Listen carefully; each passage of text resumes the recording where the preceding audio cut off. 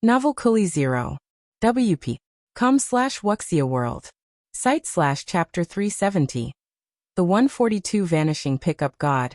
Honored guest _3 the day after tomorrow. He also has to receive guests, so he hasn't gone home and has booked a room at the hotel. Brother, you should also manage him, Su Shujie sighed. Shuyan is a bit willful, but don't because of Ji incur a great loss over a small matter. Do you not know how important that ticket is to him? Su Shujie really didn't understand. If it were for some other important affair to have a falling out with the Qi family, that would be one thing. But it was precisely because of the Ji family's affair.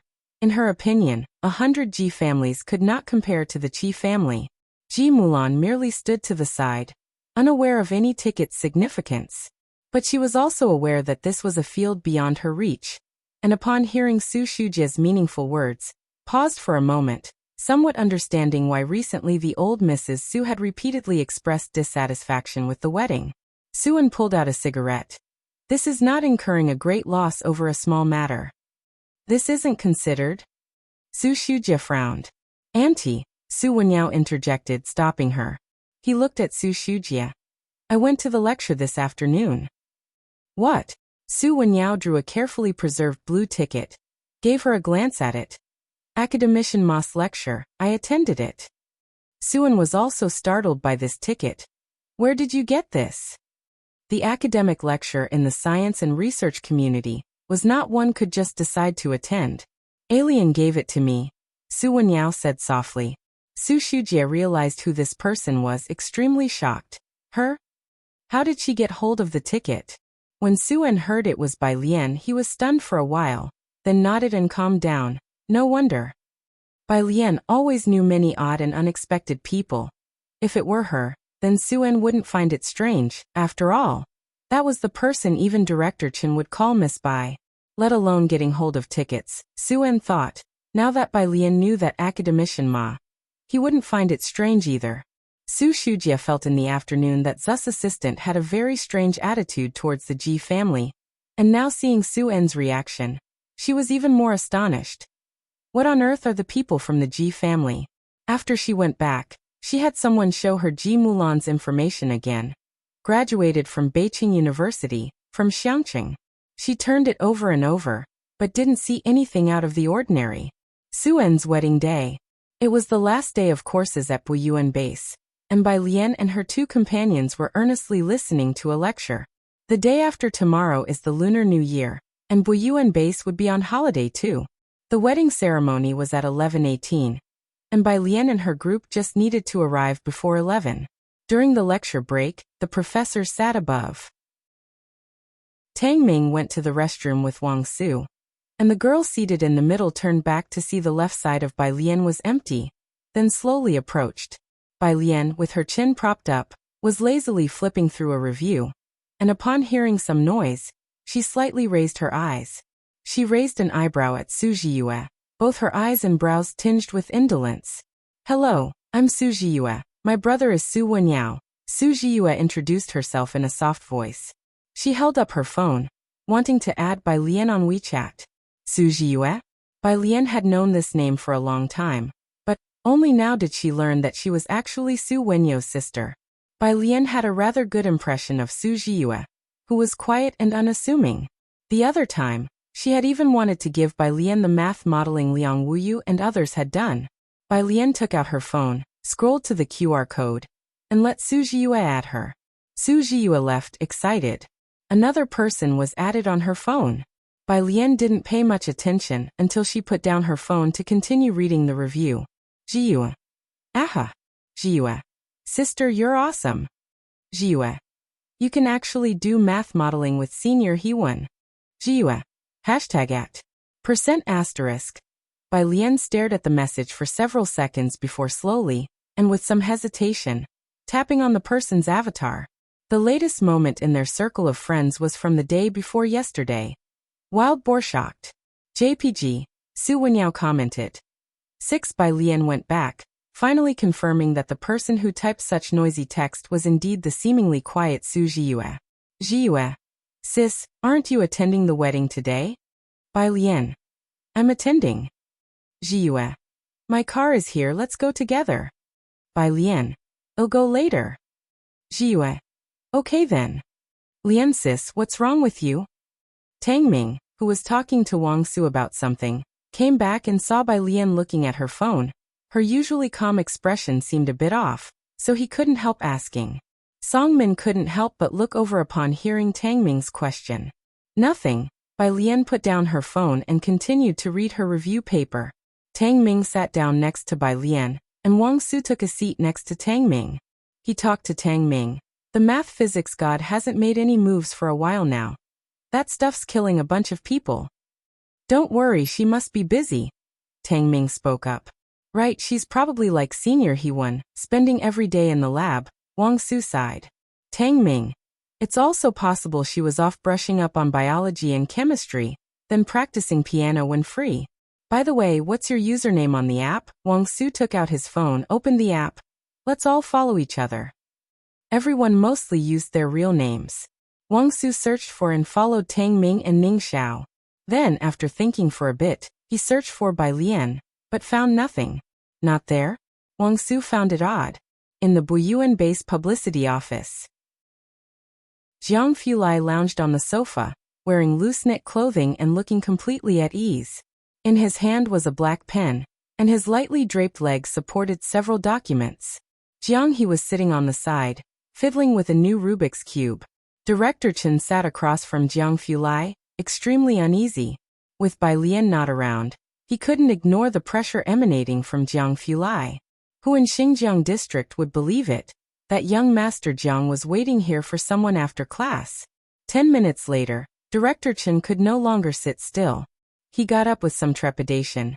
Jiang, young Master Jiang. Jiang Fulai stretched out a hand and tossed the document he had finished reading onto the coffee table. Speak. I was thinking of helping Uncle Ji with something. Director Chen stood there. Without thinking, he dragged Ji Hung into it.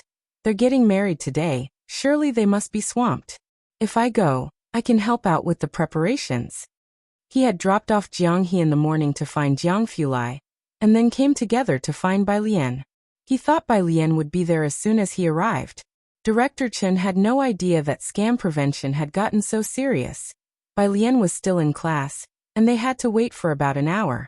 Jiang He, out of all consideration. Who dares to face Jiang Fulai alone for an hour? Go ahead. Jiang Fulai lifted his head momentarily. Director Chen hurriedly left the room. After departing the publicity office, Director Chen took a breath of relief, finally feeling refreshed as he sat in his car and fastened his seatbelt. Before driving off, he made a phone call. Shin Min, have you set off yet? Chapter 371, 143 Wedding Banquet, Unexpected Guest, Part 2. _1 on the other side of the phone. The voice was very respectful. Mr. Chen, I was just about to leave. Fine, I've sent you the address, Director Chen said and then hung up the phone. It's just that he had no spare invitations. Director Chen didn't contact Su-en. He only sent a message to Bai Lian to inquire about the invitation. Bai Lian was in class at the moment, and he didn't dare to call her. 1 minute later. Miss Bai. 1. Only after getting a reply did Director Chen start the car and leave. Bai Lian and Ning Xiao's group of 3 didn't leave until nearly 10 o'clock. Where are you going? Wang Su was unaware that they intended to leave early. Today is the last day. Something came up. Tang Ming spoke for the other 2, patting Wang Su on the shoulder. We're going to a wedding. Remember to send us the recording. Sure. Wang Su nodded vigorously, patting his chest. Today's lecture is on physics, Pei-Chin's specialty. I'll make sure he prepares it well for you guys. Thanks. Tang Ming punched his arm. Yu Guang saw Bai Lian and Ning Xiao walking away, and immediately grabbed his backpack to catch up. Chanan District was separated from the Yunxiao Hotel by Xinjiang District, and if traffic was bad, it could take more than an hour to get there. By the time they went downstairs, Jiang Fulai and Jiang He were already waiting in the car. Professor Jiang. Upon seeing Jiang Fulai, Tang Ming and Ning Xiao instinctively straightened their backs. Jiang Fulai responded indifferently, then his gaze shifted to Bai Lian. Are you really going back tonight? Yes. Bai Lian had already packed her things, leaning lazily against the chair back, speaking to Jiang Fulai. I have to rush back before the new year. It's a bit hurried. Flying from Jiangjing to Beijing took half a day, and a train from Beijing to Xiangqing also took 12 hours. Initially, Su-en thought about having the Ji family stay in Jiangjing for the new year. But Ji Heng and Ji Xiaojun disagreed. Not to mention them, Ning Xiao and Tang Ming also need to hurry back for the new year, as they had no relatives in Jiangjing. Today, because there were many people, Jiang Fulai had a stretch executive car brought out. Bai Lian sat in one row with him while behind them was a booth seat where Jiang He and Ning Xiao sat, eating fruit. When Bai Lian mentioned going back, Jiang He, who was being fed grapes by Tang Ming, immediately crawled over and leaned behind Jiang Fulai's seat, staring at Bai Lian. He was pushed away by a finger from Jiang Fulai. Jiang Fulai's fingertips rested on a folder, though he hadn't flipped through a single page, only calmly calculating the time. There's no need to rush. But there's not enough time. Boyuan base also finished today. They had a flight at 9 o'clock tonight to Beijing, and from there they would have to catch an early morning train to Xiangqing the following day, arriving only in the evening. Jiang Fulai tapped the folder intermittently, his expression cool, his voice clear and distinct. Leave at 6 o'clock tomorrow morning. I just happen to be going back to the lab for a bit. Bai Lian. That really is just right. She leisurely took out her phone to call Su Wenyao. Su Wenyao took a minute to answer the phone. Hello alien, it's a bit noisy and I didn't hear. Are you there yet? Not yet, Bai Lian said unhurriedly. I have one guest here without an invitation. Could you help me check on it when the time comes? Without an invitation, what's his name? Su Wenyao inquired. Surname Shen, called Shen Min. Su Wenyao wrote down the name on a sticky note. Okay, I got it. Yinxiao Hotel, wedding venue. Ji Mulan was getting married from the hotel, taking a round to Su-en's new house, and then returning to the hotel's wedding venue at this time. The guests were arriving one by one, with Su-en and Su Wenyao both outside greeting the guests. Su-en had invited all his staff in Jiangjing to the event, plus some friends from the industry, classmates and relatives, totaling several hundreds of people. Even if the greetings started at 9 o'clock, and he met 3 or 4 people a minute, it would still take 3 hours. The hotel was clearly well-versed in handling such a large event, assigning 20 hosts and dozens of servers, making it seem not too busy. Madame Su arrived not too late either. She arrived at the wedding venue at 10 o'clock, assisted by the Su family butler, sitting majestically in the main seat at the table set up under the stage for the wedding. Ji Mulan was getting her makeup done in the back. She heard that Madame Su had arrived. She went forward to greet her, and surprisingly, she too was nervous. Madame Su, why have you come? She had thought that Madame Su wouldn't come today. The wrinkles on Madame Zu's face were deep, exuding an intimidating presence that made people reluctant to look directly at her. She didn't respond to Ji Mulan, scanning the room instead. Haven't seen the person yet? She had come so early just to wait for Bai Lian. With the day so lively and the setting so grand, Madame Su felt that Bai Lian and her company would arrive very early, which is why she had come in advance. Butler Su swept a glance at Ji Mulan and respectfully bowed. She hasn't come. Ji Mulan had known all along about Madame Zu's attitude and didn't mind. If Madame Su had easily accepted her, she would have suspected something fishy. Madame. People from the Su clan walked around to greet Madame Su, then looked towards Ji Mulan. Congratulations. Madame Su looked at the other party and spoke indifferently. Uncle, please sit here. We haven't seen each other for a long time. Let's have a chat. The Su family uncle glanced at the main table and hesitated. This? Madame Su looked down and noticed the groom's and bride's parents' table sign in the middle of the table. She raised her eyes, signaling Butler Su with a glance. Butler Su immediately removed the 2 signs. They were replaced with groom's table. And under this table, the sign for bride's table was set up. Sit, Madame Su said, looking towards the uncle, who now sat down at the groom's table without hesitation and with a smile. There was nothing to hesitate about. If this had been the Qi family, the Su family members would have been cautious. But now it was the Ji family. Madame Su and the others all knew what kind of person Ji Mulan was. For Ji Mulan's father to want to sit at a table with Madame Su would indeed be a step down. Ji Mulan pressed her lips together, standing aside. Just then, Ji Hung and Ji Xiaojun among others had just arrived at the wedding site. It was said that this was the bride's relative, and Ji Hung was the bride's father. The etiquette lady led Ji Hung to Madame Zu's table, while Ji Xiaojun and Shen Qing sat at the table behind. Ji Hung held a smoking pipe. Today, he was wearing a black robe with the character for fortune, looking festive, and his presence was not overshadowed by the Su family members dressed in their fine suits. Madame Su was lowering her head, turning a string of Buddha beads in her right hand, her expression cold and indifferent, not lifting her eyelids. "Excuse me," Butler Su said with a smile while turning over the sign on the table towards Ji Hung and the etiquette lady. "This is the groom's table. The bride's table is in the back." He indicated the table where Ji Xiaojun sat, speaking politely. But Ji Mulan had not opted for a traditional Chinese wedding. Her hair was only half done, and her complexion was somewhat dark. She wanted to say something to Butler Su. She was stopped by Ji Hung. "It's fine." Ji Hung turned and sat down next to Ji Xiaojun, lifting his chin towards Ji Mulan. "Go on with what you're doing, don't mention it to Su En." Ji Xiaojun reminded Ji Hung. "Dad, your phone is ringing." The scene was noisy, so Ji Hung could not hear the ringtone, but Ji Xiaojun saw the light from his phone in his pocket. Ji Hung took out the old man's phone. It was Director Chen. "Hello, Xiaochen." "Uncle Ji." Director Chen was still driving. "They'll be there soon. I didn't come with Miss Bai." "All right." Ji Hung lit his smoking pipe, squinting as he took a puff. "We're all here." Ji Mulan looked at Ji Hung sitting at the second table, and then at Madame Zu's attitude. She felt very congested in her heart. "Go back." Shen Qing glanced at Ji Mulan cautiously, knowing full well his own standing. The seating arrangement made by the Ren family for him previously had been even more outrageous than today's. Outside the door, Su En was still greeting guests, and Su Shujie was looking at the guest list beside him.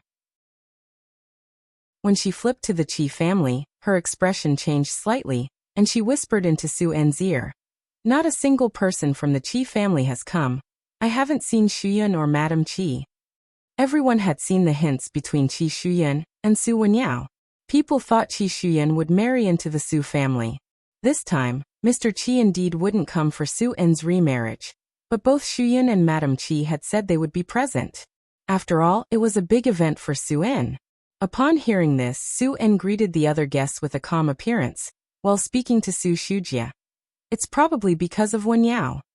Should we have Wenyao call Shuyun?" Su Shujie was somewhat worried. "It doesn't matter if Madame Qi doesn't come, but Shuyun's absence. No need," Su En was firm. "If they don't want to come, then let it be." Seeing Su En so resolute, Su Shujie took out her phone and sent a message to Shuyun. "Shuyun, the wedding is about to start." The other party didn't reply immediately. Su Shujie sighed. Just as she was about to say something, she looked up to see a man in his 40s lingering at the welcome area. She quickly went up to him. "District Chief Shin? How did you come here?" "Hello." District Chief Shin didn't know Su Shujie but had seen Su En and was very polite. "Mr. Su, I didn't realize this is your wedding. Congratulations." Su Shujie looked at Su En in shock. Wait, Su En had even invited the district chief from Mingfeng district? Had the Su family become stronger behind her back? Su En was also startled by District Chief Shin. He put aside what he was doing. "District Chief Shin, are you here on official business?" His family had no connection to the political world, nor the channels for it. Su En was puzzled too. Right at that moment, Su Wenyao approached, carrying a sticky note for Su Shujie and Su En. "Dad, Alien says there's a guest with the surname Shin called Shin Min, a gentleman. I haven't seen him here. You and Auntie keep an eye out." Su Shujie and Su En hadn't had time to process it yet. "That would be me." Shin Min looked up, giving a slight nod towards Mr. Su. "I don't have official business today. I am here to attend the wedding banquet. I apologize for the sudden intrusion, and for disturbing you, Mr. Su." Chapter 372. 144 Chenju Gao Guangliang Field _1. Your visit amidst your busy schedule brightens our wedding banquet for Mulan and me. District Chief Shin, please come in. Su En, who had weathered many events, regained his composure in just a second. He stepped aside and personally escorted Shin Min inside. I've always wanted to come and see. And today I finally found the opportunity, also to have a drink with the old man. Shinmin was also discreetly sizing up Su-en as he spoke. Su-en was a major taxpayer in Mingfeng district and knew how to handle situations. Shinmin recognized him naturally. A few months back, during the municipal bidding, he had let slip that Mr. Chen would be visiting Xiangqing. At the time, several individual entrepreneurs from Mingfeng district were present. Later, Shinmin didn't follow up, as he was busy with governmental affairs, and the affairs of Xiangqing didn't concern him. It was not until Su-en returned to Jiangjing and had someone send a generous gift to him that he knew Su-en had been to Xiangqing. However, Shinmin just laughed it off and didn't inquire further. Today he saw, this Su-en was truly a talent, a trip to Xiangqing, and he could win over Mr. Chen. Thinking this, the smile on his face grew even warmer as he struck up a brotherly conversation with Su-en. During the public holiday, calling me district chief is too formal. I'm a few years older than you, so you can take advantage by calling me big brother if you like. As the two exchanged words, Su-en understood why District Chief Shin had come here. The word drink made his heart tighten. The appearance of Shinmin at this event was top priority news for the Su family, and someone immediately reported it to old Madame Su. In the banquet hall, old Madame Su sat at the main table with her eyes closed, her fingers moving over her rosewood Buddha beads bead by bead. The butler, looking tense, bent down and whispered in her ear, "District Chief Shin has arrived?" Old Madame Zu's eyes snapped open, and the movement of her Buddha beads halted.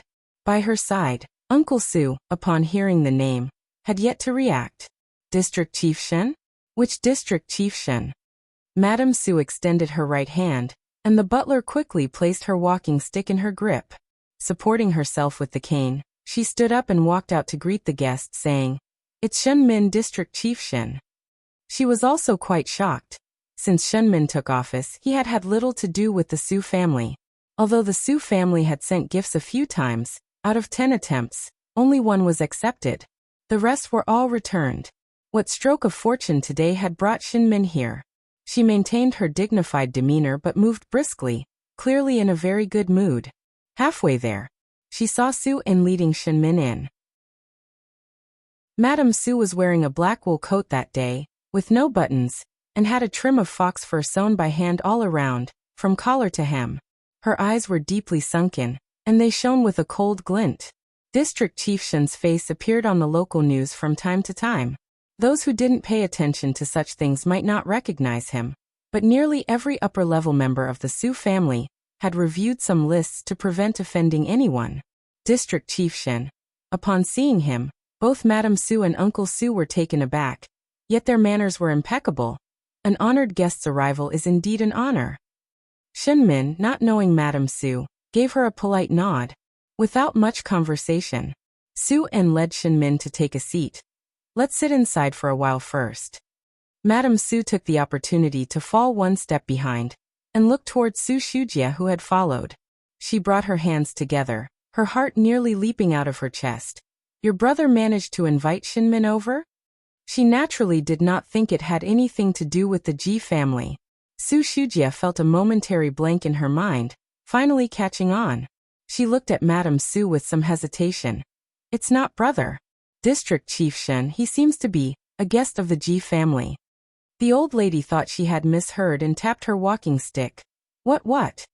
A guest of the Ji family? How could the Ji family know Shinmin? At that moment, the focus wasn't on that. The butler, supporting Madame Zu's other arm, looked alarmed. "Old Madame, the seating." "Quick, follow them." Madame Zu's gaze lifted to see Su-en leading Shinmin to the first table, and she hurried forward. Su Shujia also followed, frowning. "Seating? What about the seating?" The banquet hall of Yunxiao Hotel spanned 3 middle floors, 36 to 38, with all 3 levels open and a dedicated banquet elevator leading up. A white crystal aisle for the ceremony stretched down the center, about 50 meters long, with 16 tables on either side. The second and third floors almost mirrored this setup. On the left side, close to the aisle, there were 8 tables. Su-en led Shinmin forward, coming to the 2 front tables. The seating had been arranged by the Su side, and also been reviewed by Su-en. The main table was being occupied by Ji Heng, and a few others from old Madame Zu's group. He had intentionally placed Bai Lian and Ji Xiaojun at the adjacent second table. Now approaching, he found both the main and next table occupied, turned into a table for the groom's party and a table for the bride's party. Chapter 373. 144 Chenju Gao Guangliang Field _2 and Ji Hung was seated at the second table?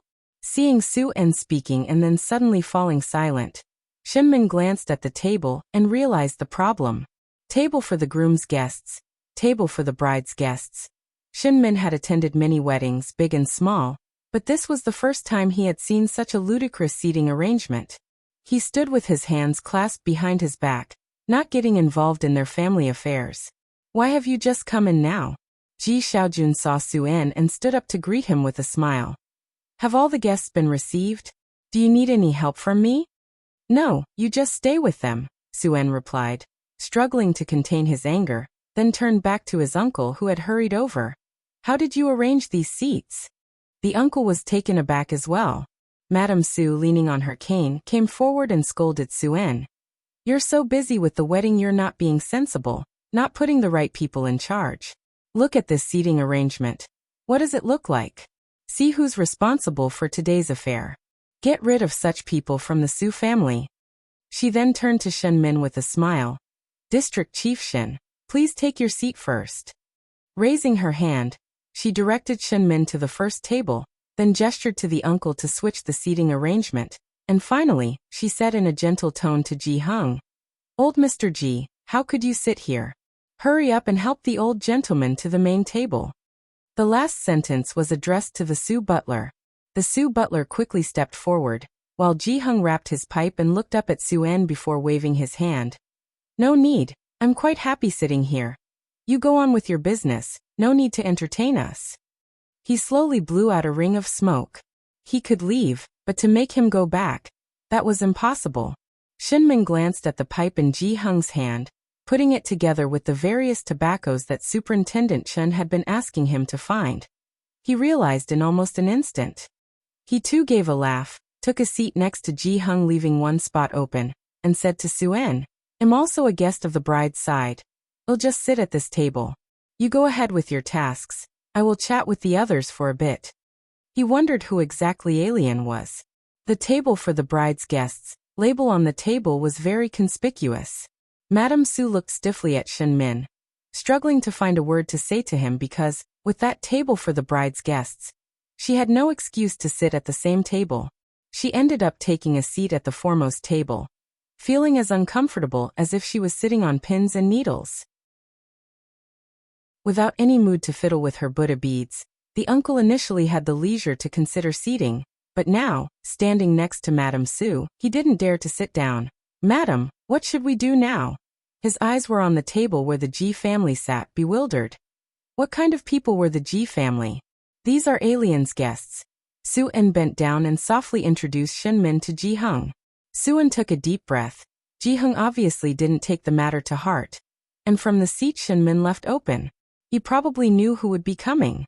Are they all fools? Su En muttered to himself as he walked out, addressing Su Shujie and the guest reception manager. Not to mention that District Chief Shen would be arriving today, but even if he wasn't, to turn a main table into a table for the groom's guests, is that proper? A table for the groom's guests indeed made a mockery of the situation. Su En's expression was terribly gloomy.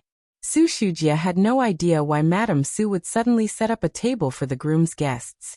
She quickly followed behind Su En, lamenting that old age indeed made it difficult to understand. How would I know about that? Go and watch over her for me, Su En instructed Su Shujie as he sent her inside. There's no need for you outside with the welcoming. At Ji Hing's table, he himself wasn't very talkative, but Ji Xiaojun and Shenqing had more to say. Shenmin managed to coax most of the story out of Shenqing with just a few words. Ji Hing took out his phone and called Bai Lian. Grandpa, we will leave tomorrow morning at 6 o'clock. A voice from the phone end. Bai Lian rested her phone on her ear, her knee bearing a review paper. Sunlight streamed through a crack in the car window onto her documents. She leaned back casually in her seat. We should arrive in Damping City at around 9 o'clock. Damping City was right next to Xiangqing, an hour's drive away. They would be home before 12 o'clock. Ji Hung was surprised. Damping City has an airport now? It might. Bai Lian turned her head to look at Jiang Fulai, who was beside her. There was a silence. In the end, no one spoke. Ji Hung didn't ask further. He disconnected the call and continued smoking his cigar. He was a man of few words, and Shinmin couldn't quite figure out his temper, so he kept talking to Ji Xiaojun. Around 10 o'clock, many guests had arrived, including some high-level executives from the Su family. Hearing that District Chief Shin was here, quite a few people made it a point to greet them at this table before going back to their own. As for Mrs. Zu's main table, no one approached it at all. Shin Qing, who sat beside Ji Xiaojun, learned from the conversations that Shen Min was a district chief and whispered in shock to Ji Xiaojun. So Shen Min is a district chief. Another group of people arrived, led by a woman in her 40s, who shook hands with Shen Min and said with a smile, District Chief Shen, I'm from the Ma family. We met at the last bidding. I didn't expect to see you here. This time, the Ma family couldn't be bothered to send someone, so they sent her, and she unexpectedly reaped the benefits. With that, the woman's smile broadened. She continued to greet everyone else at the table. Elder Ji, congratulations. You've traveled from afar, so today you must eat and drink well, and don't let President Su be thrifty on your account. Even Shen Qing was not missed out on. Not everyone at the table had arrived yet, but it was already very lively. It was at this moment that some noise suddenly came from the entrance. The woman at Ji Hung's table couldn't help but look toward the entrance. Su En walked in with a middle-aged man. When Su En saw the place left for Director Qin, he knew Qin would come, and sure enough, within less than 10 minutes, Director Qin arrived, letting Su En finally relax. When did you return? Alien didn't tell me you would be coming. Su En had gone fishing with Director Qin a couple of times, and the two were fairly familiar with each other. I came back on a whim. Director Qin scanned the room and strode towards Ji Hung's side. Don't mind me. I'm here to have a drink with Uncle Ji. He said not to mind him, but Su En dared not take that literally. Walking further inside, the attention from many people shifted toward them. The man beside Su En had a tan complexion. His eyebrows were like ink, and he was not given to laughter or excessive talking, nor did he often appear in public, so most people at the scene did not recognize him. However, there were some who did, like the middle-aged woman still standing by Ji Heng's table, and Mrs. Su at the table behind, who had just settled in for a few minutes before standing up again using a cane, tilted her head to look at Uncle Su beside her. That is, compared to Shin Min, the person now seemed even more incredible to her. Su Shujia also stood up, squinting at the man beside Su En. She was momentarily hesitant to speak. Not many people had seen Director Qin, so Su Shujia dared not be sure. Su En approached with Director Qin. At Ji Heng's table, Shen Min finally set down his teacup. He stood up with no more the relaxed look on his face. His body tensed up as he nodded slightly to Director Qin. Director Qin. His voice was deep, not loud, but most could hear it clearly. Su Shujia, the elder Mrs. Su, and their group all watched quietly as the man Shen Min addressed as Director Qin. The people who had been mingling around Ji Hung's table swiftly parted to the sides, creating a clear path. Long time no see. Director Qin merely nodded slightly back at Shen Min in greeting, and then went over to the side of the table, looking at Ji Hung with a smile breaking over his taut face. Uncle Ji, sorry to keep you waiting. As he spoke, he pulled out the empty seat beside Ji Hung and sat down. Ji Hung put down his pipe, turned his head to look at Director Qin, and showed a smile as well. Xiao Chun, you've come quite early. Alien and the others aren't even here yet. I didn't want to keep you waiting, so I came ahead, said Director Qin, making no mention of the fact that he did not dare wait with Jiang Fulai for Bai Lian. He then greeted Ji Xiaojun, Shin Qing, and the others. Following Ji Hung's lead, the table fell silent, not to mention Mrs. Su and others who wanted to greet them. Shin Min was also taken aback by Ji Hung's casual use of Xiao Qin. For a while apart from their table, no one else dared to speak. Chapter 374, 145. The King Bomb card was smashed to pieces by the old lady. Second update. _1 Director Chen said a few words to Ji Hung and noticed that everyone else was looking in their direction. So he told Suen to go about his business. Miss Bai and the others haven't arrived yet. You don't need to worry about me. Director Chen waved his hand, then turned to chat with Ji Hung. All right. Compared to others, Suen was much more composed. Given that Bai Lian was in Jiangjing, it seemed somewhat understandable that Director Chen, despite being very busy, hurried back. Suen left the room again. If Shinmin's attendance at Suen's second wedding stirred up a commotion, then Director Chen's arrival turned that commotion into a huge wave. Just a moment ago, Mrs. Su could still manage to sit down. But now, seeing Director Chen sitting with his back to her, she simply couldn't remain seated. She could only stand in her original spot, supported by Su Shujia. With the banquet hall crowded today, the heating not set high, Mrs. Su had already taken off her fox fur coat, leaving just a thin layer of clothing. Yet she felt her back was soaked through. Su Shujia, her withered hand resting on Su Shujia's wrist. Is that man really Director Chen? Could it really be that Chun? Su Shujia also found it unbelievable. But seeing Shenmin's behavior towards Director Chen now, who else could this Director Chen be? But why wasn't there a single piece of information in the materials? However, she seemed to be making connections with all the previous irregularities now. Why the assistant Su was so considerate of the Ji family. Around 10 o'clock, the traffic wasn't as congested as it had been around 8 or 9, but being close to the new year, the roads were still busy.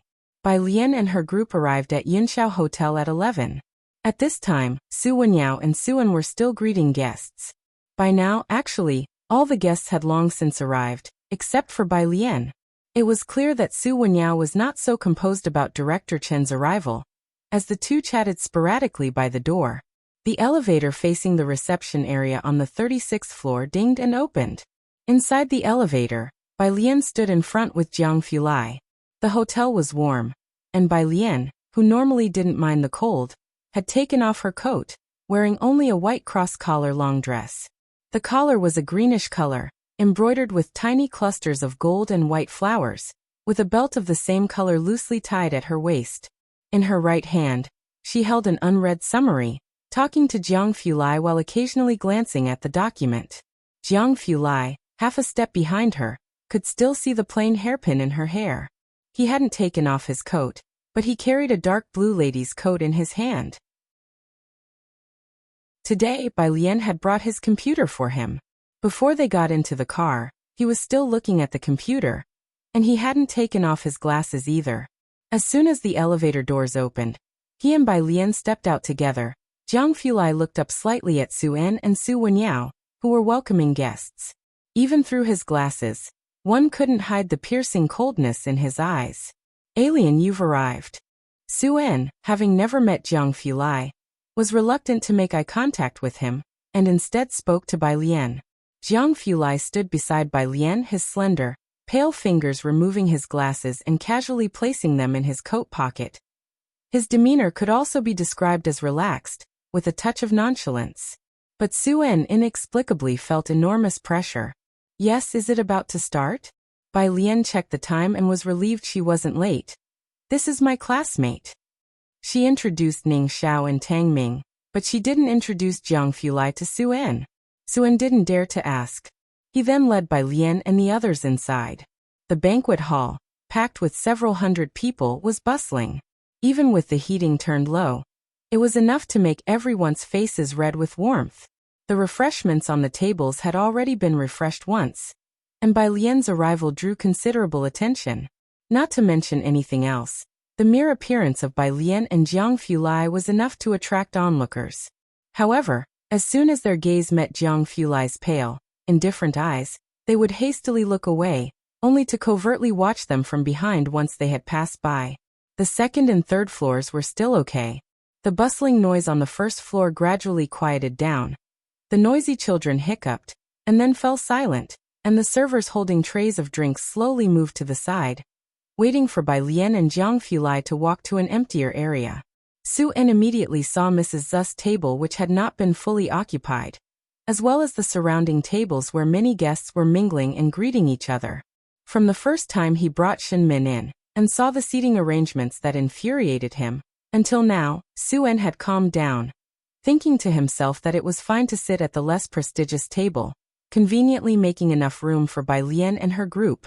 Alien is here. He straightened his boutonniere and looked up smilingly to greet the people at Ji Hung's table. Ji Hung was seated in the center. To his right was Director Qin, to his left, Ji Xiaojun, while Shen Min sat beside Director Qin. As he looked up and saw Bai Lian following behind Su-en and Jiang Fulai, Shen Min thought he was seeing things. He blinked and looked again. Jiang Fulai was pulling out chairs for Jiang He and Bai Lian, and he casually glanced over toward Shen Min. Chapter 375. 145. The King Bomb card was smashed to pieces by the old lady. Second update. _2 This face, how could he possibly mistake it? Shen Min's hand, holding the teacup, twitched, and the tea sloshed onto the lace tablecloth. He stood up abruptly. You, how did you come here? Chief Qin, who was originally talking to Ji Hung, also stood up. Jiang He sat down beside Shen Qing. Bai Lian sat next to Jiang He, and Jiang Fulai took the seat next to Bai Lian with ease. He lazily pulled out a chair, greeted Ji Hung with a nod, and then glanced over at the two men. Sit. He tapped the table with his hand. Only then did Chief Qin and Shen Min cautiously sit down, with Chief Qin still managing all right, but Shen Min dared not even drink his tea anymore. Jiang Fulai never appeared in public, and his identity was also kept in absolute secrecy. Indeed, not many people recognized him, but Shen Min had seen him when he visited the Qin family. Su-en, observing the demeanor of Chief Qin and Shen Min, speculated that Jiang Fulai's identity was no simple matter, but it did not match any of the people he knew. He composed himself and said to Ji Hung, "The ceremony is about to begin." Ji Hung put down his smoking pipe, straightened his clothes and followed Su-en backstage. Soon he would be sending Ji Mulan into Su-en's hands. As soon as Ji Hung left, both Chief Qin and Shen Min didn't dare to speak. Tang Ming didn't dare to sit next to Jiang Fulai and let Ning Xiao sit down, while he himself sat next to Shen Min. It was only then that Shen Qing took out 2 fruits from his pocket, handing one to Bai Lian and the other to Jiang He. What is this? Bai Lian looked at the small green fruit curiously. It seems to be called a mini kiwi. Shen Qing knew Bai Lian probably hadn't eaten it before. I asked the hotel staff and found out it's very sweet. Jiang He bit into it without looking up. He said nothing. Bai Lian had heard of kiwis, yet she had never tried a mini one. She placed the report on the table, and as she ate, she described the taste of the mini kiwi to Shen Qing. Seeing that Bai Lian liked it too, Shen Qing finally smiled. On the opposite side, Chief Qin finally found an opportunity to speak with Bai Lian. I heard from Mr. Mao that Yin Lu has been confirmed as the image spokesperson. Will the follow-up sales be able to keep up once the promotion starts? He was talking about the spokesperson for the solid element paste. The solid element paste was originally circulated only within Bachter Street, with its effects quite powerful. The batch produced in cooperation with the Qin family was of normal efficacy. Launched into everyday life, it was too potent for the average person. Bai Lian and Xiaoqi had readjusted the formula and price for the market release. Bachter Street didn't need advertising, but facing the masses, establishing a solid brand image wouldn't be easy. Choosing Yen Lu as the spokesperson was Xiaoqi's idea, and although Bai Lian felt that the solid element paste didn't quite match Yen Lu's image, Yen Lu agreed to sign directly with Xiaoqi once he heard it was her product. A bargain price, yet introducing an unfamiliar medicine to the general public for acceptance was no easy task. Xiaoqi started with the farmers cultivating medicinal herbs to promote the solid element paste.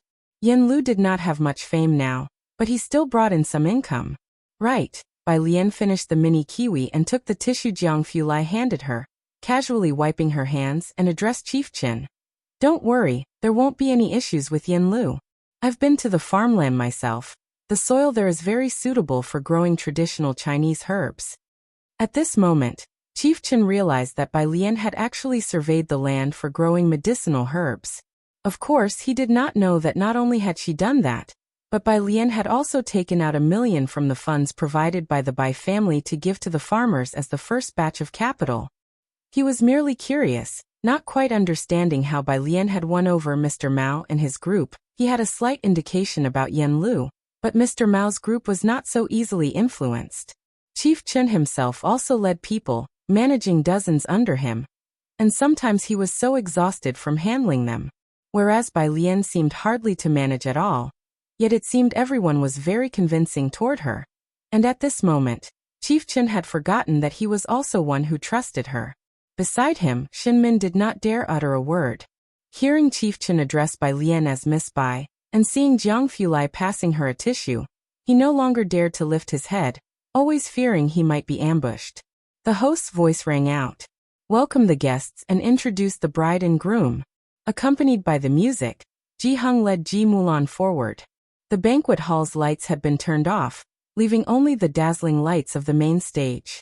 Bai Lian, with one hand on the report, slightly turned her body to watch Ji Hung leading Ji Mulan forward. Today, Ji Mulan was dressed in a trailing wedding gown tailored to fit her figure, with a white veil extending to the hem of her dress, her brow bones and nose dusted with gold leaf, reflecting dreamy light under the main stage's bright lamps. Ji Mulan never oppressed herself, and the years had barely left any traces on her face. Chapter 376. 145 The King Bomb card was smashed to pieces by the old lady. Second update. _3 That face made many people in the audience exclaim in surprise. Ji Hung silently placed Ji Mulan's hand into Su En's, who was dressed in a black suit. The scene seemed somewhat touching. Bai Lian looked at Ji Mulan's face for quite a while before finally turning her head away lazily. Fine. Although that face resembled her mother's, she really did not feel like she was watching her own mother get married. When her mother got married, she wore a phoenix crown and a robe adorned with auspicious clouds, and her wedding procession extended for miles. She had heard that back then, her grandfather had excitedly grabbed her father's hand, thanking him for finally bringing the bride home. The wedding ceremony was lengthy and lively. The sound system was turned up loud, so Bai Lian closed the summary and started talking with Jiang Fulai. The waiters also began to serve the dishes one by one. When Ji Hung returned, Director Chen and Shin Min started drinking with him. All three men were heavy drinkers, and they kept on without a break. After the ceremony was over, Suen had to thank the guests along with Ji Mulan. Mrs. Su, who had been anxiously sitting at the main table, finally found an opportunity. Holding a wine glass, she stood up, her face beaming with a smile as she said to Ji Mulan, "Mulan, welcome to the Su family. Later, come with us back to the old house for a visit." Ji Mulan had been doing her makeup in the back all this time, and didn't quite understand what stance the old lady was taking, which left her a bit confused. "Let's go." Mrs. Su didn't continue to talk to her. Instead, she looked towards the next table and urged Suen to hurry. "Go and say thanks to Elder Chen and the others." "I'll go too," Su Jiue said softly to Su Wenyao as she came over from the relatives' table. She was holding a cup of beverage. Su Wenyao glanced at her, yet he was not surprised. Suen picked up a wine glass and another jug of wine, leading a group of people to Bai Lian's table. Only then did Ji Mulan notice Director Chen. She didn't talk nonsense at such an occasion, with Mrs. Su intently watching Director Chen and Shin Min. After Su En finished speaking, she finally found the chance to say her first words to Director Chen and Shin Min. "Today, I was unaware of the presence of such distinguished guests and may have been neglectful. As an apology, I shall drink 3 cups on my own." Old Mrs. Su filled her cup and bravely drank 3 cups in one go. Only then did her gaze shift towards Bai Lian, who was sitting in a corner. Bai Lian was looking down, fiddling with her phone, and from this angle, one couldn't see Bai Lian's face clearly. But at this moment, Mrs. Su didn't dare to suggest introducing her to the Yu family. Director Chen was shrewd. As soon as he had seen their seats, he chose not to speak. He wore a stern face, with a frosty expression that tightened Mrs. Zu's heart. After finishing the drinks, she didn't even dare to breathe heavily. The newlyweds, Su En and Ji Mulan, needed to toast to the guests at this table. Bai Lian didn't drink alcohol, but her cup was also empty of any beverage. Tang Ming reached down to pick up a bottle of juice. "Sis here." Before he could pass it to Bai Lian, Director Chen took the beverage from his hand, stood up, unscrewed the cap, and from across half the table poured the drink for Bai Lian. "Miss Bai, is this all right?" While unscrewing the cap, he asked her, and Tang Ming wore a WTF expression on his face. "It's fine." Bai Lian pushed her cup onto the rotating glass turntable. Director Chen poured the beverage for Bai Lian, and then cautiously rotated the table a bit, stopping in front of her before sitting back down. The group normally drank their toast and could leave the event early. Now getting a little closer, Bai Lian finished her drink and looked towards Ji Hung. "Grandfather, I'll see you tomorrow morning." She and Ning Xiao among others still had to return to Buyuan base for a seminar. "You're leaving already?" Suen felt somewhat regretful. Bai Lian nodded, studying. Suen consistently knew how hard she worked. Ji Mulan, standing on the side, just watched Bai Lian. Studying? What is there to study now? And behind Suen, upon seeing Director Chen carefully pouring a drink for Bai Lian, old Mrs. Zu's face suddenly became extremely stiff. She felt like she had been struck by lightning. A feeling of dizziness quickly overtook her, and her heart suddenly tightened in pain. Next to her, middle-aged women, holding tall glasses, lined up to toast. She looked at Director Chen, then at Bai Lian, and finally, her gaze fell on old Mrs. Su. This old woman, having spent days hunting eagles, she eventually got her eyes pecked by one. She clearly held a royal flush, but this old lady managed to play such a good hand into utter shambles. Bai Lian, Jiang Fulai, Ning Xiao and the others stood up, with Jiang Fulai's presence becoming notably evident as he got to his feet. He was aloof, and under the lights, his eyes were cold and captivating, prompting Director Chen to suddenly stand up as well. Su Jiyue watched Bai Lian stand up to leave and really wanted to speak with her, but she didn't dare to say anything. In her red toasting outfit, Ji Mulan couldn't speak up at such an event. Standing among the crowd, she tilted her head to ask Su Jiyue, her gaze soft. "Jiyue, how did you dare to come over and toast today?" Su Jiyue, shyly holding her transparent glass, said, "Sister Bai, I dare not talk to her in class, and I wanted to ask her how she studies math." Chapter 377, 146 Chen Beixian. By Kaiming's phone number _1 Su Jiyue stood at the back of the crowd, speaking softly because she dared to speak to Ji Mulan due to their decent relationship. The noise of the crowd was loud, but Ji Mulan heard everything she needed to. "Is she in your class?" Ji Mulan had always thought Bai Lian had come to Jiangjing for tourism. She paused slightly. "Do you still need her to teach you math?" The incident with Bai Lian in her first year of high school was something Ji Mulan couldn't forget. Ji Mulan's voice was somewhat loud, not as gentle as usual. Su Jiyue cautiously glanced at her and said, "Yes, she's at Buyuan base." "Buyuan base?" The middle-aged woman looked at Bai Lian in surprise. Her expression held a trace of astonishment. Although grades didn't mean everything, they did set the upper limit of a top streamer's capabilities. Everyone from Buyuan base had potential, and was no mediocrity. How could Mrs. Su push such a person out of the door? Ji Mulan didn't know about Buyuan base. But in front of so many people, she wouldn't show any signs of ignorance and simply smiled faintly. "Jiyue, I didn't mean to be harsh on you." Ji Mulan patted Su Ziyu's back. Since she couldn't talk to anyone else, she turned to Shenqing, who was sitting, and said, "This is Jiyue. She's in an affiliated high school, second in the country." As she introduced Su Jiyue, she spoke of her as polite, obedient, hardworking, and the second in the nation. For her own daughter, whom she was constantly dissatisfied with and found difficult to sit with, Ji Mulan spoke of Su Jiyue, to whom she had no blood relation, with pride and satisfaction in her eyes. She wished so much that this well-behaved, outstanding girl was her daughter. If Bai Lian had such a personality, Ji Mulan might kill her primary persona to make her into such an obedient, excellent doll as well. Being second in the nation was indeed something anyone could be proud of. Shenqing was also shocked, but Ji Mulan's words were even more stifling. She looked at Ji Mulan perfunctorily and said, Yes, yes, yes. Miss Bai, let me see you out." Director Chen got up, putting down his glass. He went to send off Bai Lian and Jiang Fulai. Shenmin couldn't bring himself to speak and followed quietly behind Director Chen. His address of Miss Bai was heard by everyone. Jiang Fulai also followed Bai Lian. He was always a step or two behind her and didn't move forward. His back was against the bright lights of the hall, the tall figure casting a cold, pale shadow. Because there were quite a few people, his usually cold and indifferent face took on a languid ferocity, arrogantly beautiful. His every feature was exquisite, and yet few dared to look him in the eye. The noisy crowd parted a meter around him as if by force. It was indeed very effective. Bai Lian was very pleased.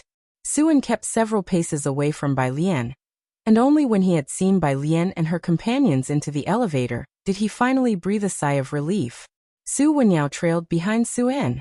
Looking at the closing doors of the elevator, Suan turned to glance at him and asked, "Do you know her?"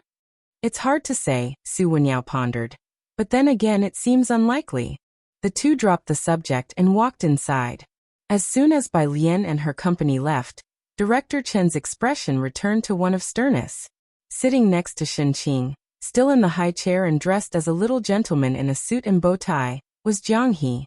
He hadn't left with Jiang Fulai, swinging his legs. He had specifically gone home the previous night to pack his blanket and clothes to accompany Bai Lian to Xiangqing. Bai Lian and Jiang Fulai returned to Buyuan base. Meanwhile, Tang Ming took Ning Xiao to explore an old street in Sherman district. He scratched his head. "Aren't you going to buy some souvenirs for your family? You haven't really used the scholarship the school gave you. My family keeps asking me in the group chat to bring back specialties."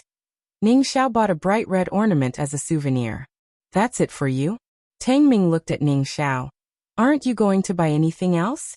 "Genius, we can't be this heartless." Tang Ming's family had many relatives, including younger sisters, cousins, and nephews. His phone was filled with a long list of items to buy. Ning Xiao was annoyed by his chatter and said indifferently, "My family is dead. Only my grandmother is left." "So one was enough." Tang Ming's voice stopped abruptly. He watched Ning Xiao leave the street corner, then stood there and slapped himself hard. It was the 28th of the year, and the street was bustling with activity. Just 2 blocks away was the Chun family's private museum. Ning Xiao and Tang Ming walked to the main road to wait for the bus. A black SUV approached from the end of the road. Behind the wheel was a woman wearing glasses and a military coat. She had her hair tied into a high ponytail, her lips a fierce red, irritably honking the horn trying to clear the pedestrians who were running the red light. The passenger side was adorned with a large bunch of sunflowers.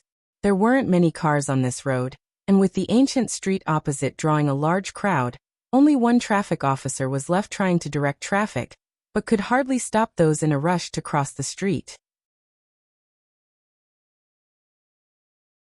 Chapter 378. 146 Chen Beixian. By Kaiming's phone number _2 at last, the crowds had dispersed. The woman finally hit the accelerator and drove past. Her speed reduced slightly when she saw a few standouts among the people waiting at the bus stop. 2 young men who were heads and shoulders above the rest. The car behind carefully honked its horn. Only then did the SUV continue forward, eventually stopping at the Chun family private museum. Today was the museum's last day open to the public. Many people with reservations were queuing for entry. The woman pulled the key out, stepped down from the vehicle in her leather boots, put on her sunglasses, and walked straight inside through a side door. She arrived reeking of blood, causing people in the queue to keep silent. After she entered, the people started whispering among themselves. "What's going on? There are people who don't have to queue up? Yeah, everyone should be equal." Someone even pulled out their phone. The ticket checker lazily looked up. "Who needs to queue up to get into their own house?" The person sheepishly put away their phone. The graveyard in the back courtyard. Chen Beixian removed her sunglasses. Her face was exceptionally striking, her figure tall and elegant, and despite her appearance, it was hard to discern her age. She put the sunglasses back in her pocket and respectfully lit 3 sticks of incense. "Great ancestors, you first blessed me by helping me buy a cake, then with a passing grade in math, and later, you helped me get into military school." She began to murmur a litany of things, then reverently planted the 3 sticks of incense. I promise this is really the last time I'll ask you. It's been 11 years, could you please help me find that damned scumbag? I want to chop him up by myself." 1 minute later. Not saying anything means you agree, right? Okay, thank you great ancestors, thank you. Meanwhile, in the classroom at Buyuan Base, Bai Lian sneezed. Jiang Fulai sat beside her, scrolling through his computer with one hand while offering her coat with the other. Don't try to be cool. Bai Lian was still in that plain white dress, unblemished, and barely looked up. I'm fine. I'm not you. Do you need me to prescribe you something? Jiang Fulai, hearing her words, took back the coat. I haven't looked at the report submitted by He1 and the others yet. But Bai Lian reached out and grasped his left wrist, taking his pulse. Jiang Fulai's pulse felt strange.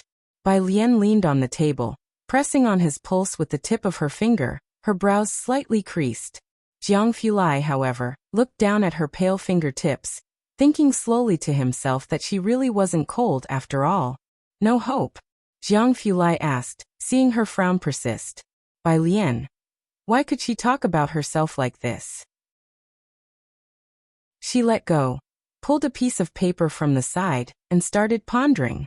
Jiang Fulai silently retracted his hand and opened a document. It's been like this since I was 8.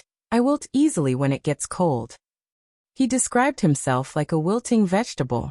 Multitasking, he replied to a message. Plagiarism check. Okay teacher, won't it cause a security breach if I use their website for the plagiarism check? Jiang Fulai. With the garbage you've written, there's no need to worry. After replying, he sent over his suggestions for revisions. Then came a message from the headmaster of Ma Institute. Ma Institute's headmaster. Is her file sealed? Jiang Fulai. Principal Ma. That's good then. After asking, Principal Ma started to speak off topic. Do you have any thoughts about this year's betting pool? He was referring to the college entrance examination betting pool. This year it's just Su Jiyue and Liang Wuyu, with Liang Wuyu better in science, whereas Su Jiyue is better in Chinese and English. The final exam in Jiangjing this time had easy English, so Liang Wuyu had a big advantage. Every year during the college entrance exams, academic circles enjoy this all the more. Jiang Fulai didn't reply to Principal Ma. Principal Ma stared at the chat page for a long time before turning to throw his own money into the pool. Principal Ma. When is she leaving? Jiang Fulai. Smile. Principal Ma. Why are you suddenly so accommodating? Principal Ma stared at the smiley emoji. He always found it very friendly, but today, seeing Jiang Fulai send it, he somehow felt that the smile seemed a bit mocking and a bit cold. So Principal Ma sent to Bai Lian. Smile. Bai Jian. Smile. That was normal. Principal Ma asked Bai Lian. When are you leaving? For Bai Lian, the parting would be 160 days before the college entrance examinations, and perhaps 280 days before she might return to school. Principal Ma felt a sense of loss. Bai Lian. Tomorrow morning at 6. It might be early for others, but not for Principal Ma who liked shopping. Afternoon. The Jiangjing Music Academy's performance ended, and Bai Xiaoqi returned to the Yin family. She and Song Min were also packing up, getting ready to go back to Beicheng. At that moment, Bai Xiaoqi was video calling with Bai Qiming. Madame Song, draped in a shawl, sat gracefully beside Bai Xiaoqi and said to Bai Qiming on the screen with a smile. Xiaoqi is here with us, you can rest assured. On the other end of the phone, before Bai Qiming could speak, an uncle from the Bai family clan squeezed into the frame, beaming with joy. I heard the principal of Jian has a good impression of Xiaoqi. Is that true? Yes, Madame Song nodded, her eyes and brows smiling. I saw that too. Blessings of our ancestors, the blessings of our ancestors. The Bai uncle folded his hands in prayer. Xiaoqi can make it back in time, right? I'll prepare some extra offerings for the ancestral worship. You and your brother will be the main focus this time. Ancestral worship was a major event for the Bai family. Bai Qiming asked Bai Xiaoqi. You're on the 9 o'clock flight tonight, right? You'll just make it in time for tomorrow's ancestral worship. Madame Song glanced at Bai Qiming on the phone, pausing for a moment as she remembered Bai Lian. For the ancestral worship, maybe we should let Alien. Bai Lian was at the Buyuan base this time. I'll have someone pick you up tomorrow. Bai Qiming cut off Madame Song's words with a darkened face. Although Bai Qiming took Bai Xiaoqi and Bai Xiaoke back home, He never remarried. However, he did not expect Ji Mulan to marry so quickly, and to someone from Jiangjing at that. At this moment, Bai Qiming had no desire to hear any news about Bai Lian. Next to them, the Bai family uncle did not speak up for Bai Lian. Instead, he reminded Madame Song with a smile, "You might not be aware, but Bai Lian has already been driven out of the clan by us." "Is that so?" Madame Song saw that Bai Shaoqi seemed upset, so she smiled, stood up and said, "I want to disturb your family conversation." She walked downstairs. Just then she saw Yin family's head coming in from outside, and Madame Song asked in surprise, "Big brother, how come you're back now?" The Yin family had hurried over to Madame Song without changing his shoes and asked, "How did it go? You went to the Su family banquet. Did you see anyone there? Did you get the phone number of someone from the Chun family?" Chapter 379, 147. Ji Hung has status. Scholars from Ma Institute come to deliver mechanisms. Second watch. _1 Mrs. Song tightened her shawl.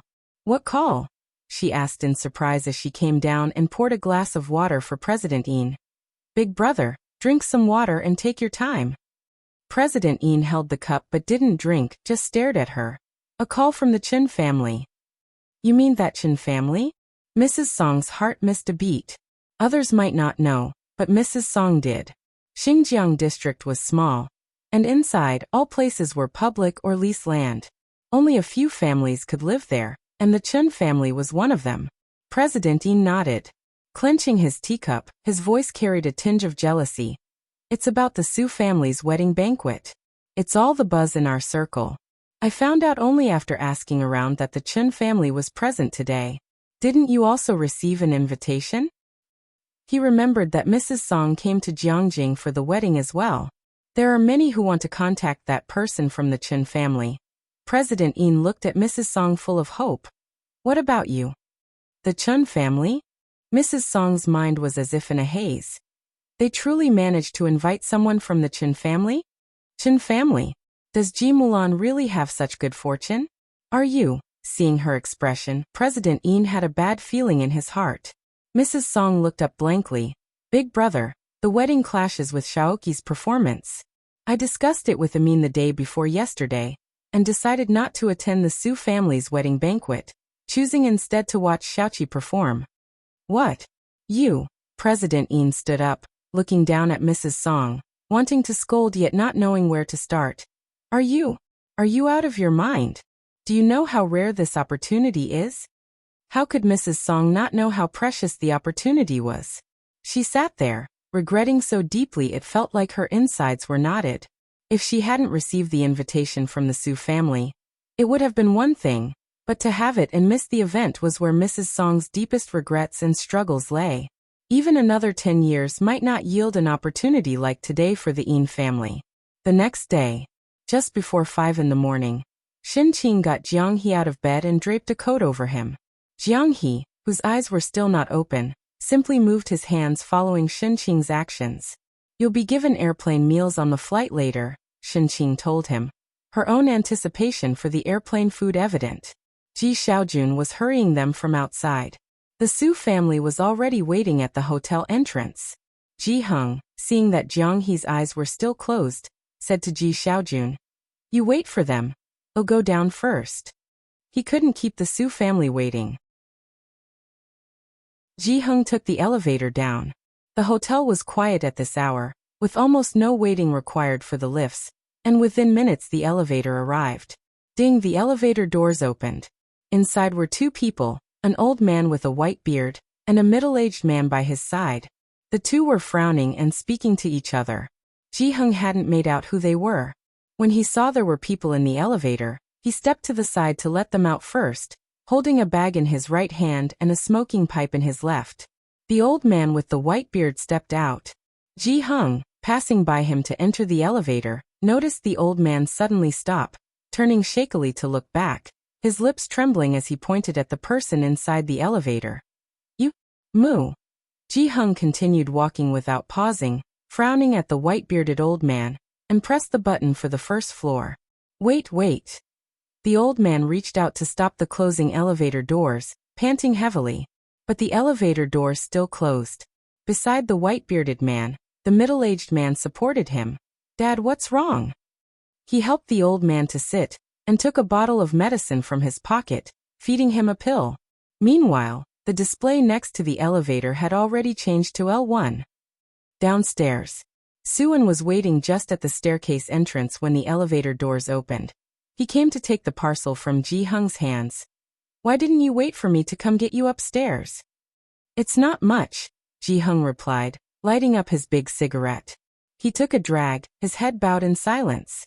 Suan looked at Ji-hung in surprise. Although Ji-hung had a taste for tobacco, he never smoked in public places, usually only in his hotel room with the window open. What was up with him today? Despite feeling it was strange, Suan didn't ask. All the Su family members were waiting in the hotel lobby. Hearing that the Ji family would be leaving at 5 in the morning, the old Madam Su insisted on sending them off, and had been waiting in the lobby since 4 o'clock. It's strange indeed. The Su family's butler supported her. "I checked today's flight schedule. The plane leaves at 9:30 a.m. Even 8 would have been early enough. This family really knows how to trouble people." The butler frowned. The Su family had originally booked a flight for the Ji family the previous night, but they didn't leave, only mentioning they would depart early the following day. Chapter 380, 147 Ji-hung has status. Scholars from Ma Institute come to deliver mechanisms. Second watch. _2. They can leave whenever they want to, Mrs. Su said, pressing her brow. "Did you say that Bai Lian is really at Buyuan base?" The butler nodded. "Yes, I've heard she's very good at math." "That's unexpected," Mrs. Su nodded. "No wonder. Suan has always wanted to acknowledge her as part of the family. It would be good to acknowledge her, but..." Mrs. Su glanced at the butler. "Jiyue was raised by me since she was little. Even if Bai Lian comes back, her treatment can't be better than Ziyu's." She knew that Suan had kept a room for Bai Lian. "Rest assured," the butler bowed his head. "Who doesn't know that Miss Jiyue was nurtured by you? Although Bai Lian's grades are good, they aren't higher than Miss Ziyu's." The airport. Mr. Qi and Qi Shuyan were also waiting early at the entrance. "Mrs. Su, Mr. Su," Mr. Qi said with a smile as he approached them. "Wenyao, we finally got to see you, Mr. Ji. Hello." Mr. Qi was wearing gold-rimmed glasses and shook hands with Ji-hung, his gaze discreetly moving over Ji-hung, Ji Xiaojun, and Xinqing. Xinqing dared not meet his eyes and sheepishly retreated behind Ji Xiaojun. After the incident with the Chen family yesterday, the Qi family visited the Su family that very afternoon. In Jiangjing, who doesn't know how to judge the winds of change? The district mayor Shen, the Chen family, either of them was someone the Qi family couldn't afford to tread upon. After shaking hands with Ji-hung, Mr. Qi couldn't understand why. Even though Ji-hung looked stable, he didn't seem like someone from the Chen family's circle. What was the reason? Qi Shuyan was wearing a black coat and knee-high boots. Her sunglasses were clipped to her lapel. She glanced at Su Wenyao, then turned her head away. The Qi family regretted it in their hearts. The original ticket was a good opportunity to get closer to the Su family, but it ended up becoming a grudge between the two families. "Shuyan, don't be temperamental," Mr. Qi thought, looking at Qi Shuyan with a warning glance. Qi Shuyan then looked up and greeted everyone from the Ji family. Bai Lian, along with Ning Xiao and Tang Ming, waited for Ji-hung at the security checkpoint. "Look, alien is over there." Suan spotted Bai Lian from afar. He introduced her to Mr. Qi. Mr. Qi was also seeing Bai Lian for the first time. Both he and Qi Shuyan involuntarily looked in her direction. Because she was going to Xiangqing, Bai Lian was wearing the golden silk horse-face dress she wore for the speech that day. Standing at the security checkpoint, her hair lazily entwined with a wooden hairpin, her eyes and brows holding a defiant pride, she truly embodied the vigor of youth. The white Bluetooth earpiece in her ear was a bit conspicuous, though. "She's very pretty." Qi Shuyan glanced over. "That's her, huh?" Mr. Qi stood at the back of the crowd. With the pride of a scholar, he didn't interact much with the other members of the Ji family, but he could tell that the aura emanating from Bai Lian was indeed unique. He lowered his head and asked Mrs. Su, "Is this the Miss Bai they were talking about?" Mrs. Su nodded almost imperceptibly. Just her alone? Mr. Chi looked up again, scanning around Bai Lian, not seeing anyone like Director Chin. Don't know, has he not arrived yet? Mrs. Su was also surprised. She had expected Director Chen to come see Bai Lian off, but there was no sign of him here. Su-en, however, didn't think as much as the two. He quickened his pace to the front. Alien, good morning, have you eaten yet? In his hands, he carried Ji Heng's package and pushed Jiang He's big box of cabbage. Well, eat later. Bai Lian said while reading. She looked up at Su-en. Her gaze swept past the line of people from the Su and Chi families. And in the end, she only nodded slightly to Su Wenyao. Bai Lian didn't mask her dislike for someone at all. Mrs. Su had never seen someone so brazen and reckless. Her smile was somewhat strained. You two know where it is, take my grandfather and the others to rest first, Bai Lian said nonchalantly, turning her head to speak to Ning Xiao and Tang Ming. Both had flown in on young Master Jiang's plane before. Although they had only walked through the airport once and the routes were complicated, for Ning Xiao, who had the library memory method, it was no trouble. Tang Ming went to take the things from Shenqing and Su-en's hands.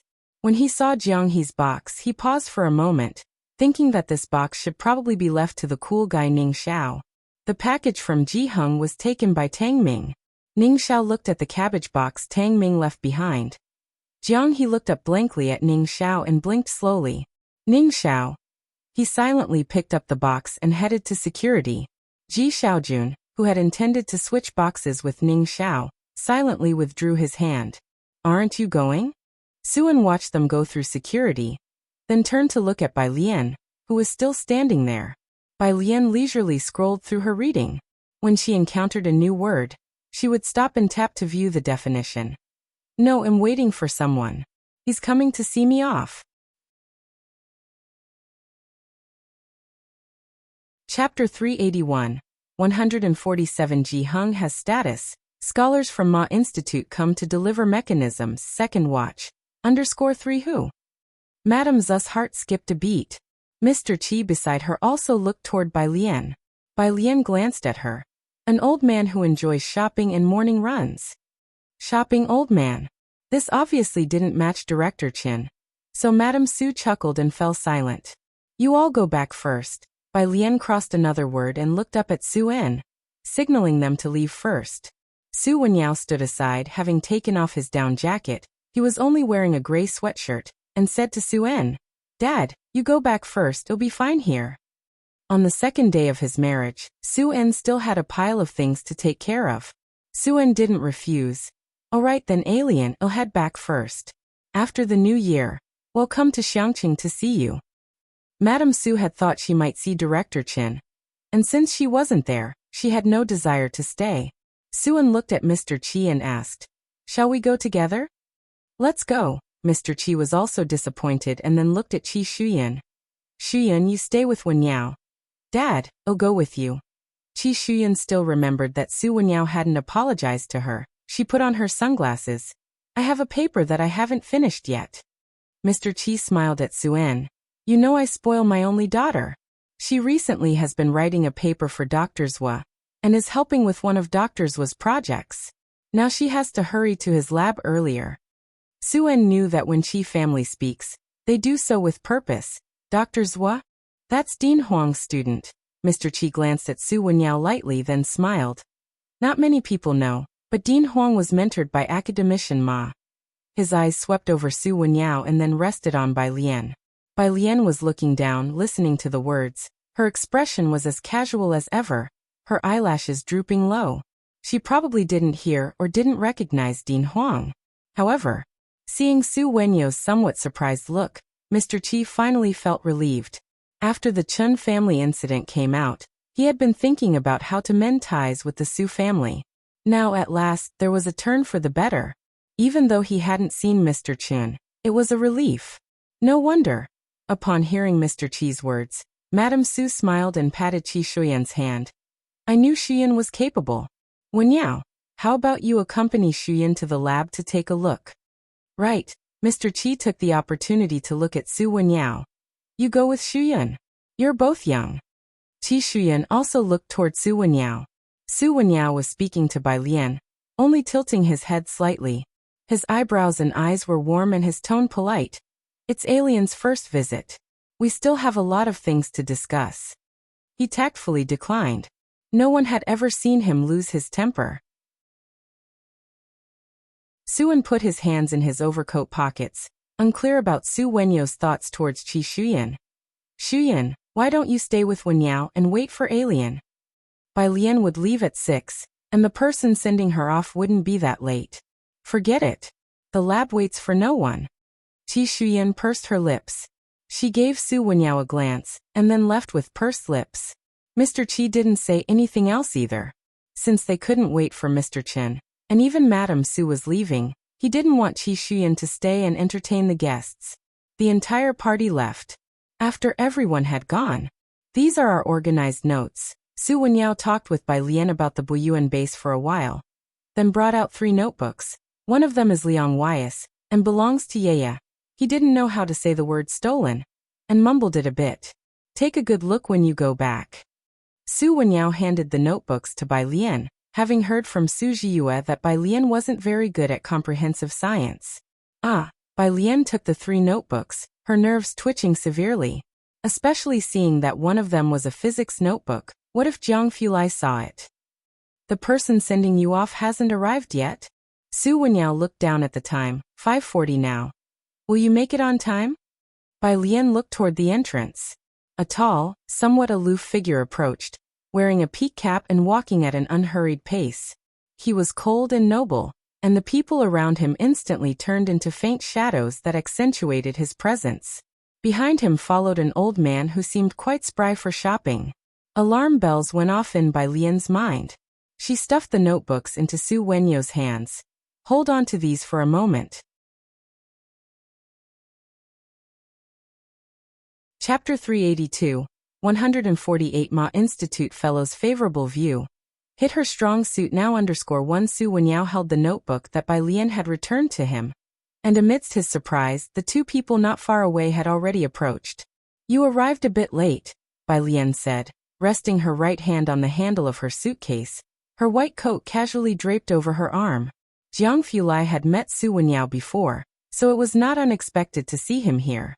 Listening to Bai Lian's words, Jiang Fulai only glanced coldly at the academician from the Ma Institute beside him. Today, the academician found out his car plate was restricted just when he was about to leave, which led to Jiang family's driver taking a detour to pick him up. But he wasn't the least bit embarrassed and instead continued talking to Bai Lian. "There are still 160 days left. You must not relax in your studies." "I know." Bai Lian nodded in acknowledgement. The academician knew about Bai Lian's comprehension ability. He was just puzzled how someone with such a strong spatial sense hadn't been discovered earlier. "Once you've finished the review, you can start looking at some high-quality master's and doctoral theses."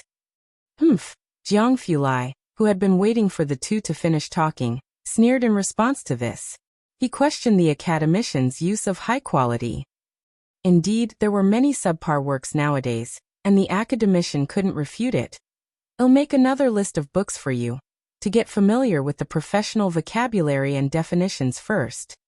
As for top-tier journals, Bai Lian didn't yet have the qualifications to access them. She was to be nurtured from a smaller scope first. Some major academic families start fostering a scientific spirit in their children from childhood, and Bai Lian's enlightenment was not considered early. "We need to catch our flight," Jiang Fulai reminded without disturbing their conversation, his hand pressing on the handle of Bai Lian's suitcase. He stood there languidly, only mentioning it when the time reached 5:50. Their requested airline slot was from 6 to 9 a.m. Finally, the academician looked at Bai Lian. "I'll be waiting for you in Jiangjing." Once the 2 were done talking, Jiang Fulai tapped lightly on the handle, slightly turning his gaze, as aloof as ever. "Where are you headed?" he asked Su Wenyao. The university." Su Wenyo's gaze still lingered on the academician, not fully recovering his composure. "That would be Jiangjing University. Jiang Fulai arranged for him." "Can you take the academician with you? He's also heading to Jiangjing University." The academician turned to Su Wenyao, saying in a grave tone, "Then he'll trouble you, student." Su Wenyao, well-mannered since childhood and stable by nature, was for the first time in so many years at a loss for words. Was Bai Lian waiting for the academician? Being able to enter the academician's laboratory? No, perhaps just to meet the academician in person. That was the dream of all physics students, for the academician was not only an enlightener, but also a leading figure in physics domestically. Due to health reasons, he had been deeply immersed in research on quantum physics and chips for the recent years, rarely making public appearances, the last one being a lecture a year ago. For Su Wenyao, this figure who appeared in textbooks was a mythic presence. The academician and his kind needed to be closely protected, avoiding too much public exposure even while they were still alive. Then we'll take our leave first. Bai Lian said goodbye to the academician and Su Wenyao. She reached for her suitcase and, beneath Jiang Fulai's somewhat gloomy gaze, tossed her jacket to him. And together they headed toward the gate. Su Wenyao stood in place until their figures were out of sight. Only then did he turn to the academician, his voice sounding a bit wooden. "Shall we go now, academician?" "Sure." The academician, who wasn't lecturing or teaching, had no airs about him. He wore a dull gray cotton jacket, not any international brand. His face wore a gentle smile, and walking along the road, he looked indistinguishable from an average elderly person. Su Wenyao led him to his car, and once the academician was seated in the back seat, Wenyao caught sight of the old man through the rear-view mirror, and it finally sank in that this was truly the academician. The academician chuckled. "Don't be nervous, are you also from the physics department?" "Yes," Su Wenyao clenched and then unclenched his fists before explaining. "I had no idea Alien was waiting for you." "There's nothing to talk about." The academician waved his hand dismissively. "Aside from physics, I'm just an ordinary old man. When placed among the myriad of stars and celestial bodies, I'm merely a speck of dust, so there's no reason for you to be nervous. The more one studies physics, the more one realizes their own insignificance. Civilization is merely a transient visitor on Earth, and it takes a strong mind to withstand such profound feelings of insignificance. Bai Lian is a very talented individual." The academician thought of Bai Lian, her exceptional talent, and her strong inner character, rare among people. "I truly hope she comes to the university sooner." Chapter 383, 148 Ma Institute Fellows Favorable View. Hit her strong suit now _2 Su Wenyao started the car, but was utterly shocked by academician Ma's lament. For a moment, all the inexplicable aspects suddenly connected. Why he was able to get academician Ma's ticket. And even why President Huang would add him. It turned out that everything originated from Bai Lian herself. Could academician Ma value her so much? He had only seen Bai Lian waiting alone at the airport, looking quite solitary, so he decided to keep her company, never expecting to be waiting for academician Ma himself. It was a little past 9 in the morning. The plane landed in Damping City, where Shenqing enjoyed meticulous care throughout the journey. Getting off the plane, she whispered to Ji Xiaojun, "This plane ticket was well purchased with few passengers. Next time we can buy this kind again. Look, Dad's back doesn't even hurt." Ji Xiaojun gave Shenqing a look. With only a few of them, how could it not be few? Obviously, Shenqing also had no concept of a private plane. Ming Dongheng had brought 2 cars early on to wait for them. Ji Heng, Jiang He, and Shenqing took one car, while Bai Lian and the others took another. The black business car drove onto the new highway from Damping City to Xiangqing. Did they build a new road? Bai Lian, sitting by the window, noticed at a glance that this asphalt road was very new. She sat up straight and rolled down the window. A few months ago, this road was still quite worn out. The journey from Damping City to Xiangqing also took about an hour by car, covering 50 kilometers.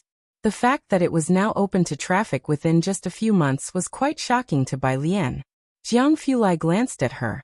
There she sat, gazing out of the window, bathed in the charming sunlight that outlined her serene profile. "Lian, you don't watch videos, do you?" Tang Ming scratched his head, sometimes truly doubting if Lian was a cave woman living atop a mountain. But then he thought about how she didn't use the internet, so it made sense. "We've always been known as the infrastructure madmen. Before we revamped a high-speed train station in 6 hours. Overnight, they replaced the pillars and the deck of an overpass bridge. As he spoke, Tang Ming lifted his chin proudly. As long as they wish, nothing is impossible. Except for some projects that tried to skim off the top, these critical infrastructure projects were not considered fast for these infrastructure madmen. Upon reaching Xiangqing, Jiang Fulai had to go to the lab first. Ji Heng and his group returned to Purist Street to pack up some things before heading to Sinan Community. This year, Ji Xiaojun had just bought a house, and the family decided to have the New Year's Eve dinner at the new place before returning on the first day of the lunar year. Bai Lian first went to the school to see Auntie Zhang. With the new year coming up, Auntie Zhang's flower shop was also very busy. "Teacher Lu, don't be polite with me." Auntie Zhang was wrapping flowers for Lu Lingxi. On the counter were 2 fresh white lilies with their yellow stamens still intact. Suddenly, Bai Lian remembered that tomorrow was also a Friday. The lilies were prepared for Yang Lin. "You're back." Auntie Zhang looked up and saw Bai Lian, looking very surprised. Lu Lingxi, holding a large bouquet of flowers, then forcefully put the money in Auntie Zhang's hand, turned around and saw Bai Lian. She took a tulip from the bouquet and handed it to Bai Lian. "How's Buyuan?" She knew Bai Lian, and the others were at Buyuan base. "It's okay." Bai Lian took the tulip. "Aren't you really going to Beijing?" Lu Lingxi smiled gently, remembering the matter again. "I spoke to the principal about. I just came out of Beijing High School." Bai Lian secretly apologized to Beijing High School in her heart, and then looked at Lu Lingxi. "They asked me to drop out. I don't want to go back." She had a pair of extremely dark eyes, which seemed to shimmer subtly. At the moment, she was staring intently at Lu Lingxi. Lu Lingxi instantly felt the anger of her being expelled and frowned. About the principal, I'll talk to him. Beijing High School certainly wouldn't easily give up on Bai Lian, a promising student capable of becoming Beijing's top scorer. Bai Lian blinked, sending Lu Lingxi off. Only then did she take the bus to the Calligraphy Association. At the end of the year, the Martial Arts School and Calligraphy Association had no students, but the street outside was very lively, as the roads had been renovated and stalls added. Today, everywhere one looked, there were vendors selling lanterns and New Year's goods, with a constant stream of people coming and going. Not too far away, a mall was nearing its closing sale, with a giant red banner promoting investment attraction. "Senior brother, there are so many people here?"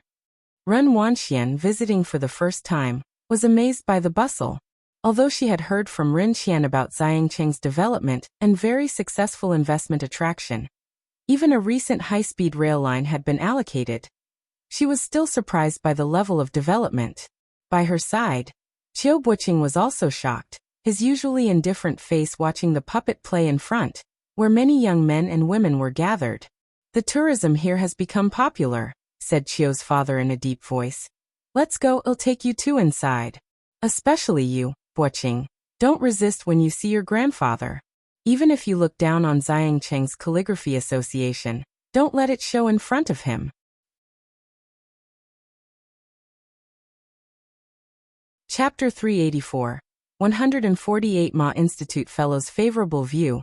Hit her strong suit now _3 Ever since Qiu Xuezhing joined the Xiangqing Calligraphy Association, Qiu Buqing and Ren Wanxian had almost no contact with him.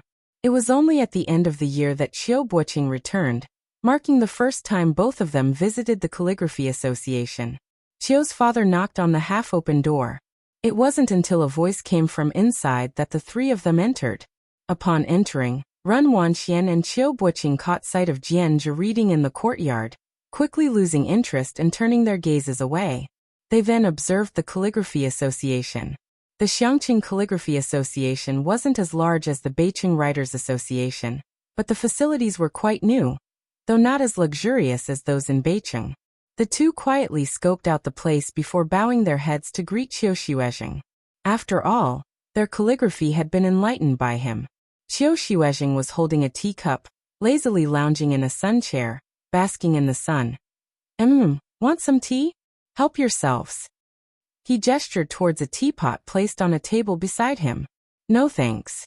Ren Wanxian glanced at the teapot and teacups and refused. She wouldn't even drink the tea Ji Heng poured, much less be impressed with the tea here. Qiu Buqing didn't drink any either. Qiu's father chatted with Qiu Xuezheng, mainly about the development of the surrounding area. Ren Wanxian and Qiu Buqing stood to one side listening. It was not until there was a soft knock at the door a second time. The two instinctively looked towards the door where a girl, dressed in a black and gold horseface skirt, entered. The sunlight sifted through the gaps in the leaves leisurely, casting soft speckled light on her soft black hair. As she moved, the play of light and shadows flickered carelessly over her black dress and face. It was Bai Lian, and Ren Wangshuan's face stiffened. Bai Lian did not look at Ren Wanxian and the others. Qiu Zizheng's home was in Xiangqing, so he wasn't in a hurry to return, whereas Jianzha's family was in Beicheng. Despite that, he hadn't left either. He sat in the courtyard at the small table Jiang he often used, immersed in reading. With her hands lazily tucked into the large pockets of her horseface skirt, Bai Lian curiously inquired, "Aren't you going home for the new year?" "Oh no," mumbled Jianzha, seriously engrossed in his study. The sudden appearance of a voice startled him, causing him to lean back involuntarily, tilting his chair backward until Bai Lian grabbed the back of the seat to stop it from wobbling. It was midday. The sun overhead was blazing. Bai Lian lightly lifted her eyelids, looking down at him from above. "What's the rush?" She spoke unhurriedly. Once Jianzha steadied himself, he stood up to face her and scratched his head. "You were so quiet, Teacher Qiu didn't even warn me." He turned to look at Qiu Xuezheng. "She's rather large. I thought you would have seen her," Qiu Xuezheng said. "Jianzha, whether I go home or not, it's all the same." He closed his book and shrugged. "My family probably wouldn't even notice I'm not there. I have time to read books now." The Jian family knew about his trip to Xiangqing. If he really went home for New Year's, everyone would ask him how Xiangqing was. If not, they'd nag in his ear about how Jian Rong had won another award or which university she was preparing to apply to for her PhD. "Right, he's preparing for grad school." Qiu Xuezheng interrupted his conversation with his son. "Teacher Qiu, please don't say any more." Jianzha was incredibly embarrassed. Grad school? Bai Lian already knew what that involved. Qiu Xuezheng gave Jianzha a glance. "Right, his whole family knows he's preparing for grad school." Coincidentally, one of Jianzha's cousins was also applying for a grad program in calligraphy. If Jianrong got in and he didn't. Bai Lian took out her phone that briefly flashed. It was from Dean Jian. Picture. Dean Jian's plane ticket. He was arriving in Beijing on the 24th, which was the 4th day of the Lunar New Year. "Bai Jian?" Question mark. As she replied, she turned to Jianzha. "Are you applying to Jiayi? With his hard work, he should be aiming for Jiangjing Art University." Her words prompted a glance from Ren Wanxian and Qiu Buqing. Jianzha felt even more self-conscious as he tugged at Bai Lian's sleeve, whispering, "Sis, I'm not even sure I can get into Beijing University's grad program, let alone Jiayi. Isn't your calligraphy practice going really well?" Bai Lian was surprised. "You might not know," Qiu's father laughed as he explained to Bai Lian.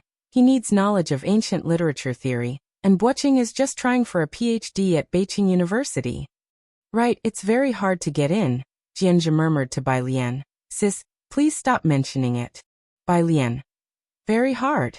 Do you know what they examine in literary classics?" Qiu Buqing finally couldn't hold back, as everyone in calligraphy was aware that grad school required knowledge of literary classics. He said evenly, "Not to mention others, just take the 2 major pieces of tedious ancient text you've never studied. Would you say it's difficult or not?"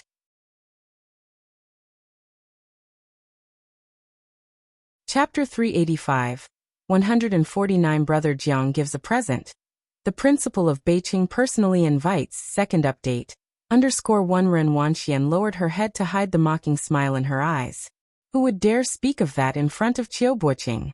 Qiu Buqing was a high-achieving student in the humanities at Beijing University, and was preparing for his PhD exams. "Buqing." Qiu Xuezheng put his teacup down on the table and reminded, "That's enough, come out with me." Qiu Buqing pursed his lips and said no more.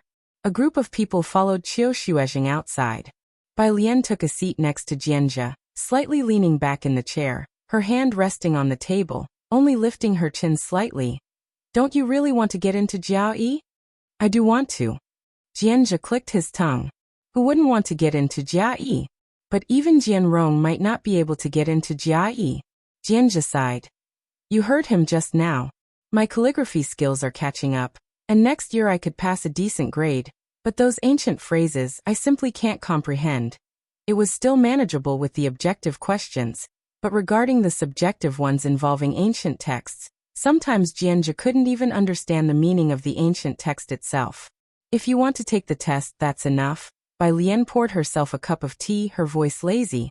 As for the rest, you don't have to worry. She took a light sip of tea, eyes narrowing slightly in the sunlight. Jianzhe didn't understand and instinctively refilled Bai Lian's cup with tea.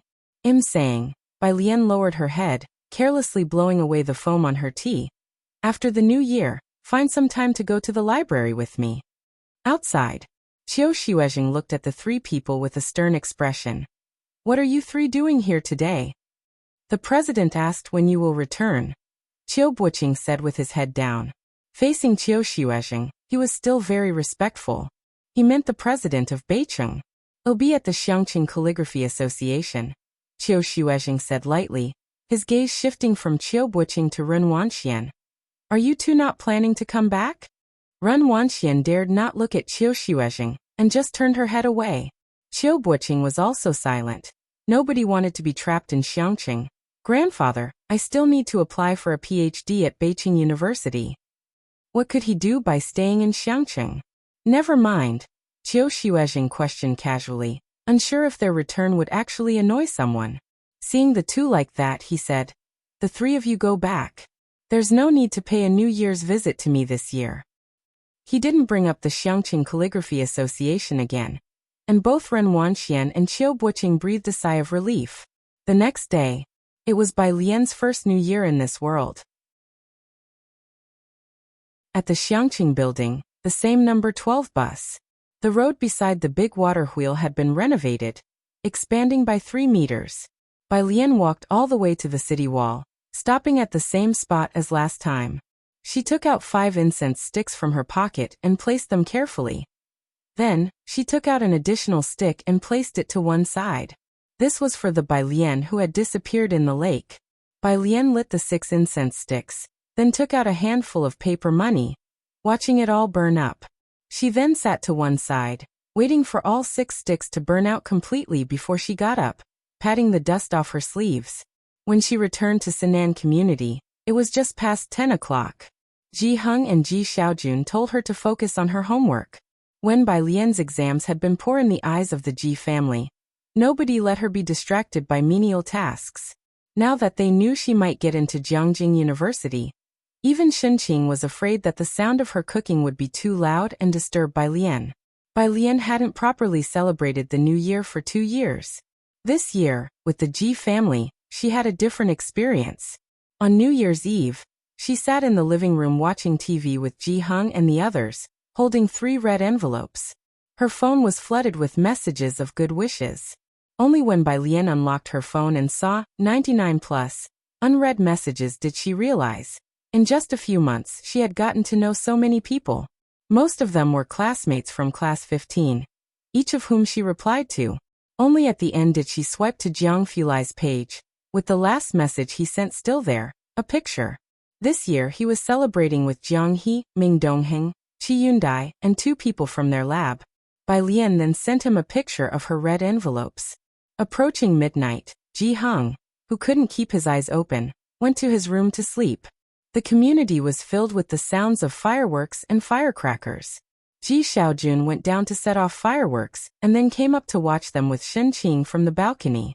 Bai Lian returned to her room, where she received a bunch of new messages from those who timed it specifically for the new year.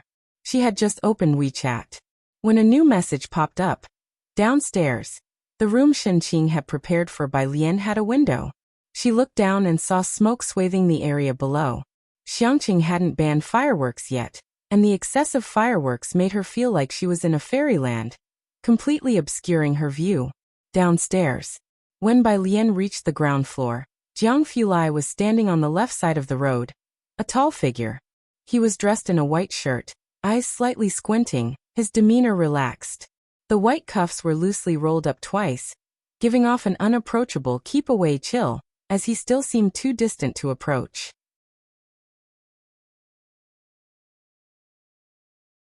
Chapter 386. 149 Brother Jiang gives a present. The principal of Beiqing personally invites. Second update. _2 He fiddled with a silver lighter in his hand. His well-defined fingers pressed the metal switch, and a pale blue flame rose and vanished. You down here? Sensing Bai Lian's approach, he turned his head and handed her the lighter, for the fireworks. The buildings in Sinan community were widely spaced, so Jiang Fulai set up the fireworks in the middle of the road. Bai Lian took the lighter, crouched down to light the fireworks, and asked, "Where's Jiang He?" "He's asleep." Jiang Fulai had deliberately waited for him to fall asleep before leaving the house. Bai Lian gave him a skeptical look, then retreated to Jiang Fulai's side, and looked up at the fireworks. The fireworks were silent for a second. The next moment they shot up into the sky like silver flowers, bursting open in multicolored parachutes that slowly drifted down. Before they completely faded, 3 streaks shot up into the sky, bursting into red, orange, and yellow colors like 3 blossoming roses. Holy shit, look! A bunch of people opened their windows. Some held up their phones to start recording. Bai Lian quietly watched the fireworks. The whole show lasted about 5 minutes. In the end, 4 fireworks burst in the sky and slowly formed 4 characters. Happy New Year. As Bai Lian looked at these words, something cool was placed in her right palm. Happy New Year. She heard a very soft voice by her ear. When she looked down, it was a red tourmaline, the translucent red gemstone sitting beautifully in the snowy palm of her hand. This, Jiang Fulai looked down, and elegantly tapped the red tourmaline in her palm with his fingertip, fireworks filling the sky behind him. Can be worn on your ribbon. Bai Lian looked at the red tourmaline, finding it vaguely familiar. She had a photographic memory, and it seemed like the jewel the Ren family wanted to auction off at her first visit to the auction house. Wait a minute. Bai Lian clasped the red tourmaline, squinting at Jiang Fulai. How much did you pay for tonight's fireworks? Jiang Fulai. This wasn't unfolding the way he had planned. Would Bai Lian ignore him for 3 days if he said he had spent $1 million? I don't know. Jiang Fulai spoke indifferently. It was sent by Jiang Shijue. Far away in Jiangjing, where Jiang Shijue was on time for paying respects at his family shrine at midnight, he sneezed violently. He quickly knelt down, wondering if the ancestors were displeased with the incense he had carefully selected. The first day of the year, Bai Lian returned to Purist Street with Ji Heng. Whenever they encountered an acquaintance, they would stop. Bai Lian collected quite a bounty of candy and snacks in her pockets along the way. Happy New Year. Ji Heng looked up to see the neighbor on the left. The neighbor turned and walked away upon seeing him. Ji Heng, holding his smoking pipe, was taken aback. The neighbor muttered under his breath, "No way I'm playing chess with you during the new year." Bai Lian still didn't know what Ji Heng had done to a group of neighbors before they set off. Hearing the words playing chess, Ji Heng also entered the yard somewhat sheepishly and dared not speak any further. On the 3rd day of the new year, Bai Lian was in the yard explaining the meanings of words to Ji Heng, when she received a call from the principal of Xiangqing High School. It's about Beiqing. The principal of Xiangqing glanced at the 2 people in his office, speaking in a hushed tone. People from Beiqing are here at our school, currently in the office. Do you have time to come over? Beiqing High School. Bai Lian made a pause gesture. Hadn't Lu Lingxi mentioned this to them? Ji Heng immediately got up with his smoking pipe, and moved the embroidery frame out without delay. After Bai Lian finished her call with the principal, she turned to see Ji Heng embroidering seriously. Grandpa, I'm going to the school for a bit. She methodically put on her Bluetooth earpiece and bade Ji Heng farewell. Ji Heng lowered his head slightly. It was only after Bai Lian left that he murmured to himself, Quantum entanglement. QU. What was A again? Ji Heng expressionlessly put down the needle in his hand. Xiangqing High School. The meeting room. The principal respectfully poured tea for the 2 esteemed guests. The principal of Xiangqing High School wasn't on the same level as that of Beiqing High School. The Beiqing High School principal sat upright and proper. He held his teacup but didn't drink, only watching the Xiangqing principal. Where's that student? Schools compete with each other too. Last year, when Bai Xiaoke got into Jiangjing as the top scorer from Beijing, Jiangjing directly allotted 10 app spots to Beijing High School. This year during the college entrance examination, Xiangqing High School produced a student who seemed capable of competing with Song Min. No matter who ended up being the top scorer, Beijing High School couldn't let him go to another school. Of course, they didn't believe Xiangqing High could replace Beijing. Principal Li, don't hurry, she'll be here soon. The Xiangqing principal refilled Principal Li's cup, and he lowered his head to check the time, estimating that Bai Lian should be arriving soon. He'll go downstairs to receive her. Bai Lian had never been to the meeting room before, and he wanted to take the opportunity on the way to persuade Bai Lian to thoroughly consider it. As soon as he left, Principal Li and the teacher of Beijing International class discussed in whispers, "We must get him to our school no matter what." The two had assumed the top student was a boy. It was mainly a preconceived notion, as apart from Bai Xiaoqi, they had not seen any female students among the top 10 in the science subjects. 100,000 yuan in scholarship money, and if she gets the top score, 800,000 yuan in a grant for education, plus extracurricular coaching from a teacher from Jiangjing. The teacher of the international class knocked on the table while looking at the surrounding campus environment. He will definitely not refuse. Beijing had also brought their school's sincerity this time. The principal and the teacher of the international class came to personally invite, just to persuade him. Who in Xiangqing wouldn't want to climb out of this place, with only its shabby train station? Today many roads were still under construction, causing both visitors much inconvenience. Principal Li also felt that there was no way the other party would refuse, and even after all this time, he still wanted to exclaim, "A full score of 150 in mathematics, who on earth can achieve such a feat?" Such a prodigy had never been seen before, even in the IMO competition. It's like a comet streaking across the sky. The international class teacher squinted, eyes glued to the meeting room door. This student had even more potential than Song Min, and only lagged slightly in the sciences. With a little better mental state during the exam, she might be able to compete with Song Min for the top spot once more in Beijing. Now they dared to only dream that this person could compete with Song Min for the Beijing top score. It was less than 5 minutes before there were voices of conversation outside the door. Both visitors subconsciously straightened their clothes. The door was pushed open with a creak. The Xiangqing principal led in a girl wearing a blue coat. In her right hand, she carelessly twirled a stack of A4 papers. The Xiangqing principal introduced her with a proud tone. "Principal Li, this is our school's top student, Bai Lian." Bai Lian's grades had grown under the watchful eyes of the whole grade's teachers. From the first score of 450 to now 692. Principal Li had only gotten to know Bai Xiaoke in the past 2 years of school. In the following year he only remembered Song Min and Bai Xiaoqi. As for Bai Lian, he might have heard of her, but why would he particularly remember such a student? At this moment, was he just surprised that the student who had scored 1 point higher than Song Min was actually a female student? Next to Principal Li, the international class teacher stared blankly when he saw Bai Lian's face. Bai Lian had been in the international class before, and the very first time he saw the name Bai Lian, he was very displeased. At first sight of Bai Lian, he immediately remembered her. The teacup in his hand was knocked over in shock. "You, Bai Lian?" The Bai Lian with 150 in mathematics and a total score of 692. He was somewhat bewildered. Was this the Bai Lian that he had driven out of the international class to the liberal arts class? He still didn't know. The most frightening thing about Bai Lian wasn't her mathematics, but rather the physics that had even touched the heart of Principal Ma.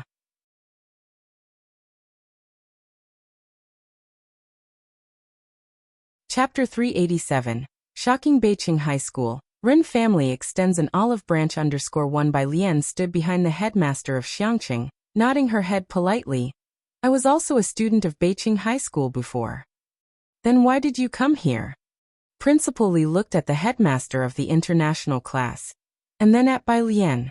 He was hesitant. Why would Beijing let go of this person? Everyone in Xiangqing had always wanted Bai Lian to go to Beijing, feeling gratified that the students could have a better platform. After all, With the teaching staff at Xiangqing, projects were often blocked by Beijing, and the principal hoped the students could receive a better and more comprehensive education.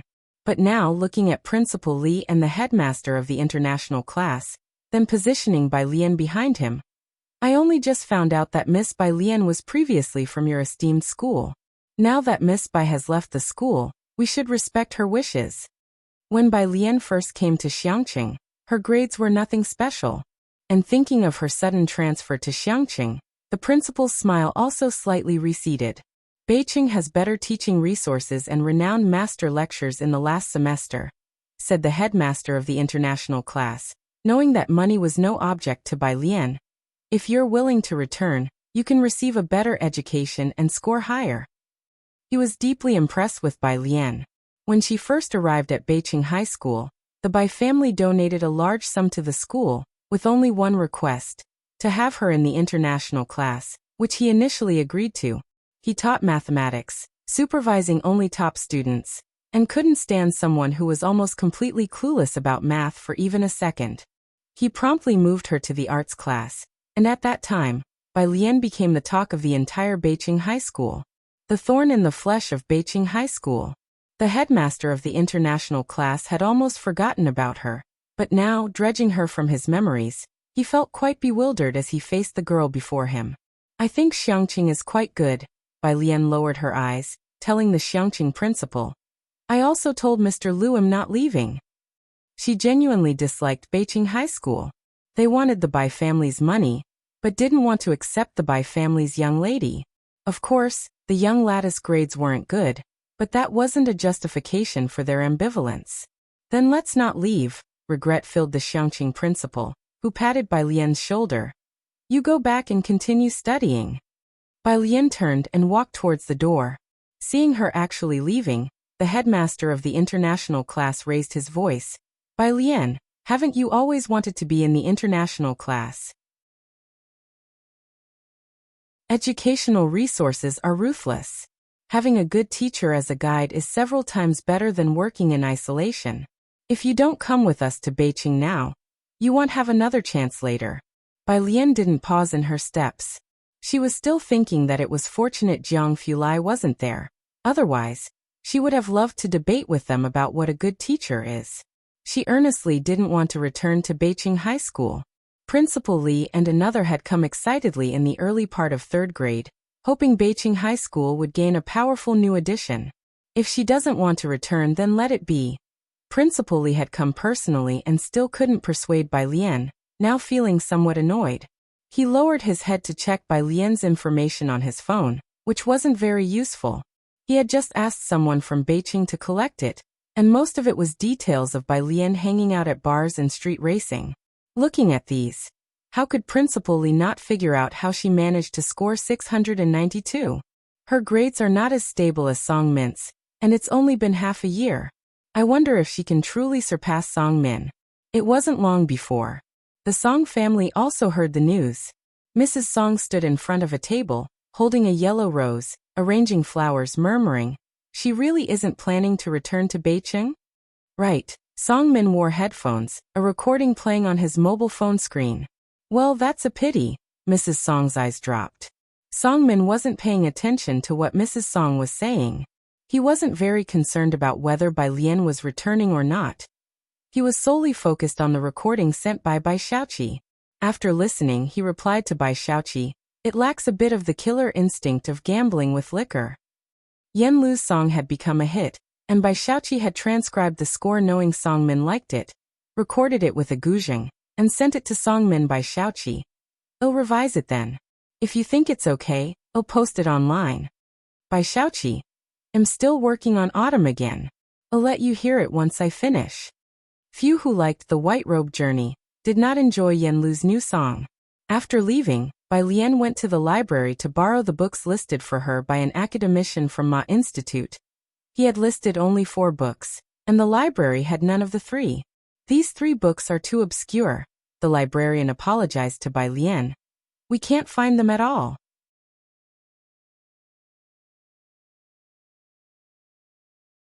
Chapter 388.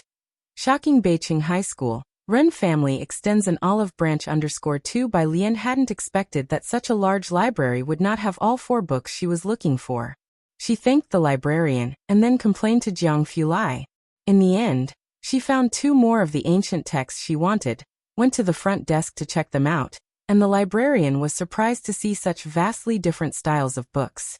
After getting the books, she took bus 12 straight back to Purist Street. Mao Kuan, with a cigarette in his mouth, was helping his boss sell holiday goods at the shop when he saw Bai Lian approaching. His eyes lit up, and he stood up from the small stool. "Sis." Bai Lian had returned home but hadn't had the chance to see Mao Kuan and the others yet. Mao Kuan immediately began to report the recent events to Bai Lian. At the same time, at the intersection of Purist Street, a car slowly stopped. Ren Qian and his group got out. Ren Wanqian sat together with Ren Qian, her brow furrowed tightly. This was the first time Ren Qian was visiting the Ji family for the Lunar New Year. Ji Xiaorong and Ren Jiawei got out of the car in front. Ji Xiaorong immediately spotted Bai Lian in front of the small convenience store, talking with a blonde guy. "Your niece." Ren Jiawei saw Bai Lian following Ji Xiaorong's gaze. As soon as Ren Jiawei spoke, Ren Qian also saw Bai Lian. "What's she doing over there?" "You guys go ahead, I'll wait for her." Ji Xiaorong walked towards Bai Lian, and meanwhile I'll buy some tobacco. Ren Jiawei earned a lot, but Ji Xiaorong always lived a simple life. Even the branded clothes Ren Jiawei bought him, he wore just like any other clothes. Ren Qian looked at Ren Wanqian, and Ren Wanqian pursed her lips. It just rained the day before yesterday. She was wearing new clothes today, and the stone-paved streets of Purist Street could be so muddy that one wrong step would cause dirty water to splash. She was already annoyed being here, and did not want to stay with Bai Lian even a second longer. "Forget it." Ren Qian glanced at the blonde guy beside Bai Lian and didn't pressure Ren Wanqian. "Did you say someone from Beijing was coming today?" "My senior brother said the Jian family will come today," Ren Wanqian told Ren Qian. Master Jian was the former president of the Beijing Writers Association. Xiangqing is an unremarkable city among the vast Beijing. Hearing Ren Wanqian say this, Ren Qian was quite surprised. The Jian family from the 3 big families of Beijing? Right, Ren Wanqian carefully avoided a stone slab. My senior brother is good friends with Master Jian's grandson. The 3 old families of Beijing, Bai Song, and Jian. The Jian family is known for its scholarly heritage, while it's said the Song family even has connections with Jiangjing. The Bai family is nouveau riche.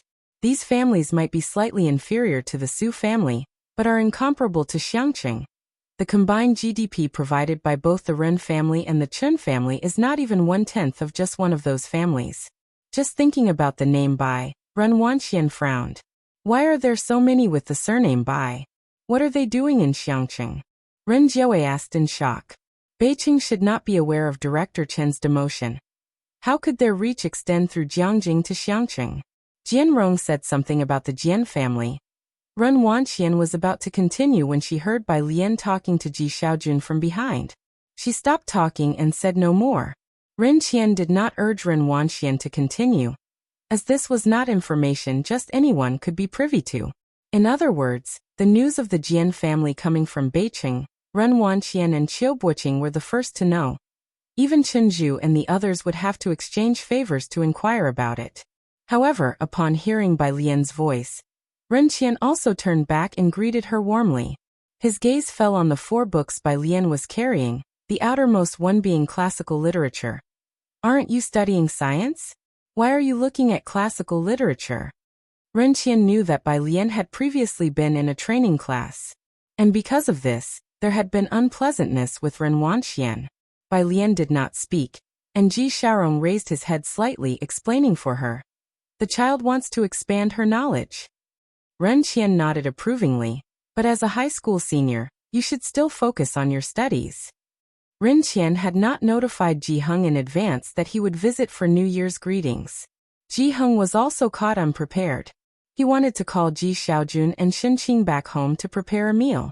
As soon as Ji Xiaorong entered, he went straight to the storage room to help clean.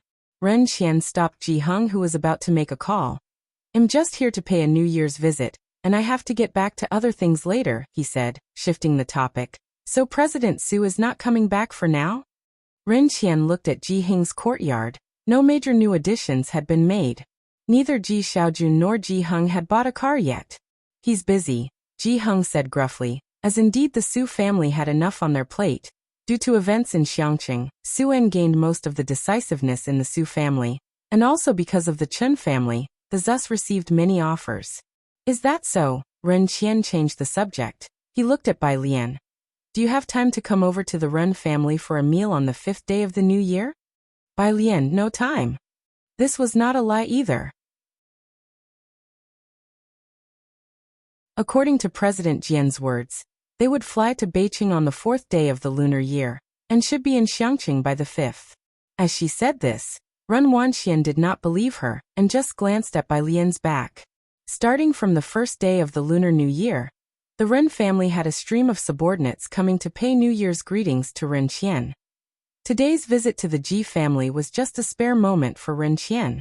As for the Ji family, looking at this desolate courtyard, who would come here to pay a visit? Indeed, no time. Ji Heng also looked up at this moment, speaking on Bai Lian's behalf. We have guests visiting on the 5th and preparations today are rushed. If you have time on the 5th, you can come over for a meal. Aside from a few neighbors, the visitors to the Ji family would be Ji Xian's students. And then there was Director Chen. With Su En temporarily unable to return, Ren Qian would not come over for a meal either. He smiled but did not echo the offer. When Bai Lian returned to her room to put away the books, her phone rang just as she put them down. It was a contact saved as, "My godmother's phone can't go through, and am not at Baxter Street. Do you have time to help me see what's going on?" She had added this contact at Granny Wang's place. The two of them rarely contacted each other. Seeing this message, Bai Lian frowned and stood up. She replied with a 1, put on her coat, and left. Ji Heng never asked where Bai Lian was going. But as soon as Ren Qian saw her, he greeted her warmly.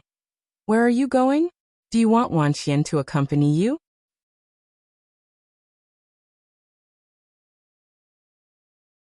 Chapter 389.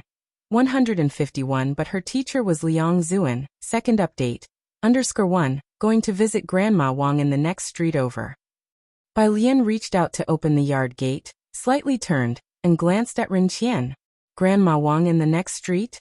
Ren Wanxian gripped her phone tightly, looking towards Ren Qian. "Grandpa, I'm discussing something with my senior." Ren Qian didn't insist on Ren Wanxian going with Bai Lian anymore. Ji Heng picked up the smoking pipe on the table and stood up. He knew that Ren Wanxian didn't like him smoking, so he retreated to his own room. Once everyone left, Ren Wanxian looked around, and seeing no one, she lowered her voice. Jian Rong seemed to say that a very important elder from Jian family is coming to Xiangqing, and they are looking for an opportunity to meet that elder.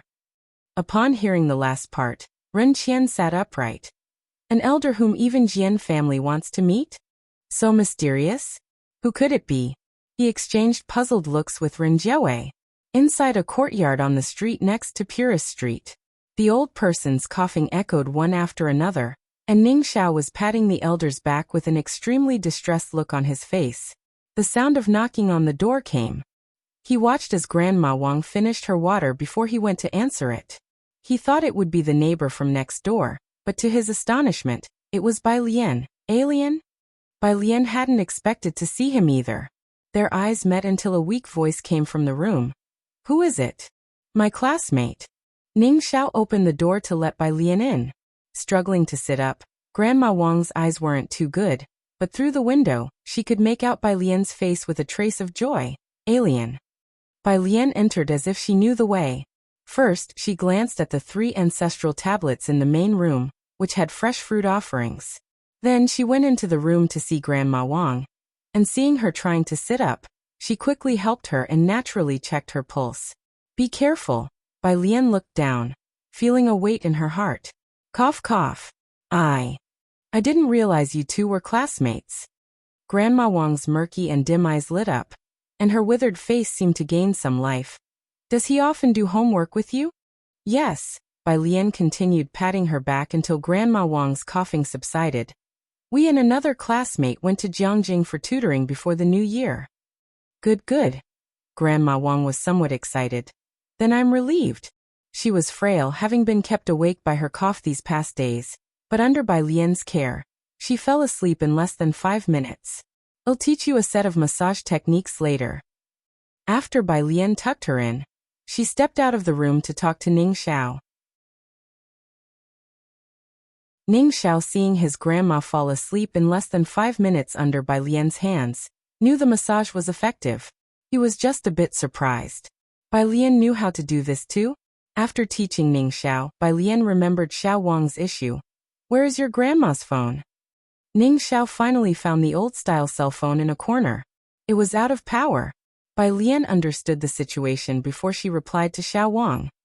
Her phone ran out of battery. Spend more time with her when you can. Wang. Thank you. The next day, Tuesday, the 4th day of the month, Bai Lian and Jiang Fulai went to the prison early in the morning to visit a certain Mr. Zhang. Alien. Zhang Shi's hands were still cuffed as he walked in, greeting them first. Brother Jiang, Happy New Year. Then he had the look of someone about to cry. Got beaten again? Jiang Fulai stood behind Bai Lian, arms crossed, his stance lazy. His narrow, light eyes occasionally swept over him, appearing quite disdainful. Zhang Shi eyes. Not really. Fights were common, but he wasn't crying because he got beaten up, but because Qi Yundai had come over that morning. He's making me memorize legal terms. Zhang Xi's looked at Bai Lian and Jiang Fulai, complaining about Qi Yundai's evil deeds. Bai Lian hadn't yet grasped what legal terms were. Jiang Fulai gave Zhang Xi's a glance and asked sincerely, is that thing really worth memorizing? Isn't it something you can remember just by looking at it once? Zhang Shi's sobbing came to an abrupt halt as he looked up at Jiang Fulai blankly. He felt like crying even more. In half a month, Zhang Xi's had made considerable progress, reaching a second-year level in mathematics, and his English improved the fastest. While he was making crafts in prison, not only did he strive to be the first, but he also managed to memorize words while being the first. Every few days there would be complaints about him. A staff member from the prison whispered to Bai Lian and Jiang Fulai while seeing them out. Because he's always reciting words loudly while queuing for the toilet, disturbing people in the next stall. He didn't dare talk to Jiang Fulai. They left the prison gate. Bai Lian settled into the passenger seat and bowed her head to fasten her seatbelt. Where are you going? Jiang Fulai's fingers rested on the steering wheel, casually tapping it.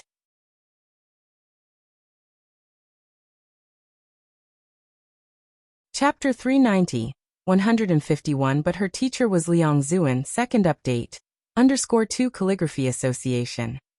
Bai Lian fastened her seatbelt, then leaned back in her seat and lazily turned on the car's Bluetooth, beginning to play her daily English reading. Jianjia hadn't left. Qiu Xuezheng was also at the Calligraphy Association. She went to the Calligraphy Association to wish the two of them a Happy New Year. Jiang Fulai started the car. All right, it's on the way. The car quickly arrived at the Calligraphy Association. Jiang Fulai parked at the entrance and let Bai Lian get out. Resting his arm on the steering wheel, he said at a leisurely pace, "I'll be free tomorrow." Jiang Fulai had just returned at the end of the year, and a pile of work was waiting for him in the lab. After today's group meeting, he could take a few days off. Bai Lian closed the car door and gave him an okay gesture. Then tomorrow I'll go to the library on time. She waited there as he drove the car away. Only when the car slowly disappeared at the intersection did she walk into the Calligraphy Association. Several elders had already arrived early at the Calligraphy Association. Because of the new year, red lanterns were hung inside the Calligraphy Association, making it very lively. When Bai Lian entered, 2 kids were already sitting in the yard and had started practicing calligraphy. When Jianjia saw Bai Lian, he smiled and greeted her with New Year's wishes. The 2 children also recognized Bai Lian. With Jiang Fulai not around, the kids were especially cheerful in wishing Bai Lian a Happy New Year. Bai Lian always had candy in her pockets, which she now took out for the 2 children, while saying to Jianjia, "I'm going to the library near number 1 middle school tomorrow." Tomorrow. Jianjia was taken aback. Bai Lian tilted her head slightly, raising her eyebrows. "If you're busy, you don't have to come. There's no rush." The graduate exam was still a while away. "It's not that I have anything," Jianjia thought for a moment. I'll go to the library to find you tomorrow. Bai Lian went to look at the children's calligraphy. Okay, bring your graduate exam books. The yard of the Calligraphy Association was not small either, 10 meters both in length and width. There were about a dozen small tables arranged on the left side, with 4 large trees planted on both sides. The main gate was at the front, and the other 3 sides were surrounded by buildings, with the council hall directly opposite the gate. Now the sun had slowly risen, streaming through the gaps in the trees, and spilling onto the white paper underneath the children's hands. Exam books. Jianzhe was somewhat puzzled. A melodious ringtone interrupted Jianzhe's thoughts. He took out his phone and answered the call. Dad. Jianzhe, just what are you thinking of doing? Jianzhe's father lowered his voice. I told you, your grandfather is going to Xiangqing today. There are students at the Calligraphy Association today, Jianzhe responded. On the other side of the phone, Jianzhe's father was a little irrational. Do you really plan to take root in Xiangqing? What on earth attracts you there? Do you know that Jianrong is going to take the exam at Jiayi? Your grandfather is finding people in Jiangjing for him. Jianzhe thought about his improved calligraphy. I think it's quite good. Are you coming? The other side hung up the phone in a huff. Jianzhe looked at the busy tone on his phone, shrugged and said earnestly, although no one would believe him. The Ren family. Ren Qian, dressed in a formal suit, came down from upstairs, talking on the phone with a stern expression. No news from Mr. Chen yet? Don't know when he'll return? Okay. He hung up the phone with a worried frown. The driver was waiting respectfully downstairs. Ren Qian sat on the sofa, picked up a teacup, took a gentle sip, and then asked, Did you pick up the people? They've arrived. People from the Jian family are now at the mansion. The driver nodded, having just picked them up.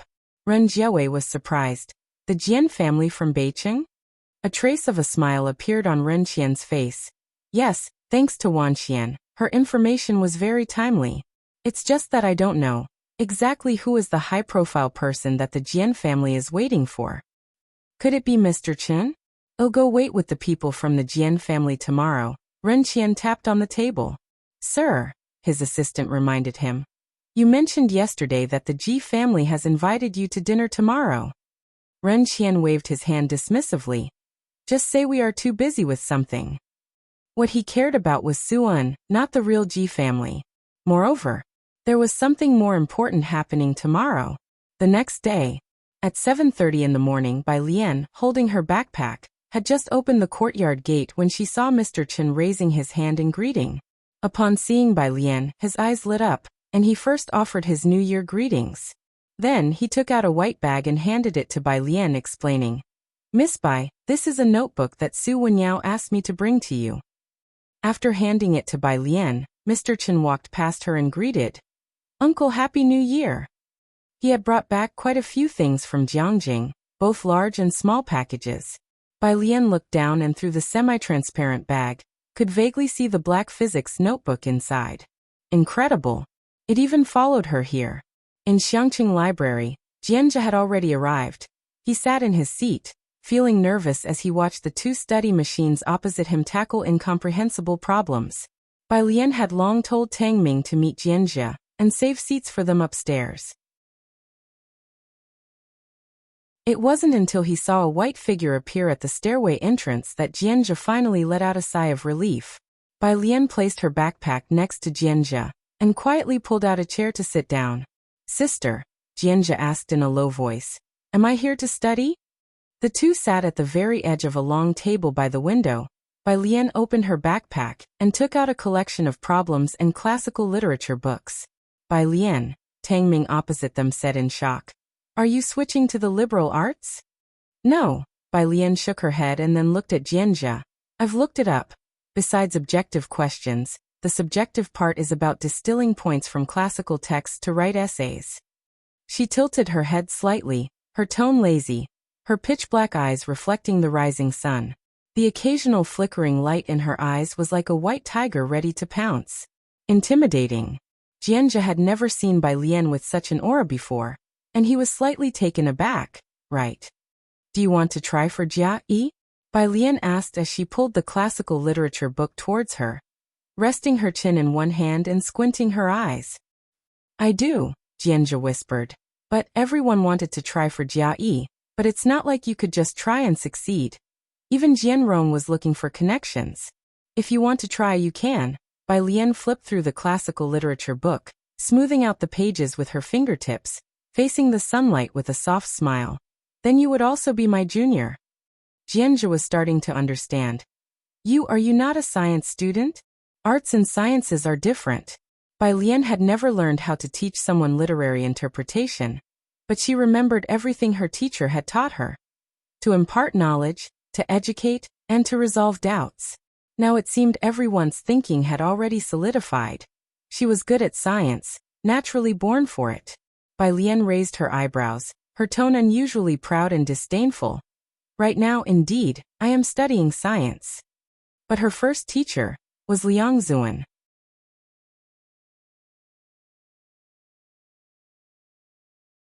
Chapter 391.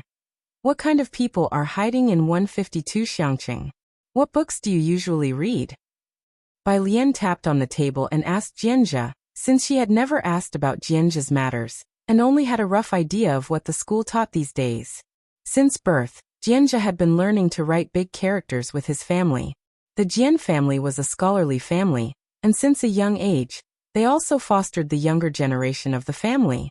But this generation had Jianrong eclipsing the others, so Jian Zhonghai wasn't as concerned about his grandchildren's education, and focused all his attention on Jianrong. When Bai Lian asked him what books he liked to read, Jianzhe paused for a moment before looking at Bai Lian, hesitantly saying, Rebirth of the Dragon Emperor, The Beauty Bodyguard, Campus Belle. She made a pause gesture. Jianzhe scratched his head. Does it seem very unambitious? Not at all, some people only want to be gangsters. Bai Lian didn't object to these things. She had been taught etiquette from a young age, but still maintained her true nature. And it was because of Liang Zuan. Liang Zuan's method of upbringing was quite unique. He never stifled a person's character. His education was to make a person comply with natural law, to make his students become individuals with complete personalities. She was just struck by the word rebirth. Were there really such books? Bai Lian silently took note of the book title, and then looked at Jianzhe. But if you want to take the entrance exam for Jia Yi, you should put aside these hobbies for now. After you're admitted into Jia Yi, you can read them. First, read the 13 classics. Fostering literacy in classical literature was important. I browsed through this book last night.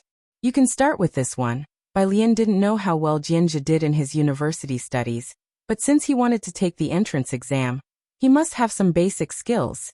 You need to have a good grasp of Old Chinese phonology, syntax, and semantics so you can read literature. If there's something you don't understand, ask me. Similarly, modern Chinese is also an art. Fortunately, the Bai Lian of the past had left her with precious memories of 19 years.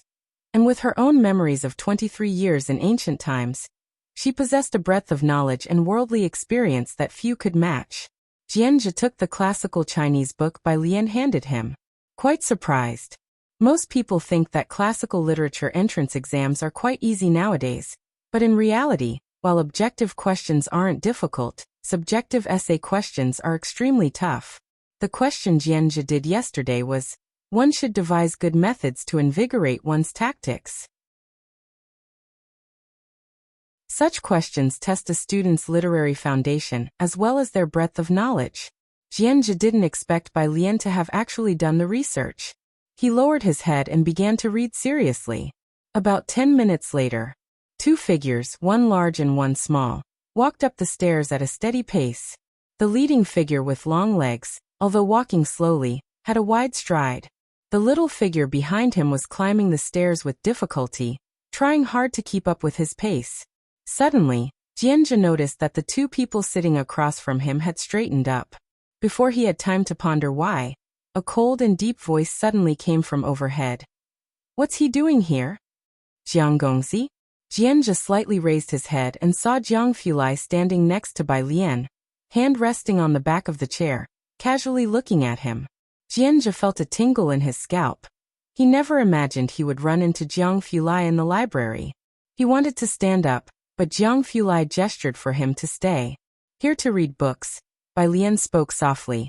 He's preparing for Jia Yi.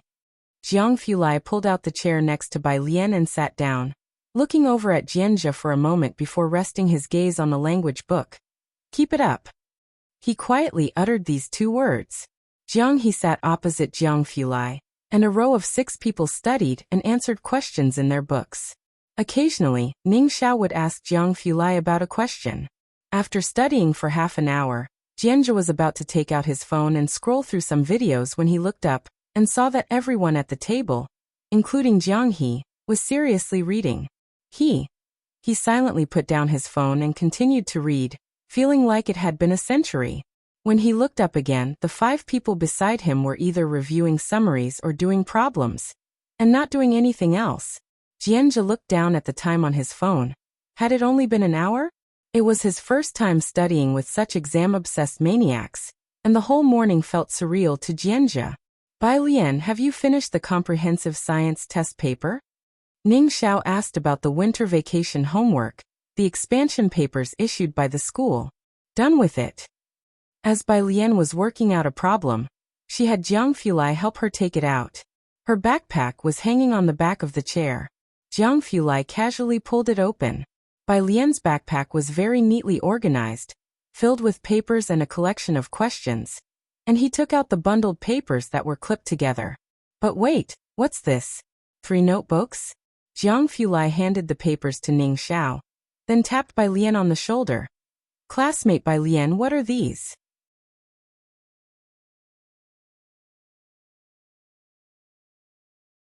Chapter 392. What kind of people are hiding in 152 Xiangqing? _2 he asked. Bai Lian's hand, which was writing the symbol alpha, paused mid-arc. An alarm bell rang in her head. Notebook? This? Bai Lian took out 3 notebooks, 3 of them written by 2 people. Physics by Su Wenyao and Biochemistry by Liang Wuyu. I prepared the physics one especially for Zhang Xiai's, she said calmly. She indeed needed the chemistry and biology. As long as it didn't involve physics, then everything was negotiable. Jiang Fulai glanced at the physics notebook. Can he understand it? The notebook and error collection from a Jiangjing University physics department ace. Even Ning Xiao would need to study it seriously. Give it to him first. Bai Lian found a good home for the notebook. Even if he doesn't understand, Qi Lu will tell him. Jiang Fulai reluctantly believed her. After studying until the afternoon, Bai Lian and Jiang Fulai went back to Purist Street for a meal. Some of the things that Director Chen had in the morning were prepared by Jiang Fulai, who went early to worship the tree god with Ji Heng and others, and at noon, there was a vegetarian feast at the tree god temple. They didn't go back. In the evening, Ji Heng and Ji Xiaojun prepared the meal, and reminded Bai Lian and Jiang Fulai to come back for dinner. 5 o'clock in the afternoon. Jianzhe exited the library with light steps. He who got into Beijing University through an arts exam had never studied this seriously even in his senior year of high school. Only after Bai Lian and Jiang Fulai got into the car did he ask Tang Ming, who was beside him. Do you study every day from 8 until now? Without a single break in between? Not exactly. Tang Ming shook his head. Jianzhe breathed a sigh of relief. I get up at 6 every morning to memorize English. Tang Ming shared his schedule with Jianzhe. Then I come to the library at 8 and go back at 5 in the afternoon. After dinner, I do the school's basic question bank until midnight. That's considered early. Ning Xiao and Sister Lian seemed to sleep at 1. As he spoke, Tang Ming frowned. No, I have to stay up until 1 tonight as well. There are just over 150 days left. Jianzhe. How did they manage that? Jianzhe felt he was already quite amazing after focusing for 2 hours. If it weren't for Jiang Fulai sitting next to him today, he'd probably have spent at least 2 hours on his phone. He asked cautiously, which university are you 2 seniors in high school planning to apply to? Ning Xiao, Jiangjing University. He answered with a lot of confidence this time. Jianzhe, who even found it difficult to dream of attending Jiangjing Art University. Isn't it? In this Xiangqing, why does it seem like everyone who comes by can attend Jiangjing University? Did Jiangjing University become as common as cabbage? Wouldn't this be among the top 10 even in Beijing? Jianzhe began to doubt his life choices. Who exactly were Bai Lian and her two classmates? He carried his book and took out his phone, playing a racing game on his way to Xiangqing train station. His grandfather, Jian Zhonghai, was still waiting there to pick someone up. Xiangqing train station. It has been renovated, but the foundation is old, and the train station still looks run down. The new South Station is under construction and will connect to the high-speed rail. Ren Wanxian frowned as she stepped on the ground, following Ren Qian out of the car, very curious. Grandpa, is the old president really waiting here in person? Yes. Ren Qian had already seen a large group of black-suited bodyguards up ahead. He hurried over and greeted the man in the center, Jian Zhonghai, with great politeness. President Jian, the person you are waiting for hasn't arrived yet? Jian Zhonghai was not only the former president of the Beijing Writers Association, but everyone who had reached this position knew. Becoming president meant holding multiple positions, like vice chair of the Beijing Political Consultative Conference, the head of the Department of Literature and Art. The efforts of the Jian family for generations were not something any ordinary family could match, especially since they were from Beijing. Jian Zhonghai had silver hair, donned a gray coat, and his forehead bore 3 deep wrinkles. Intellectuals often held each other in contempt, and he glanced at Ren Qian, speaking succinctly. His train is at 7 in the evening. Jian Zhonghai got the information from the people he had arranged. In actuality, after his elder brother left home, he never returned to the Jian family, and even seeing his brother was difficult for him. Who could have known that without the Jian family's protection, the other could still make it step by step, and eventually become the sect leader of the Jiangjing Bureau of Literature and Art. The Jian family repeatedly asked him to come back, but he ignored them. This time, Jian Zhonghai was not even sure whether his brother would meet him. Listening to Jian Zhonghai, Ren Qian felt a tumultuous surge within him. The train was at 7 in the evening and Jian Zhonghai was already waiting at 4? Jian Zhonghai was the previous president, and if he hadn't retired when it came to administrative status, Ren Qian, from a Tier 18 small city, couldn't compare at all. Even if he had retired, the connections he still held were something Ren Qian coveted a great deal.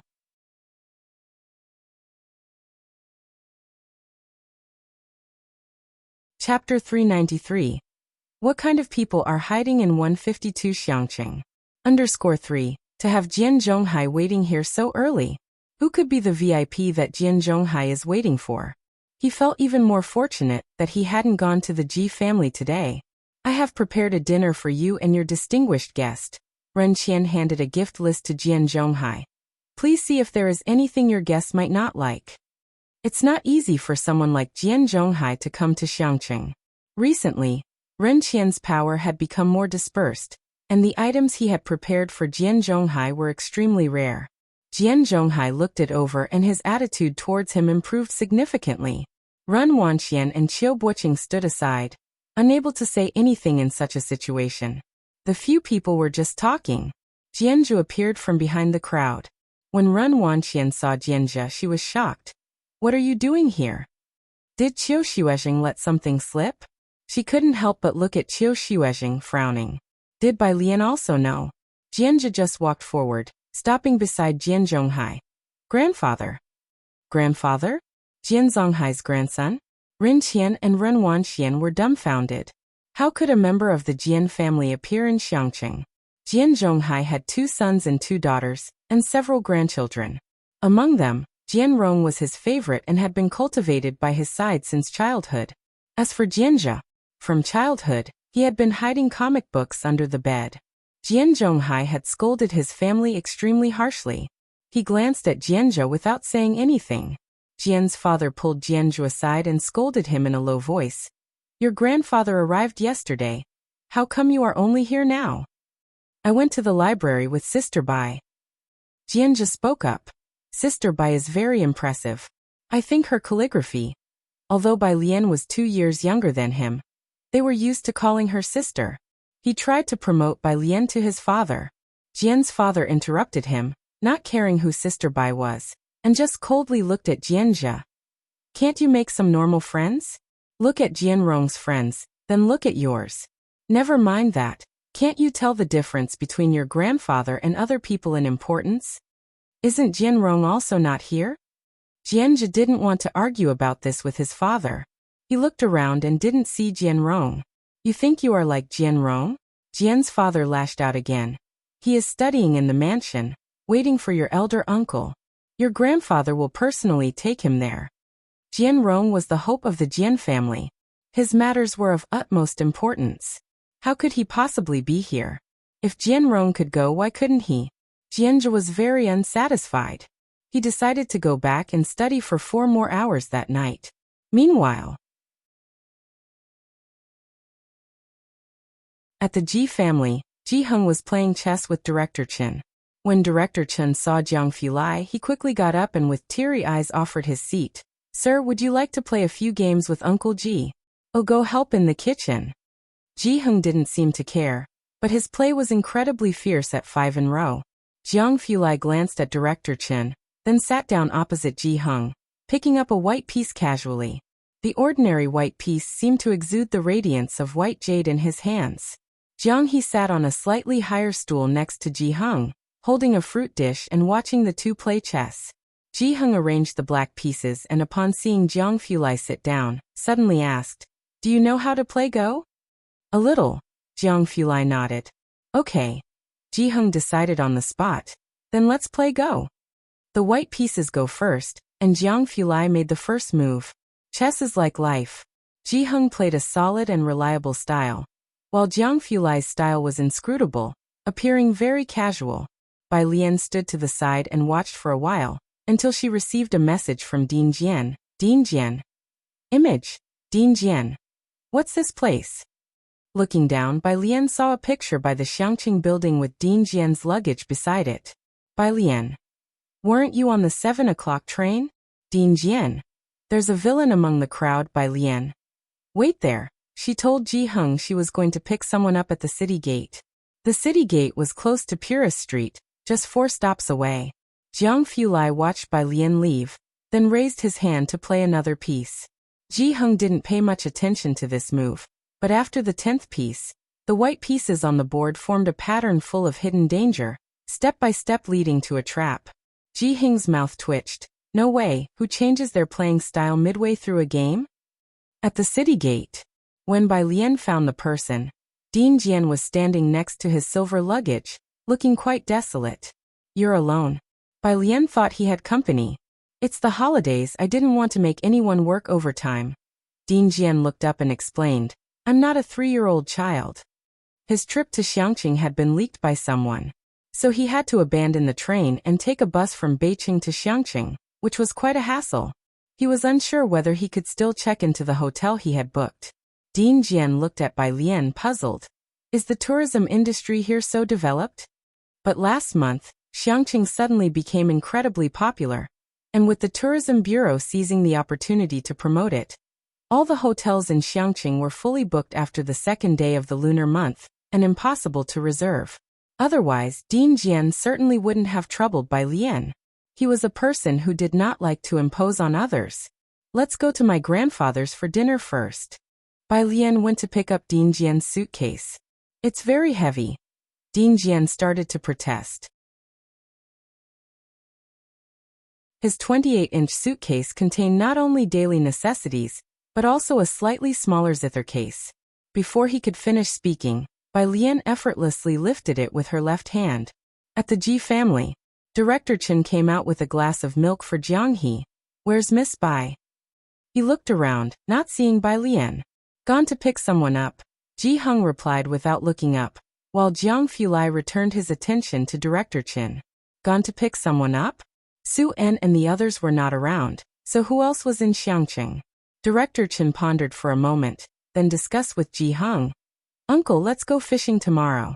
In another 2 days, Big Brother Ji won't have time. Ji Xiaojun would have to start working on the 8th day of the lunar month, and Director Chen would also have to work. Ji Heng, frustrated by the chess game, responded perfunctorily, all right.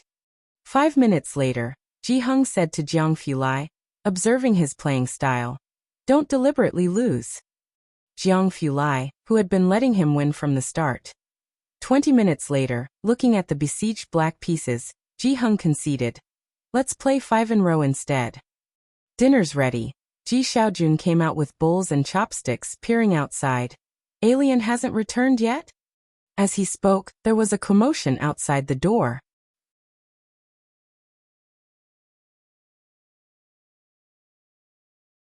Chapter 394. 153 Din Jian. Jian's cheating friend, second update. _1 by Lian's voice was speaking. Jiang He, who couldn't understand Go and sat in a chair, half asleep, was suddenly alert. He jumped up to open the door. But Director Chen was faster. Holding his chopsticks, he came out, walked to the gate and opened it. Miss Bai. After he spoke, he saw the silver suitcase in Bai Lian's hands. Director Chen reached out to take it. Bai Lian waved her hand, not giving it to him, and then turned her head. We've arrived. It was then that Director Chen noticed the elderly man beside Bai Lian. The Chen family didn't deal in the arts. The senior Chen had once fought against thieves, Chen Beixian was trained in sniping, and Director Chen himself had come out of the military. Jiangjing was so vast, he didn't recognize Din Jian, only finding him vaguely familiar. If it had been the president of Jiangjing University or Jiangjing National Defense, Director Chen would have definitely known him. Din Jian hadn't seen Director Chen either. Bai Lian put the suitcase aside and introduced Din Jian to the family. Din Jian stood beside her and quietly tried to lift the suitcase with one hand. He couldn't budge it. He stared at the suitcase, puzzled and silent for a long time before he came to his senses and introduced himself to people like Ji Heng. Bai Lian and I are friends, just here for a visit to Xiangqing. Having struggled with his mother since his childhood, what hardship hadn't he endured? Here he had none of the airs of a dean. Shen Qing's eyes lit up. She greatly admired teachers who practiced the arts. Quick, please have a seat. It was Jiang Fulai, though upon hearing he was a Jian, who gave him a longer look. That look was chilling. Jian Zhongyo was quite confused at the dinner table. Thinking he hadn't offended the young man, right? Why did he seem so fierce, to the point that even Jian Zhongyo felt somewhat daunted? Of course, he wasn't aware that the screenshot Bai Lian had taken before contained the words Din Jian. In a few words, Jiang Fulai guessed Din Jian's identity. Everyone at the table was very talkative, except for Bai Lian, Jiang Fulai, and Jiang He, who spoke little and ate politely, obviously having received specialized training in etiquette. Whenever someone asked her something, Bai Lian would always swallow her food before speaking. We're going fishing tomorrow. Ji Heng, knowing this was Bai Lian's friend, was very polite to Din Jian. Do you have any plans? You can join us for fishing and also take a look at the Xiangqing River. It's quite spectacular. He knew Bai Lian was on a tight schedule, with her senior year being very busy, using every bit of time for homework. Din Jian thanked him. Thank you. Before coming to Xiangqing, he had also looked up the history of the place and was quite interested in Xiangqing. He had come to find Bai Lian, and also wanted to get a good look at its history. In the evening, Din Jian temporarily stayed over at Ji Heng's place. Xiangqing train station. At 7:30, the train arrived, but the person Jian Zhonghai was supposed to meet wasn't there. Where is the person the old president was supposed to meet? Ren Wanxian had been eager to see who Jian Zhonghai was supposed to pick up, but she didn't see anyone. Ren Qian was also puzzled. Jian Zhonghai was quite astonished. He took out his phone and made a call. 2 minutes later, he furrowed his brows, saying to his father, "The person has arrived, but they don't want to see us. They avoided the train and went straight back to the mansion. We'll discuss this when we get back." Jian seldom left Jiangjing. Within the Jian family of Jiangjing, meeting him was as difficult as reaching the sky. Now that he was out of Jiangjing, it was the only chance to persuade Jianjia. The group headed back to the mansion, while Jian Rong wanted to return to the Calligraphy Association. With Ren Qian and Jian Zhonghai both present, hearing his son talk so insignificantly, Jian's father scolded in a low voice. "Even Jian Rong is obediently following your grandfather. With this opportunity, you should show your best, and you want to go back to the local Calligraphy Association for what?" Obviously, it was to practice calligraphy. Jiang Fulai made him write 100 big characters every day which, due to an early departure that day, he had yet to complete. "Dad, would you and Grandpa like to visit the Xiangqing Calligraphy Association?" Jian Rong tried to sell the idea to Jian Zhonghai. It's really nice and the kids there are adorable. Jian's father's forehead throbbed with veins. He wished he could cover his son's mouth on the spot. Jian Zhonghai glanced at Jian Rong. If I have time, I might take a look. Jian Zhonghai was a proper former president with an administrative rank, not just any ordinary deputy position. With his status, if it weren't for Jian Zhonghai wouldn't have come to this place in his lifetime, let alone visit a local calligraphy association. It was utterly unthinkable. The next day, early in the morning, Ji Hung brought the New Year's gifts to the Ren family. Being no ordinary household, Ji Hung had put thought into it, presenting a painting he had embroidered himself, along with some expensive tobacco and alcohol. In-law, Ren Qian personally came down to greet him, directing someone to bring the gifts into his study. Have lunch here at noon, I'll have it prepared. Ren Qian looked around. Bai Lian hadn't come.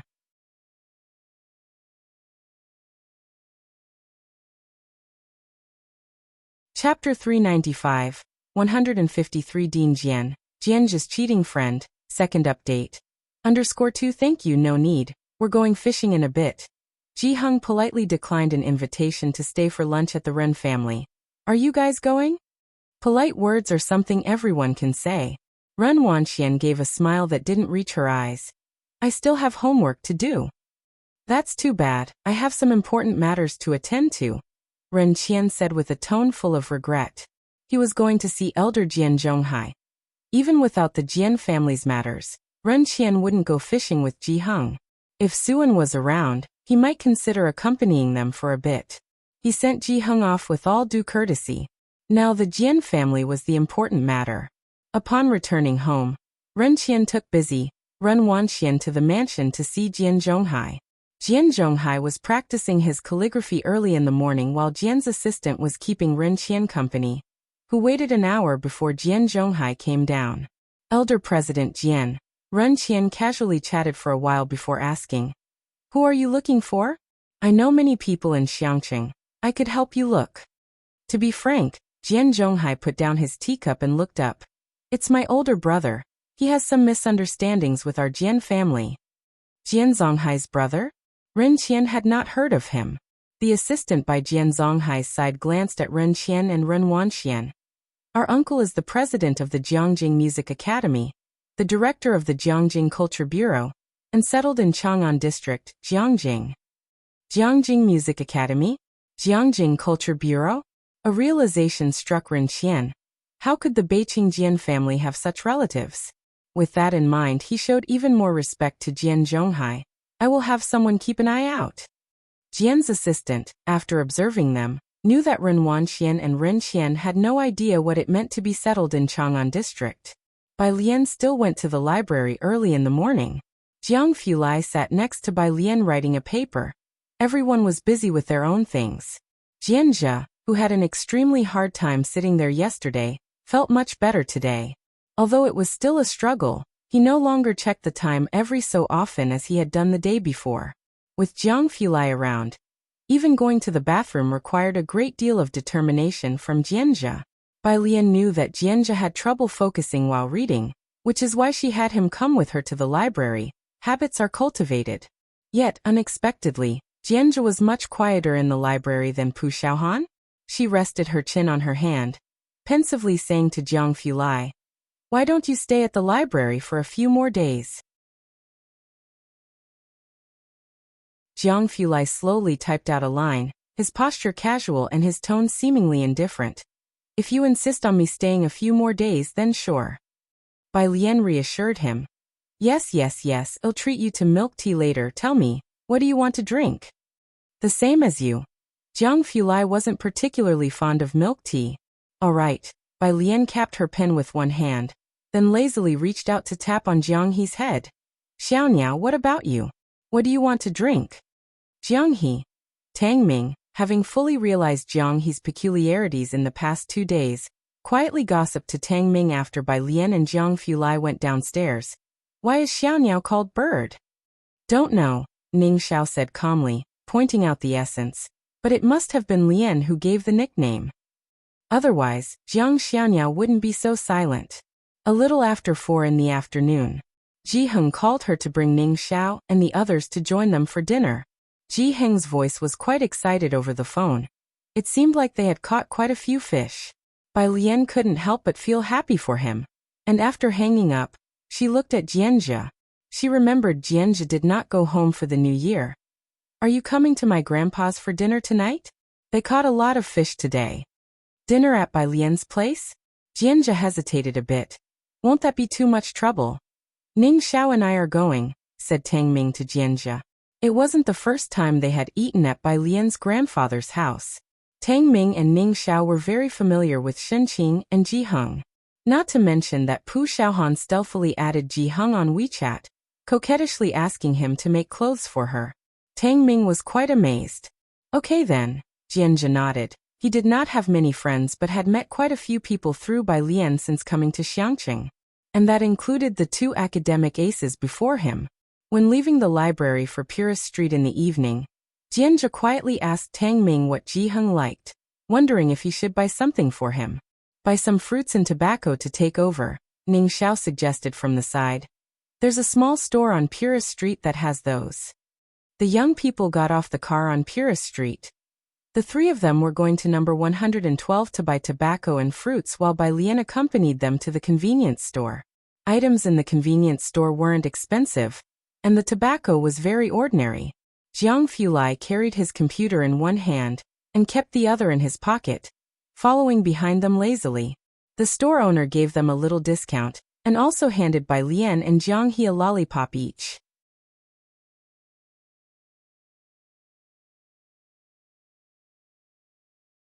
Chapter 396, 153 Din Jian, Jianjia's cheating friend, second update.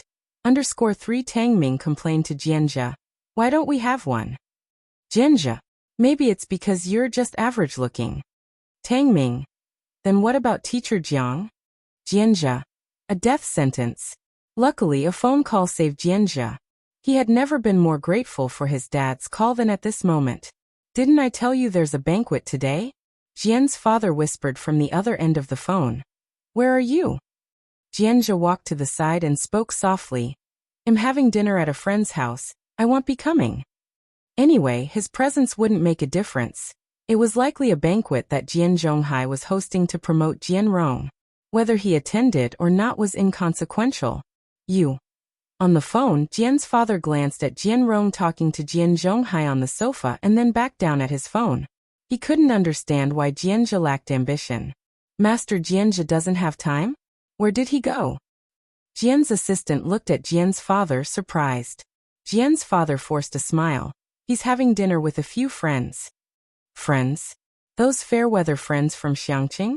Taking another look at Jian's father, the assistant then realized and went to report back to Jian Zhonghai. It wasn't that the assistant looked down on Jianjia's friends. It was mainly because Jian Rong's friends included well-known figures from the Beiqing circle, and one of them was even the top scholar of Beiqing's college entrance exams from last year. The contrast was simply too stark. Jian's father felt humiliated by that look. If Jianjia were by his side, he would surely have been beaten up again. If he's busy, let it be, Jian Zhonghai said indifferently. Where Jianjia went to eat wasn't a concern to him, as long as Jian Rong was there. Then he turned amiably to Jian Rong and said, Are you sure your uncle added you? Jian Zhongyo was an odd one. Jian Zhonghai knew his contact methods. Yet Jian Zhongyo didn't add the older generation to his contacts. Only some younger family members and occasional assistants or secretaries went through. MHM. Jian Rong nodded. I was just asking uncle about where he lives. Good. Jian Zhonghai laughed heartily and clapped Jian Rong on the shoulders vigorously. Meanwhile, Jianjia hung up the phone. Tang Ming and Ning Xiao each carried a bag, and they handed one to Jianjia as well. Let's go. The group made their way to Ji Heng's yard. Ning Xiao, who had been there once, recognized the way and led Tang Ming and the others. Bai Lian walked behind with Jiang Fulai, and was accompanied by Jiang He. The setting sun stretched their shadows long. Bai Lian was wearing a lead white top with batwing sleeves and a silver white pleated skirt that fluttered as she walked. After a few steps she paused, looking Jiang He up and down before lazily commenting, Your legs are really short. Jiang Fulai followed leisurely behind Bai Lian. His gaze was light, only looking down at Jiang He disdainfully when Bai Lian spoke. Ha! He gazed at Jiang He, emitting a heartless chuckle. Jiang He. He quickened his pace, clearly frustrated. Jiang He was slow, and Ning Xiao's group had already reached Ji Heng's place, while the three of them hadn't even made it to the corner. Does Sister Bai live here? Jianzhe asked curiously, looking around. Right. Tang Ming said, chatting with Jianzhe on the side. Ning Xiao raised his hand to knock on the yard's door. As soon as his hand reached up, Shen Qing opened the door. I could hear Tang Ming talking from far away. Come in quickly. I've specially simmered soup for you both today. Jianzhe, who hadn't met Shen Qing before, entered hesitantly behind Ning Xiao. There were only two others in the yard besides Shen Qing. They were Director Chen and Dean Jian. Both squatted in the middle of the yard watching fish. Director Chen greeted Ning Xiao and then, pointing to the largest fish in the middle, introduced it to the group. I caught this one. Dean Jian pointed to the fish next to him, slowly saying, This one is the one I caught.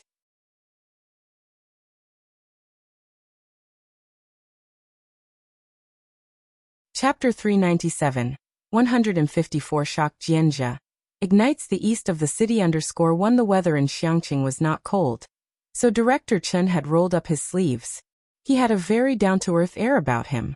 Ning Xiao and Tang Ming both showed great respect to Director Chen, complimenting his fish when they entered. Only Jianzhe stood at the doorstep, hesitating and even feeling a bit surreal, as he looked at the old man squatting beside Director Chen, somewhat afraid to go in. This student, Shen Qing, saw Jianzhe holding a bag and carrying a backpack and smiled. Aren't you coming in? Ah! Jianzhe came back to his senses. He hadn't met the elder from his family, but his father and grandfather would always mention the elder at the dinner table, saying he was the pride of the Jian family. The younger members of the family had all seen the official photo from Jiangjing Music Academy. Jianzhe did not have face blindness, yet the serious, scholarly face from the official photo was now casually squatting on the ground of the courtyard, in front of the fish, wearing a pair of handmade cloth shoes, stained with yellow mud. Compared to the lofty image of the dean of the Jiangjing Music Academy, the contrast was just too stark. Even though they had the same face, Jianzhe hesitated to recognize him for a moment. As for Jian Zhongyo, he didn't know any of the Jian family members, and only thought the young man had been staring at him for too long, but he didn't take it to heart. Xiaohan loves fish head hot pot the most, Shen Qing said to Bai Lian, who had just returned. Bai Lian put down her backpack and explained to Shen Qing. She went to see Grandpa Tao. There's a TV station interviewing him today, and she's helping him tidy up his appearance. Grandpa Tao's puppet show had become popular, and many big V bloggers were riding on its trend. The TV station was even stirred up to feature a special interview with Grandpa Tao. Speaking of this, Bai Lian suddenly remembered, and she paused beside Jian Zhongyo. There's a traditional town here, and the street is full of stalls, old martial arts gyms, sugar painting, puppet shows. Do you want to go there later and have a look? She remembered Jian Zhongyo came for tourism. Sure, Jian Zhongyo wasn't really here for tourism, but since he was here, he'll have a look. The two chatted about this. Jiang Fulai held the grapes Bai Lian had given him, delicately peeling them as he spoke to Director Chen beside him. I want to attend the meeting. This wave of traffic is yours to harness. Make sure the Culture and Tourism Department is aware during the meeting. Director Chen rolled down his sleeves and nodded. We have already added many stalls and encouraged more vendors to come over, and the supporting facilities have increased accordingly. Maintaining public security in the east of the city and guiding tourists is the priority, Jiang Fulai said as he finished peeling, and handed some to Bai Lian, who was still talking with Jian Zhongyo, before returning. We need to elevate the influence of traditional crafts and strive to discover more artisans like Grandpa Tao, one by one. Adding some traditional crafts interaction activities to get more young people involved is vital for drawing in and maintaining interest, and you don't have to worry about the initial investment. Director Chen, who was not sensitive to these matters, made sure to remember everything Jiang Fulai said. The patrol team has all gone to the east of the city, where there is a high volume of people, and we are currently developing a tourism line in the west of the city. Before returning to Jiangjing, Director Chen patrolled the east of the city every day. The whole of Xiangqing, along with the Culture and Tourism Department, were fully energized, not even taking a break for the new year. With the high volume of tourists, the stalls in the east did not raise their prices. In fact, Grandpa Tao continued to perform for children for free. The South Station was rushing to complete construction, and the North Station's railway station had been renovated again, with the tourist line already in operation. The hub station was connected from Ring Road all the way to the tourist town in the east, striving to turn the area into a traditional cultural tourism district. The initial promotion had gone so smoothly thanks in no small part to the influence of Jiang Fulai, who had invested most of his capital into the push. The people of Xiangqing kept their traditional friendliness, with most of the guest houses being run by locals, charging only for meals. In their words, they had never imagined people would come to see Xiangqing on purpose, because even the locals wanted to leave, so they were especially hospitable to tourists. At the dinner table, a big bowl of soup was brought to the table, and Shen Qing specially served one bowl each to Ning Xiao and Tang Ming. "Thank you." Both expressed their gratitude politely. Bai Lian glanced at that big bowl of soup, then circumvented it to serve herself some fish soup. Jiang Fulai didn't drink any soup, only eating a bit of the fish head. As for Director Chen, he looked at Ning Xiao and Tang Ming, with words on the tip of his tongue. Sitting beside Tang Ming, Jianzhe dared not look at Jian Zhongyou on his left nor at Jiang Fulai on his right, and just kept his head down eating. After finishing their meal, Director Chen quickly and deftly helped Ji Xiaojun wash the dishes. Ji Hing's courtyard was lively until 9 o'clock when everyone departed. Bai Lian returned to her room, drying her hair while she took out her phone, opened Qiandu, and searched.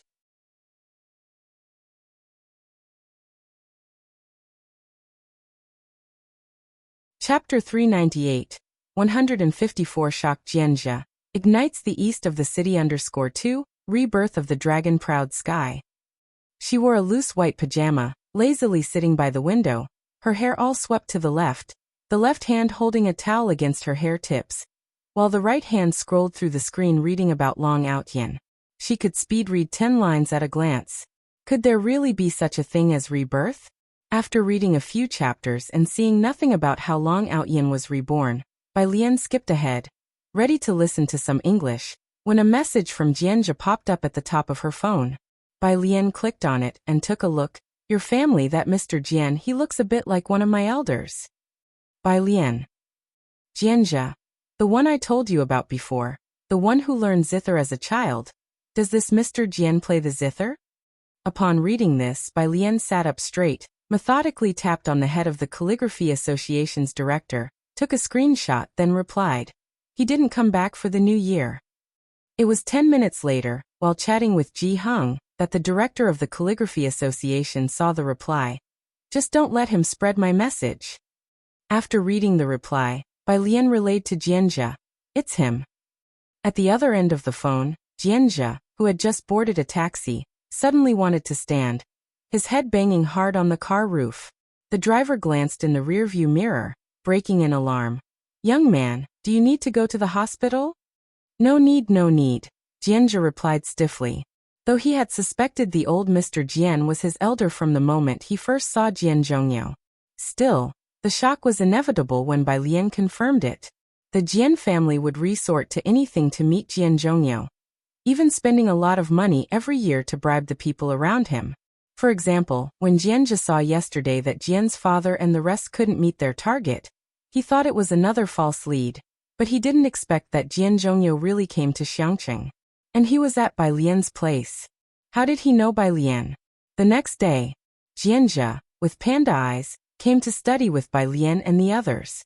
When Pu Xiaohan arrived holding her incomplete winter holiday homework, she was startled by Jianzhe. "Hi." Jianzhe greeted Pu Xiaohan.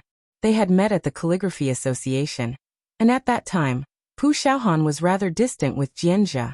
Seeing him studying with Bai Lian and the others today, she felt a bit more familiar. "Let me copy the winter holiday homework. I didn't do many of the tough questions," Pu Xiaohan murmured, asking Tang Ming for the homework. The extended questions were too difficult.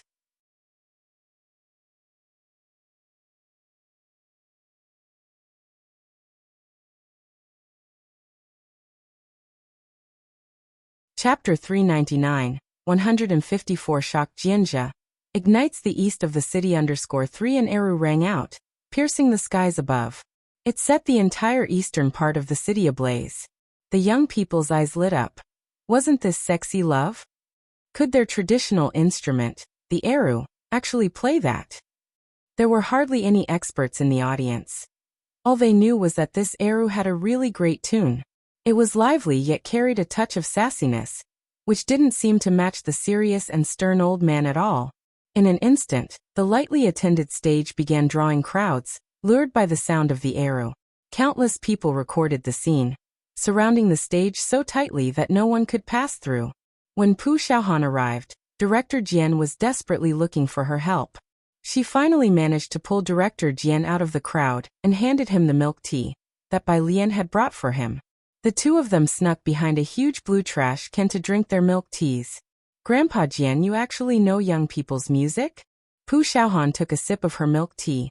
She had listened to half of Sexy Love. It was astounding. She had always thought Director Jian was a serious person. She didn't dare overstep boundaries when talking to him online, only to discover today that he possessed an interesting soul. It wasn't me. Director Jian's eyes were open to a new world by Bai Lian, squatting down with his milk tea. Your classmate who sits behind you played it first on the zither. She's better at it than me. That serious yet playful charm. Director Jian thought Bai Lian played it spot on. These classical instruments didn't always have to play classic pieces. Letting more people know that even the arrow could play music from all times and places was important. Bai Lian. Pu Xiaohan's eyes twirled. Bai Lian only practiced the instrument at home, and aside from that one school anniversary, Pu Xiaohan hadn't heard her play since. But it made sense. That air of refined rascality, Bai Lian captured it just right. 7 o'clock in the evening. Bai Lian and Jiang Fulai were in the eastern part of the city looking for Pu Xiaohan and Director Jian. The tourist route was on the newly built Xiang Mountain Avenue, which connected to Xiangbei. Wallow Road, a popular tourist street, intersected with Xiang Mountain Avenue.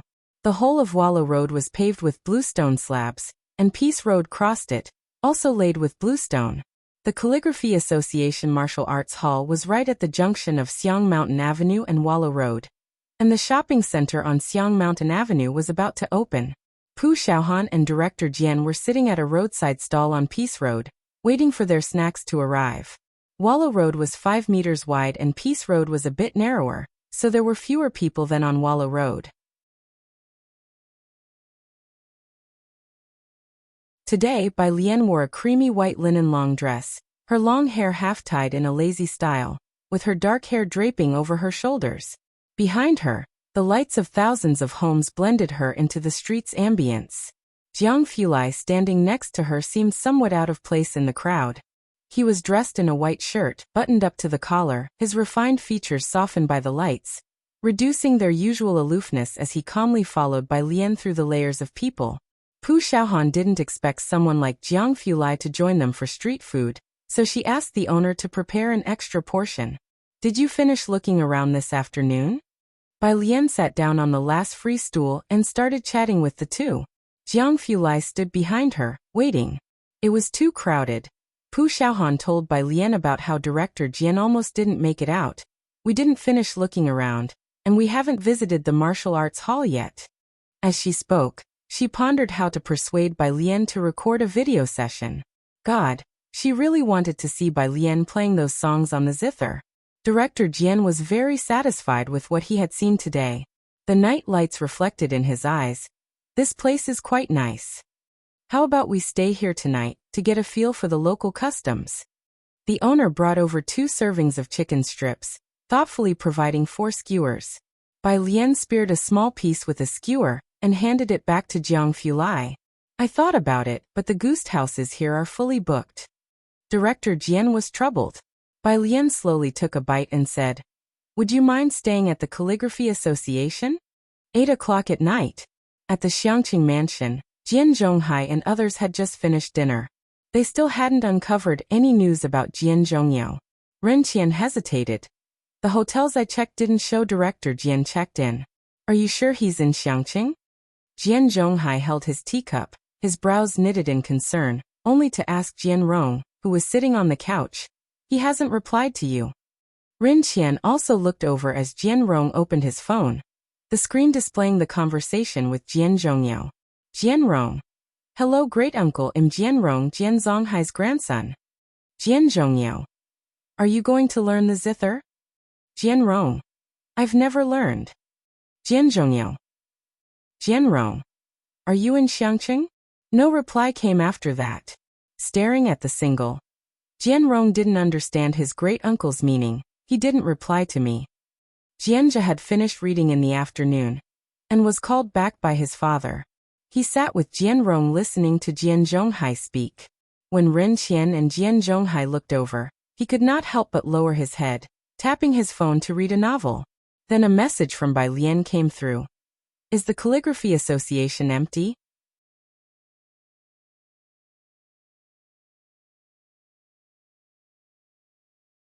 Chapter 400.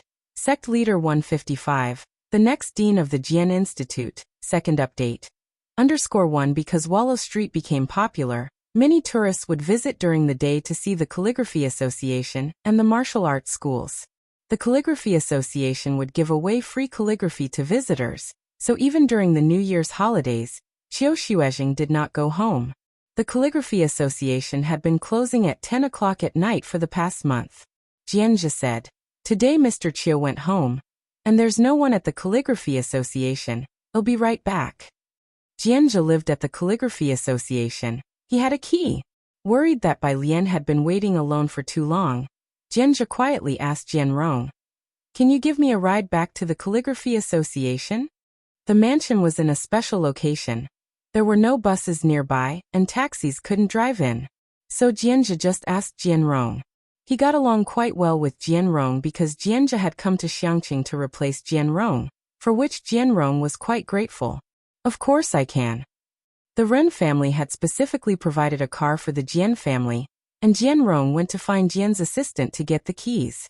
Usually, the Calligraphy Association didn't close because Wallow Street became popular, and many tourists would come during the day to visit the Calligraphy Association and martial arts schools, which gave away free calligraphy to visitors. So even during the New Year's holidays, Qiu Xuezheng did not go home.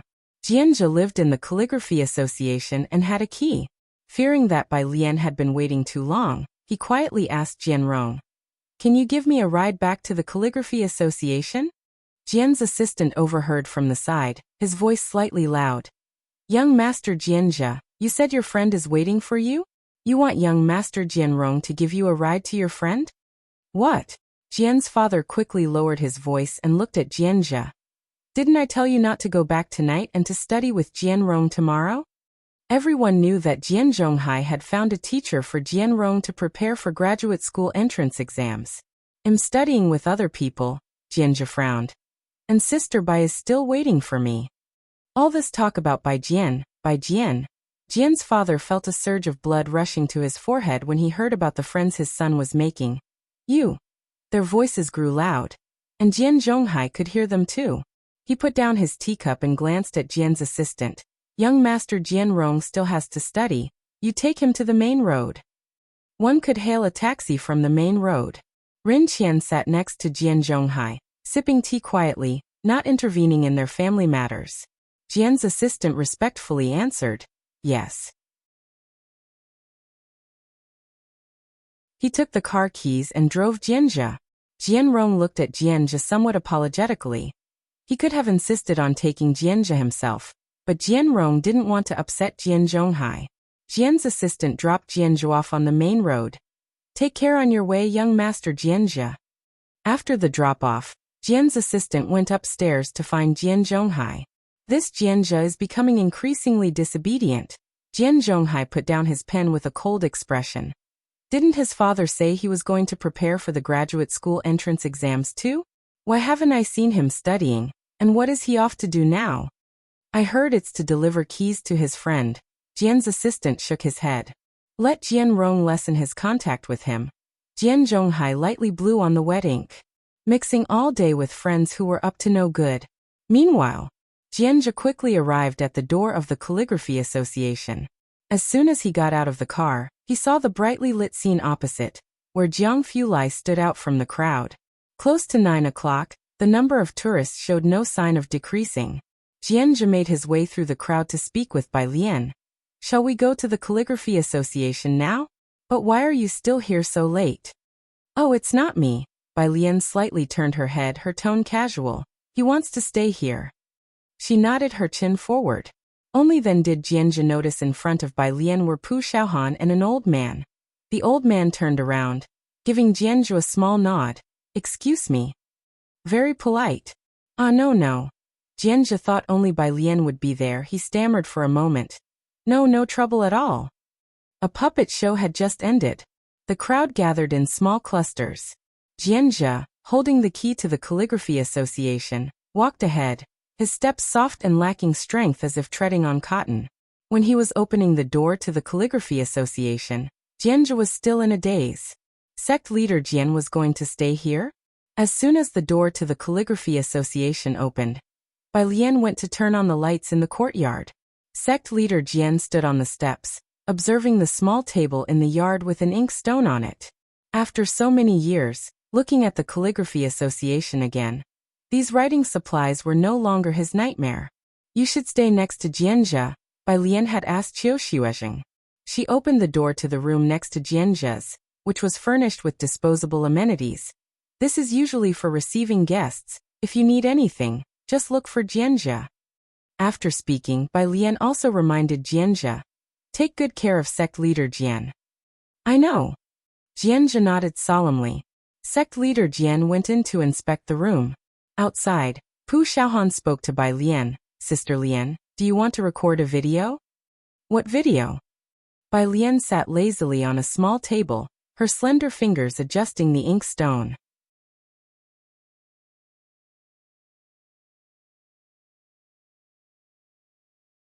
Chapter 401. Sect Leader 155, the next Dean of the Jian Institute. Second update, _2 this kind. Pu Xiaohan took out her phone and played a video of a girl playing the guzheng for Bai Lian. She was playing gambling with liquor. Pu Xiaohan pointed to the girl in the video and said to Bai Lian, she's super popular lately, and I heard she's about to play Autumn again. The comments are all suggesting that Dean Jian should take her as a disciple. Should we also jump on the trend and show off our skills? Bai Lian looked down and saw the girl's name, Bai Xiaoqi? What an unlucky illegitimate child of an outer chamber. Oh, no playing. Bai Lian leaned back, crossed her arms and raised her eyebrows. Pu Xiaohan. Why did she sense a hint of rebellion? After Bai Lian and Jiang Fulai left, Dean Jian finally took out his phone, opened WeChat, and casually asked Jianzhe, add WeChat. Jianzhe mechanically took out his phone and scanned Dean Jian's WeChat QR code. Add friend. All in one go. Dean Jian's video went viral online. Recently, Xiangqing tourism was already a hot topic. It's easy for videos about Xiangqing to trend, especially when the Eru player is an expert like Dean Jian. Xiangqing, Eru version of sexy love. Strong sense of contrast. It's the era of information technology. In one afternoon and evening, the hottest video broke 10 million views, over 3 million likes, and hundreds of thousands of comments. The oppression from the Eru. This is a real rhythm master covering face. It's still the old man. Only professionals know how awesome the old man is crying. Folks, I need to make a trip to Xiangqing. Indeed, the masters are among the folks. In the midst of the regular comments, one suddenly popped up. Masters are among the folks? Why don't you check out at Jianzhongyou? Should I go? Is this for real? With such widespread viewership, people had started to recognize Jianzhongyou. Suddenly, it pushed the entire video to the peak of popularity. On the 7th day of the Lunar New Year in the morning, in the mansion Jianrong, through the citywide push of big data, came across this video. He excitedly found Jian Zhonghai with his phone. Grandpa, great-uncle is really in Xiangqing. Jian Zhonghai took the phone agitated. Where is this? Xiangqing tourism area. Jianrong replied. Good. Jian Zhonghai hurriedly headed outside. Let's go find him there today. As long as Jianzhongyou was still in Xiangqing, everything would be easy to negotiate. Jianrong followed Jian Zhonghai with his phone in hand, and then suddenly thought of something. He opened his phone and sent a message to someone. Confirmed, my great-uncle is in Xiangqing, Beicheng. By family. Bai Xiaoqi was reading the comments. Her social media account had also been promoted, from the first Jiangjing Music Academy video of the White Robe Journey, to the current Gambling with Liquor, each one with high popularity. She knew that Jian Zhongyo also had an account on this app, so she worked hard to run it. Good looks, good family background, and as a Beijing high school academic achiever, her guzheng playing also mesmerized the netizens, and she even interned at Jiangjing Music Academy. All sorts of records had netizens gasping. Willing to spend money on a social media account, her popularity with the Guqin online was second only to that of Jian Zhongyo. Most comments tagged at Jian Zhongyo, asking him to take a glance at Bai Xiaoqi, and to consider her the next successor to the Guqin tradition. Beside him, Bai Qiming was on the phone with Bai Xiaoka and suddenly stood up. Are you serious? Is President Jian in Xiangqing? Although Bai Xiaoka was only a freshman, he had always worked hard to develop his connections in Jiangjing. He had left for Jiangjing on the 4th day of the new year. Bai Xiaoqi, with her sharp ears, also straightened up when she caught the words President Jian. All right, father understands. Bai Qiming hung up the phone, then arranged for money to be sent to Bai Xiaoka before telling Bai Xiaoqi. The Jian family says President Jian is in Xiangqing. As he mentioned Xiangqing, Bai Qiming subconsciously frowned. Bai Lian was in Xiangqing. He shook his head, pushing thoughts of Bai Lian to the back of his mind. Pack your things right now. I'll have the driver take you to Xiangqing, and he'll speak to the school on your behalf. Bai Xiaoqi hadn't seen President Jian for a long while, and she thought he would reach out to her after he had specifically greeted her last time. But that contact had never come. Hearing this news now, she couldn't contain her excitement. The 8th day of the new school year was approaching for seniors, but for Bai Xiaoqi, President Jian was the priority. Bai Qiming directly secured a week's leave for her. On the 8th day, in the afternoon, the Rin family's stretch business van stopped at the intersection of Xiang Mountain Avenue, with Jian Zhonghai, Jian Rong, and an assistant stepping out. Jian Zhonghai had not found President Jian here yesterday, and was prepared to look around once more today. The assistant got out of the car and spotted Jianzhe across the street. Master Jianzhe? Jianzhe's father, who had just exited from the front passenger seat, heard this and hurriedly looked across the street. Jianzhe stood with 2 girls and a blonde guy. One of the girls was tall with her hair half up, secured with a hairpin, and was holding a mobile phone, seemingly playing a game, while the other was holding a camera, talking to the blonde guy. The blonde guy looked like a typical thug. Jianzhe's father's face turned dark in an instant. Jian Zhonghai glanced over indifferently, then averted his gaze as the assistant subtly looked back at him. Grandpa, I'll go ask if Jianzhe wants to come, Jian Rong whispered before running towards Jianzhe. Jian Zhonghai gave a signal to the assistant, who immediately followed. Upon reaching Jianzhe, Jian Rong realized that one of them was Bai Lian, whom they had met in Jiangjing. Oh, it's you. Jian Rong's eyes brightened.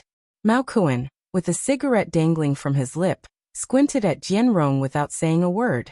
Bai Lian slightly lifted her gaze, politely greeted him. Hello. Then she returned to casually flipping through vocabulary flashcards, polite yet aloof, not one for much conversation. The assistant stood respectfully behind Jian Rong, anonymously scanning this motley crew, his gaze lingering on the blonde Mao Kuan for quite some time on seeing him measure up Jian Rong in a rude manner, his brows furrowing at Jianzhe's friend's lack of manners. She and her friends start school tomorrow. Jianzhe walked up to Jian Rong, slung an arm over his shoulder. We're planning to go for hot pot, you coming? The assistant, upon hearing Jianzhe's words, refocused his attention on Jian Rong's response. Not this time. Jian Rong hesitated for a moment before shaking his head. I have to pick up Xiaoqi's sister later. Do you want to join us? Xiaoqi's sister? Jianzhe was unfamiliar. That's Xiaoka, Beiqing High School's top scholar's sister. The Jian family looked down on the Bai family's mercantile ways and hadn't had much interaction. But Jian Rong and Bai Xiaoka had been close friends since middle school. Bai Xiaoqi very famous, recently quite big on social media, don't you know? Bai Xiaoqi. Pu Xiaohan packed away her camera in her backpack, a bit surprised. The one from the internet? As an internet sensation herself, Pu Xiaohan had a decent impression of Bai Xiaoqi, chiefly because Bai Xiaoqi played the guqin well, and had even played the white robe journey. Bai Lian finally looked up, licking her lips and squinting her eyes dangerously. Seeing Bai Lian's reaction, Mao Kuan immediately lowered his head to smoke, silent. With the group's reaction neither cold nor warm, the assistant finally couldn't help but interject and explain. Miss Bai is not just the one from the internet. She has been to Jiangjing Music Academy for rehearsals. Our uncle, that is President Jian of Jiangjing Music Academy, do you know him? He thinks highly of Miss Bai, who has much potential and is very likely to become the next sect leader for President Jian. The assistant had great respect for Bai Xiaoqi, who might become the close disciple of the uncle. After speaking, the assistant sighed, wondering why had bothered explaining so much to them. They didn't even grasp the significance of the potential next sect leader.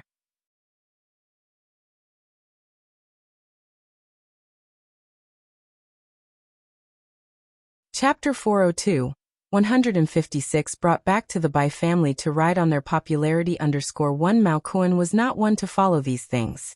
When Jian's assistant spoke, he just took a drag on his cigarette and glanced at Jian's assistant without giving an opinion. If you mentioned the boxing champion, he might engage in trivial chat.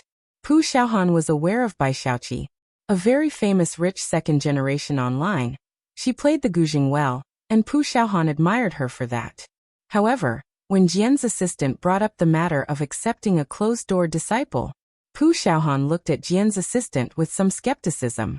When Director Jian played the Eru last time, she had mentioned Bai Xiaoqi to him. Why hadn't she heard him mention this? Director Jian, uncle is going to take on a closed-door disciple? Jianjia, after spending a couple of days with Jian Zhongyou, hadn't heard of such a thing. Yes, Jian's assistant said, looking at everyone's reactions and not wanting to say more. He then urged Jianrong, young master Jianrong, we should be going.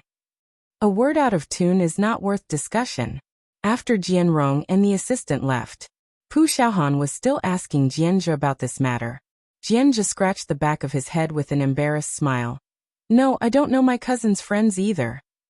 But Bai Lian, Pu Xiaohan whispered to Bai Lian, I think you also play the guzheng very well, just not as skillfully as Bai Xiaoqi. I've been making some short videos about face-changing art and traditional Chinese music lately. It just so happened that Pu Xiaohan's recent short videos involved research on the Eru, Pipa and guzheng, and Bai Lian's previous rendition of Traveler in White was emotionally engaging, though it lacked a bit of proficiency. This was completely normal. Bai Xiaoqi had studied the guzheng for more than a decade, while Bai Lian had also learned for 10 years, but hadn't touched the guzheng for over 2 years, and naturally became rusty. The skills might become rusty, but the emotions were her instinctive response. Mao Kun's admiration for Pu Xiaohan shot up. He thought that if he repeatedly mentioned a name in front of Bai Lian, he would be held down by her and beaten up. Mao Kuan looked at the vibrant ponytail in front of him, and had a sudden whimsical thought. Was it because of the ponytail? He was pondering the possibility of tying his hair into a ponytail. The group went for hot pot. Mao Kuan discussed Yang Lin's situation with Bai Lian. I reassigned a brother to watch her by playing cards downstairs. Her father didn't come back for the new year. Okay, Bai Lian estimated the time. Meanwhile, at Ji Heng's place, Director Jian had not expected his video to go viral. He didn't dare stay at the Calligraphy Association any longer and took refuge with Ji Heng instead. The head of the Jiangjing Music Academy called him helplessly. Do you know how many journalists have come to interview us, asking whether we've taken advertisement fees from Xiangqing to have you perform on stage? Ah, Director Jian also felt helpless. I was just inspired by the people here, and went on stage to play the Eru. I'll explain it myself. He had no idea that no one in Xiangqing would recognize him. Instead, netizens recognized him. He took out his phone, logged into his video account, and posted a message. Vijian Zhongyou. I'm visiting Xiangqing for tourism. If possible, I hope to find a success to be the next guzheng sect leader. Picture. The picture was of Xiang Mountain Avenue. Xiangqing was already a hot topic recently. Jian Zhongyou was only famous in classical music circles, and most ordinary people didn't know him. But with Xiangqing being so popular right now, the curious outside the circle flocked to Jian Zongyi's page when they found out the old man from the street performance was such a big shot. His original following of over 10 million had now terrifyingly doubled to 20 million. Everyone could see his newly posted status. Not only did this set the classical music circles abuzz, but Jian Zhongyo had set a new record. Suddenly, the number of people wanting to travel to Xiangqing was growing exponentially.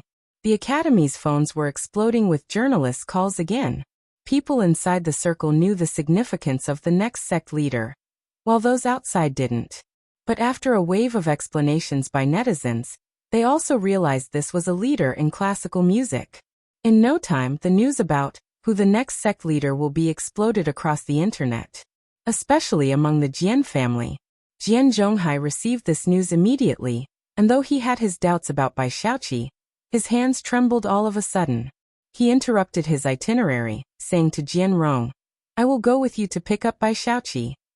Bai Xiaoqi had just arrived in Xiangqing. The Bai family's driver brought her over. Aside from that, Bai Qiming had also provided her with a bodyguard. As soon as she arrived in Xiangqing, she received a call from a classmate who had performed with her at the Jiangjing Music Academy. They were extremely excited. "Xiaoqi, are you in Xiangqing now?" Bai Xiaoqi, who had slept the entire way, was unaware of the news about Jian Zhongyo. "How did you know?" "I just do," the girl suppressed her excitement. "It's most likely you who Director Jian is looking for to be the next sect leader. Such wealth and honor."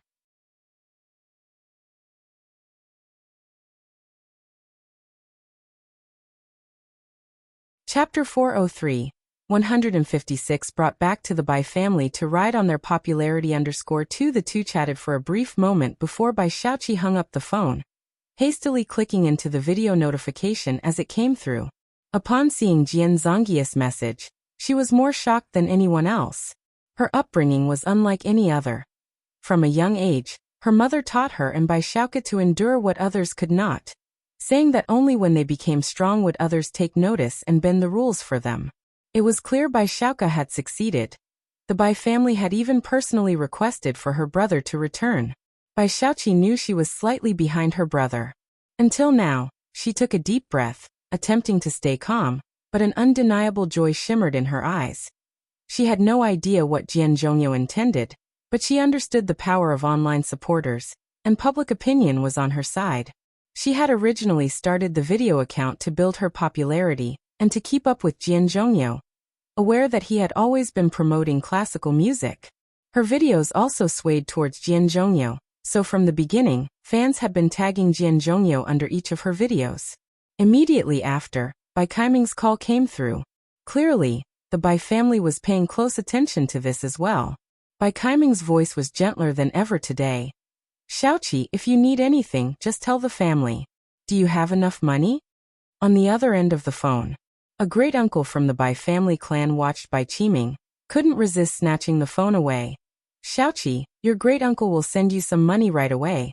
And what about your gift to present to your master? We will prepare it for you immediately." After the call, the clan's great uncle brought his hands together in prayer and kindly said, not bad at all. Qiming, it's really Guo Yueqing who knows how to raise children. Look at these two kids, both remarkable. You and Yueqing should find a chance to bring her back home. It's never good to have a child out of wedlock spoken about openly, and so initially, the Bai family only brought Bai Xiaoqi and Bai Xiaoqi home. As for the mother of the two, it was as if they knew nothing about her. Guo Yueqing was very tactful, stating from the start that she could stay out of the Bai family's door, even willing to let the children be registered under Ji Mulan's name. Ji Mulan refused to put up with this disrespect and simply divorced. The Bai family did not bother with Guo Yueqing, but now, both children were more outstanding than the other. Bai Xiaoqi was accepted by Jiangjing University, and now Bai Xiaoqi was about to become a disciple of Director Jian. With netizens starting to hype them up, analyzing Director Jian's stature, he was a figure on par with the Chancellor of Jiangjing University. Thinking of this, a deeper smile appeared on Bai Qiming's face. The Bai butler also offered his congratulations, adding tea for the two, whereas for another member of the Bai family still in Xiangqing, Bai Lian, the entire Bai family had already forgotten about her. The following day, the 8th day of the new year, Xiangqing No. 1 High School's senior year began early. Today was Saturday, and Bai Lian had gone to the prison early to visit Zhang Xiai's, thoughtfully bringing his notebook for him before heading to school. As soon as the new year began, about half of the classmates who turned up were huddled around Wang Qi. Seeing Bai Lian enter the classroom, they shouted without any fear for their lives. Sister Lian. Wang Qi had a white towel draped over his right shoulder and a rag in his hand, diligently wiping Bai Lian's desk and chair clean as she stepped through the classroom door. Please have a seat. He bowed and made a gesture of invitation with great respect. Bai Lian glanced at him, and then tossed her backpack onto the desk. Wang Qi threw the rag onto an unoccupied desk in the back and reached out to massage Bai Lian's shoulders, but upon looking down at Bai Lian's pristine white shoulder and then at his own hands, "You should go copy homework," Bai Lian said, motioning Pu Xiaohan to hand the holiday homework to Wang Qi. Wang Qi was constantly tagging the entire class over the holiday. Bai Lian had monopolized the source of homework he could copy. As school resumed, Wang Qi came to acknowledge his fault. "Thank you, sisters." Wang Qi tearfully received the homework notebook from Pu Xiaohan, having come early today specifically to copy homework. Have we become internet famous lately? Those who hadn't finished their homework copied from others, while those who had completed theirs discussed together. Yeah, did you also see that local feature? That Guzheng piece was pretty good. Pu Xiaohan shared a music clip from her video with Bai Lian. It's this gambling with liquor. I learned the climax part from Grandpa Jian, and he helped me record it. She only posted a video once every half month, and they were of very high quality. She hadn't taken on any ads or promoted any products, and during the New Year period, she occasionally live-streamed the bustling scenes of the city's east side without showing her face.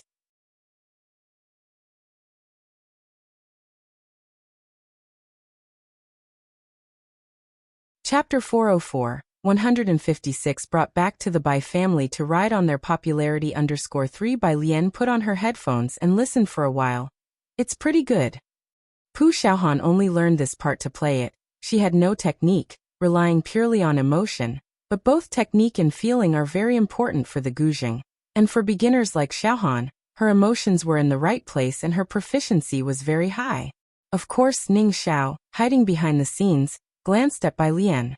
If it were him and Tang Ming, Bai Lian would probably only give them a humph. Really? Xiaohan shared her feelings with Bai Lian. I think Bai Xiaoqi played very well, but her rendition of gambling with liquor was too soft. That's why she suddenly had the idea to learn the piece from Ding Jian. Only someone who had truly experienced the battlefields could convey that sense of clashing iron and charging steeds. Gambling with liquor had become a hit, and Bai Xiaoqi's Guzheng performance drove its popularity to unprecedented heights, almost outranking Yan Lu, who just released a new song. Bai Lian hadn't listened to Bai Xiaoqi's Guzheng, so she made no comment. Today's first class was with Lu Lingxi. She greeted everyone with a smile. Everyone arrived very early today, good, no one is late. As she spoke, her expression paused slightly when her gaze landed on the empty seat behind Bai Lian. In just 150 days, I'll be sending you off to the exams and you'll be stepping into society. Lu Lingxi had the entertainment committee prepare a countdown, rested her hands on the desk, and looked at them tenderly. I know you are all good kids, but as a teacher at the start of the new term, I hope you can stay clear-headed and, no matter when and where, ensure your own safety first. Everyone nodded obediently. Lu Lingxi glanced at Bai Lian, and saw that she neither spoke nor nodded, just looking at her. Lu Lingxi. Jian Family Mansion. Bai Xiaoqi stood on the second-floor balcony, briefly starting a live stream. Miss Xiaoqi, is this? You're in Xiangqing? Wow, don't tell me it's like the rumors online. Dean Jian actually came to see you, right? I just arrived, resting for the day. Bai Xiaoqi replied politely. That mansion behind you, is that it? It looks so luxurious. Bai Xiaoqi nodded. Staying at my brother's friend's place. There's a blogger named One Big Bull with each meal who imitated your gambling with liquor Guzheng piece. It's a mess. Bai Xiaoqi was the first to popularize the Guzheng piece for this song, and a bunch of people tried to imitate her playing, especially after yesterday's incident with Dean Jian, when many bloggers jumped on her popularity. Bai Xiaoqi was disgusted with those online celebrities who could only imitate and ride on others' coattails.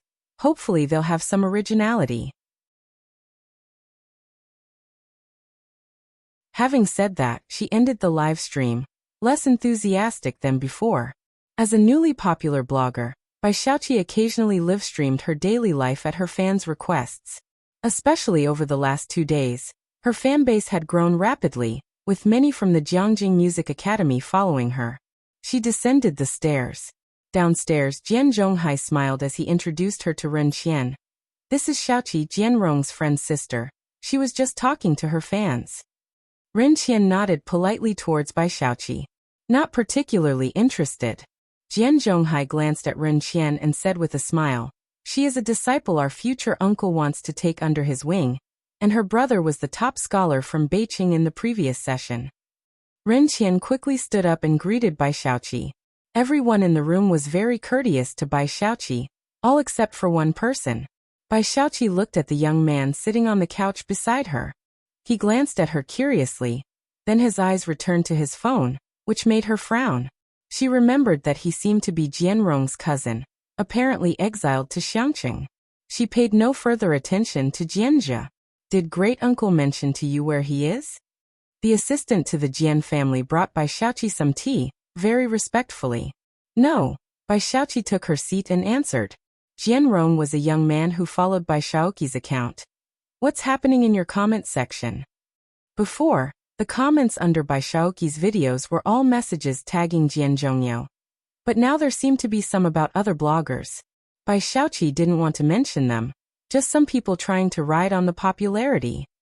She opened her social media account and posted an update. "Bai Xiaoqi, the scenery is really nice. Picture. Location, Xiangqing." The update had a location tag.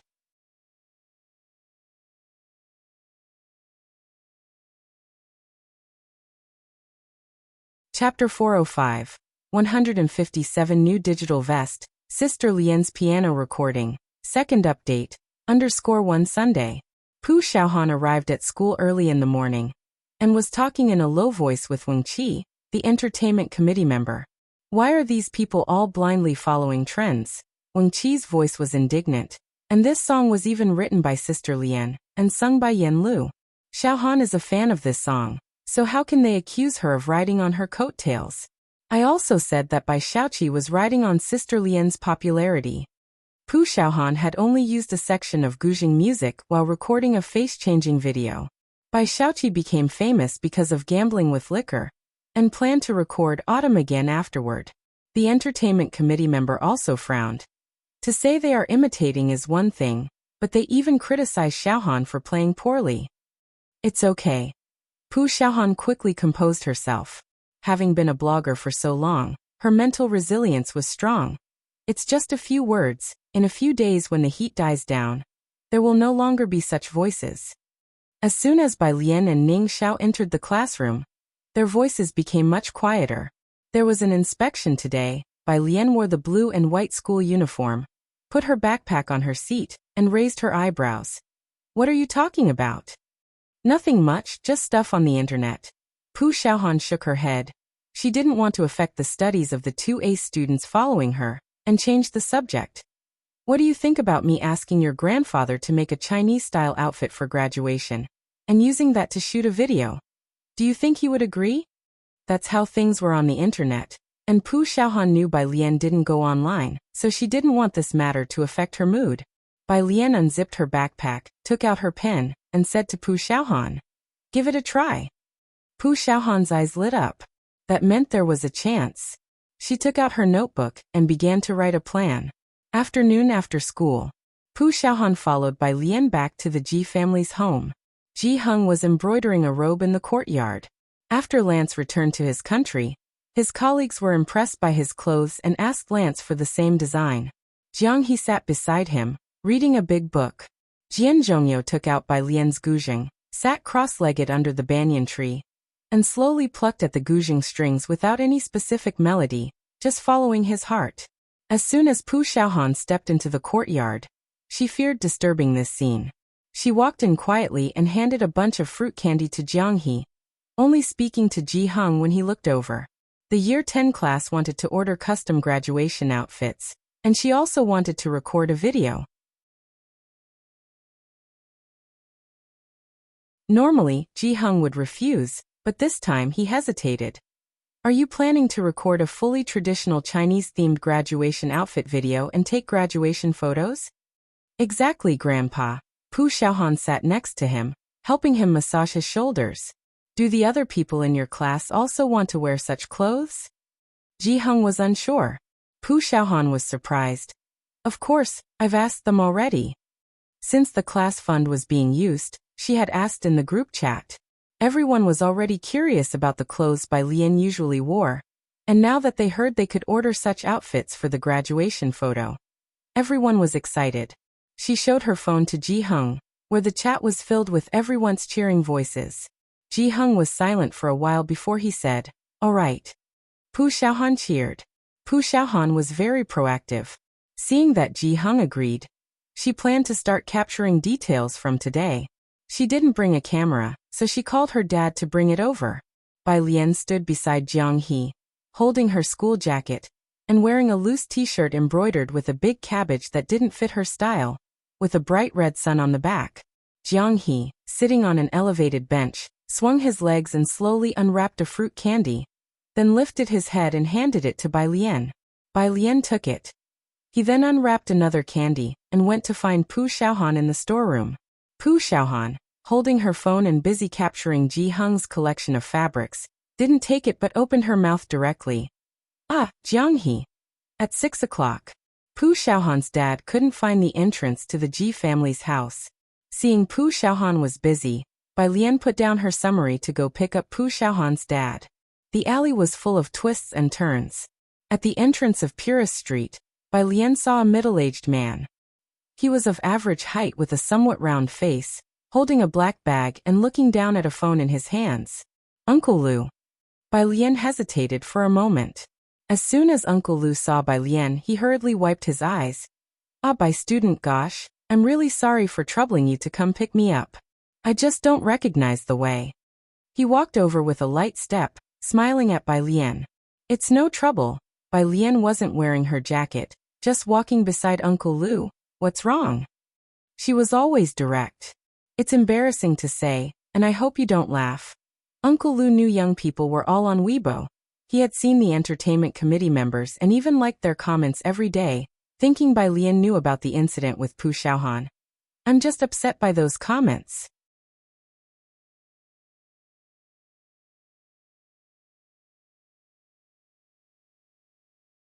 Chapter 406.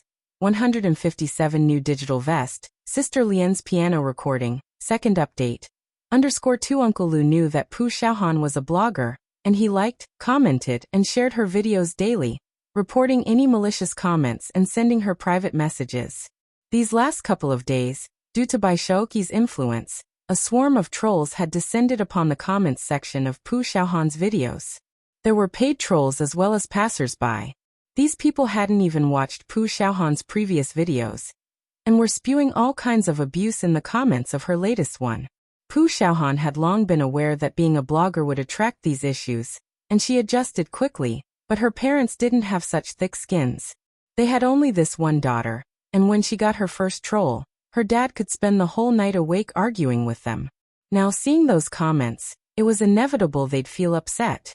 Don't tell Xiaohan about this. Uncle Lu immediately said to Bai Lian, rubbing the back of his head. At his age, to be seen crying by Pu Xiaohan's classmate was deeply embarrassing for Uncle Lu, so he straightened his chest and walked ahead. Bai Lian led him to the courtyard and opened her phone to download an app. She hardly had any entertainment apps on her phone, but she remembered which video app Pu Xiaohan used, so after downloading it, she didn't bother to fill out the registration, and just entered using her phone number. She sat next to Director Jian, her back to the well, eyes downcast. Resting her elbow carelessly on the stone table, she looked vaguely menacing in the gentle sunset. What are you doing? Director Jian called Bai Lian's name a couple of times and, seeing her distracted, he put down the guzheng. He came over to her. Bai Lian had just logged in. Director Jian happened to see her logged in as user 2589741, an obviously new account, and exclaimed incredulously, "You really don't go online?" He had always thought Bai Lian was just being dismissive, and the realization left him utterly astounded. MHM. Bai Lian lazily opened the search bar. Director Jian wasn't the type to peep, so he sat back down, chatting with her about Yen Lu's new song. Bai Lian searched for the one bowl per meal account. Not only did she find the user, but also a bunch of recommended videos. The first video was a clip from an entertainment news segment, showing Bai Shaoqi's live stream. It was a screen-recorded segment of Bai Shaoqi chatting with her fans. "It doesn't matter, I don't care, everyone knows I'm not bothered by it. If they want to imitate, then let them. I play softly. No problem, actually, there's no need to argue with those who don't understand Guzheng. We just need to play our best." I'm still in Xiangqing, Director Jian. I'm not sure. Everyone, please stop asking. If they want to use gambling with liquor, how could she understand it better than me? Bai Lian pursed her lips. She took out her earphones and listened to the segment of Bai Shaoqi's video. Bai Shaoqi had added a drum set to the Guzheng piece and tweaked it slightly herself. From Bai Lian's perspective, emotionally it really was lacking and too soft, not like something she had written. Pu Xiaohan's video she had watched the day before. It was a face-changing video where she added a segment of gambling with liquor during the general's transformation. Although Pu Xiaohan's skills were average, this part had been guided by Jian Zhongyou, so the emotion in gambling with liquor was captured very well. Being from Xiangqing herself, she revered the song and, having seen Yen Lu practice the spear, only someone who understood could perceive the emotion within. Bai Lian returned to Pu Xiaohan's video homepage to see the latest video had garnered 290,000 comments. Surfer expert. Do you really not know the background music is answering the two smile? LOL. Nowadays anyone can be a blogger. Can the platform ban these idiots who know nothing and just ride on the hype? Dark night covers eyes. At Bai Shaoqi of Beijing High School, a top student who has performed at Jiangjing Music Academy. Are you going to be the Guzheng sect leader in the future? May I ask the blogger, which school do you come from? Where have you performed? Oh, Xiangqing High School? Troublemakers always come from Badlands, shy. Having never been online, Bai Lian didn't know how toxic some people could be. She also was unaware of the extent to which silent spirals of this kind could spread. How good Pu Xiaohan's performance actually was, but such opinions were buried beneath the weight of the other side's comments, thus creating an uncontrollable scene, where everyone was maligning Pu Xiaohan. Newcomers to the internet could easily be swept up by this rhythm, joining in the outrage. The two highest voted comments were, "Fight the waves. Don't let every Tom, Dick and Harry come leeching for attention. Don't know anything and yet dare to judge? Do you know more about the style of gambling with liquor than at Bai Shaoqi? One bowl per meal. How fat are you to have such a username? Are you not showing your face because you're too ugly?" Bai Lian took a deep breath. She stood up with a whoosh, her expression icy cold. Next to her, Director Jian jumped in fright. He stopped plucking the strings and looked up at Bai Lian. "What's wrong?" Bai Lian shook her head, not speaking, and went to find Pu Xiaohan. Pu Xiaohan had just finished shooting Ji Hing's storeroom with her camera. Finished recording. Bai Lian quietly leaned against the door frame, waiting for her to wrap up before raising an eyebrow. "Yeah," Pu Xiaohan nodded, reviewing the video shed shot. In it, her dad was talking to Ji Heng. The two of them were bragging about each other's daughters under the guise of casual conversation. Bai Lian nodded. "All right, let's make a video." Pu Xiaohan followed Bai Lian outside, taking a big step over the threshold, confused. "What video?" Bai Lian walked to the stone table and said softly to Director Jian, "Please let me use the Guzheng for a bit." Director Jian casually handed her the Guzheng. "It was yours to begin with. What do you mean let you use it for a bit?" And he got up to give his seat to Bai Lian. This part of the courtyard was set up by Ji Heng for Bai Lian to play the Guzheng, the stone slightly raised. She simply sat on the ground, casually placing the Guzheng on her thighs. Bai Lian, Pu Xiaohan watched her, sensing what she was about to do, somewhat excitedly. Bai Lian, are you going to record a SE? No. Bai Lian's fingers touched the strings, cutting her off. It's gambling with liquor. Pu Xiaohan suddenly stilled, staring blankly at Bai Lian. The courtyard lights lit up, casting a chilly light on Bai Lian's head. Beneath the light, her eyes were intensely dark. Why are you acting like Yin Lu? Her fingertips remained on the strings, her posture both casual and defiant. The style of gambling with liquor. Who could understand it better than me?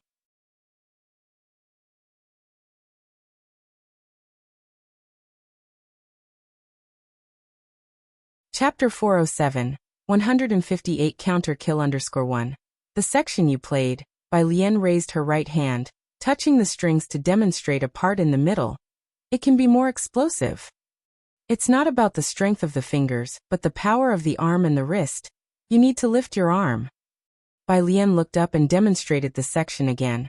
Her fingers hooking the strings, her wrist and arm gathering strength. Zung. The tone instantly elevated. The following part is in the bass, shift the focus forward, and the wrist must move too, to produce a resonant vigor. She was originally using the guzheng for her composition, and the strings would erupt in full force once plucked. Playing the guzheng also required strength in the wrist, arm, and waist, and Bai Lian had a natural talent for it. It's said that the guzheng and pipa are two formidable instruments, but mastering the rhythm required to bring out this kind of killing aura is the most difficult aspect to control.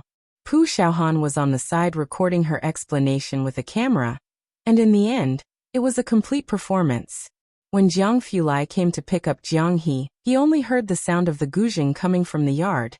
He didn't enter, just stood at the doorway listening quietly. The girl's fingers swept the strings, producing sounds that were sometimes short and sometimes exuberant, occasionally fierce as if thousands of horses were galloping. At the end, the sound stopped abruptly. Standing at the storage room entrance, Ji Heng and Uncle Lu hadn't reacted yet. Bai Lian put down the guzheng and stood up to open the door. Jiang Fulai stood quietly at the doorway, still wearing a black coat, with only the yard light illuminating him, his light-colored pupils reflecting the light, appearing lonely and indifferent, until Bai Lian appeared in his eyes. Were you practicing the guzheng? Yeah. Bai Lian stepped aside to let him in, her demeanor as usual. You got off work early today.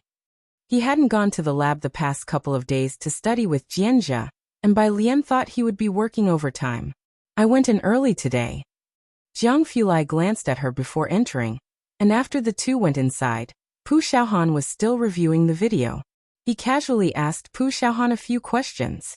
Uncle Lu initially wanted to smoke, but suppressed the urge when Jiang Fulai walked in. After seeing Pu Xiaohan finish recording, he took her home, declining Ji Heng's invitation for dinner with a smile. My wife is still at home, and it's getting dark, she's alone. Jiang Fulai stood aside coldly, taking out his smartphone to open the video app. His phone did have the app installed, and after finding Pu Xiaohan's page, he casually scrolled through it, seeing mostly insults directed at the vlogger, unavoidable skepticism and doubts within the online world. Until he saw one comment. Out of the mountains hardships come the crafty folk. To most people, Xiangqing was just like that. Initially, Jiang Fulai's application for scientific research in Xiangqing hadn't gone smoothly, until he took control of the Jiang family's power and allocated research funds to Xiangqing.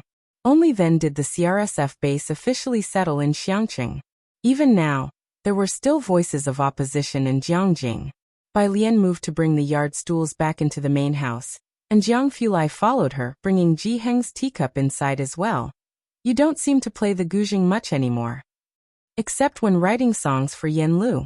I do play, but I don't enjoy it as much. Bai Lian was silent for a moment before speaking. Those who used to play the guzheng with her were no longer around, and she knew that head Ji was always looking for a suitable successor for the guzheng.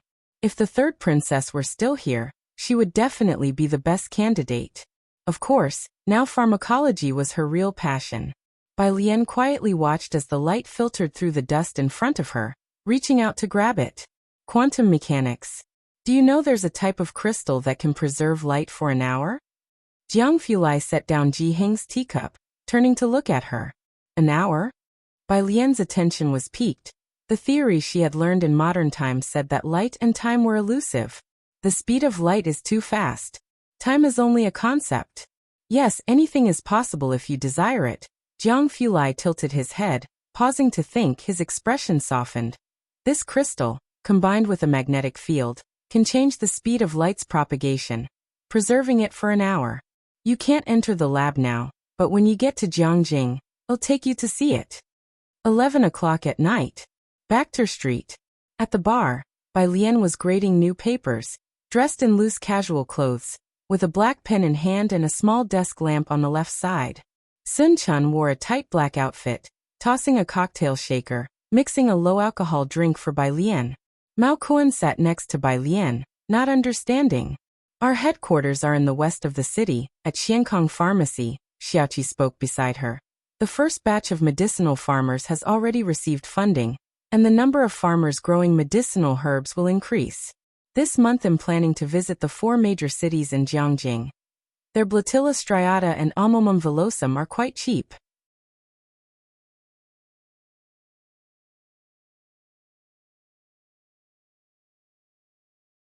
Chapter 408. 158 Counter-Kill_2 The countryside in Xiangqing is now seeing a rise in the cultivation of traditional Chinese medicine. Profit from the price difference. By the way, Xiaoqi also wants to expand the market in the eastern part of the city. Bai Lian bowed her head to right. There are already a few Xiankong traditional Chinese medicine shops in Xiangqing. Gather those traveling doctors, those old Chinese medicine practitioners, have them get certified, and employ them to offer free consultations at the shops. We need to let people witness the value and effectiveness of complete traditional Chinese medicine. The Great Internal Paste is now available in hospitals and represents a notable brand of Xiankong Pharmacy. Several traditional Chinese medicine shops have opened in Xiangqing, but their influence is still not strong enough. To spread their influence, we need to open shops not only in the 4 major cities, but also in Jiangjing. With Director Chen's support, opening stores in Jiangjing shouldn't be a problem. The problem is how to gain a firm foothold in Jiangjing. I'll go and report this, Xiaoqi said politely. Considering this a possible strategy, Xiankong can't rely solely on the Great Internal Paste. We have become too prominent recently, and the major pharmaceutical companies will definitely try to suppress it, especially the international pharmaceutical giant Luo family, who will certainly react to a decrease in sales of their injury ointment. We need to integrate our product line, launch more medicines, otherwise our cash flow won't keep up. Will people come for free consultations? First, let them get certified, then recruit some traditional Chinese medicine doctors who can perform acupuncture. Bai Lian stopped writing, leaned back, and drew out the dagger tied to Mao Kun's knee, its cold light reflecting off her face. Teach them a set of acupuncture techniques and find an opportunity to introduce it. According to Lance, the effects of acupuncture for myopia are quite good, and there has been no rebound even after several months. Bai Lian had tried it on herself and felt this set of medical acupuncture could be promoted by Xiankong Pharmacy of Xiangqing. Xiankong Pharmacy has gained a certain level of public trust with the government's assistance, and tourists from other places have recently been bringing back the Great Internal Paste as a special product. Besides tourism, it has also created another path for Xiangqing. The Xiangqing officials are also strongly supporting their industry. With a good reputation, the myopia acupuncture treatment won't be considered a fraud. Okay, Mao Kuan took a drag of his cigarette, not daring to glance at the dagger. I'll find someone to do it. His dagger was custom made by his godfather. It was sharp enough to sever hair with a blow.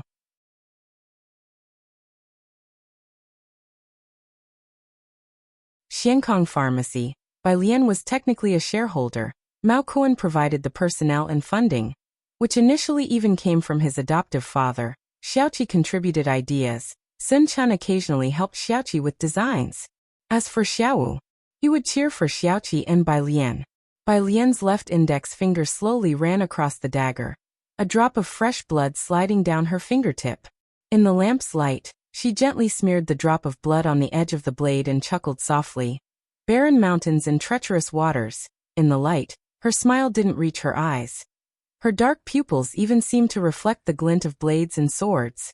Are there still people at the fighting arena? She licked the bleeding finger and turned to Mao Kuan. The Pu family. Mrs. Pu was in the hall, occasionally glancing at Pu Xiaohan's room.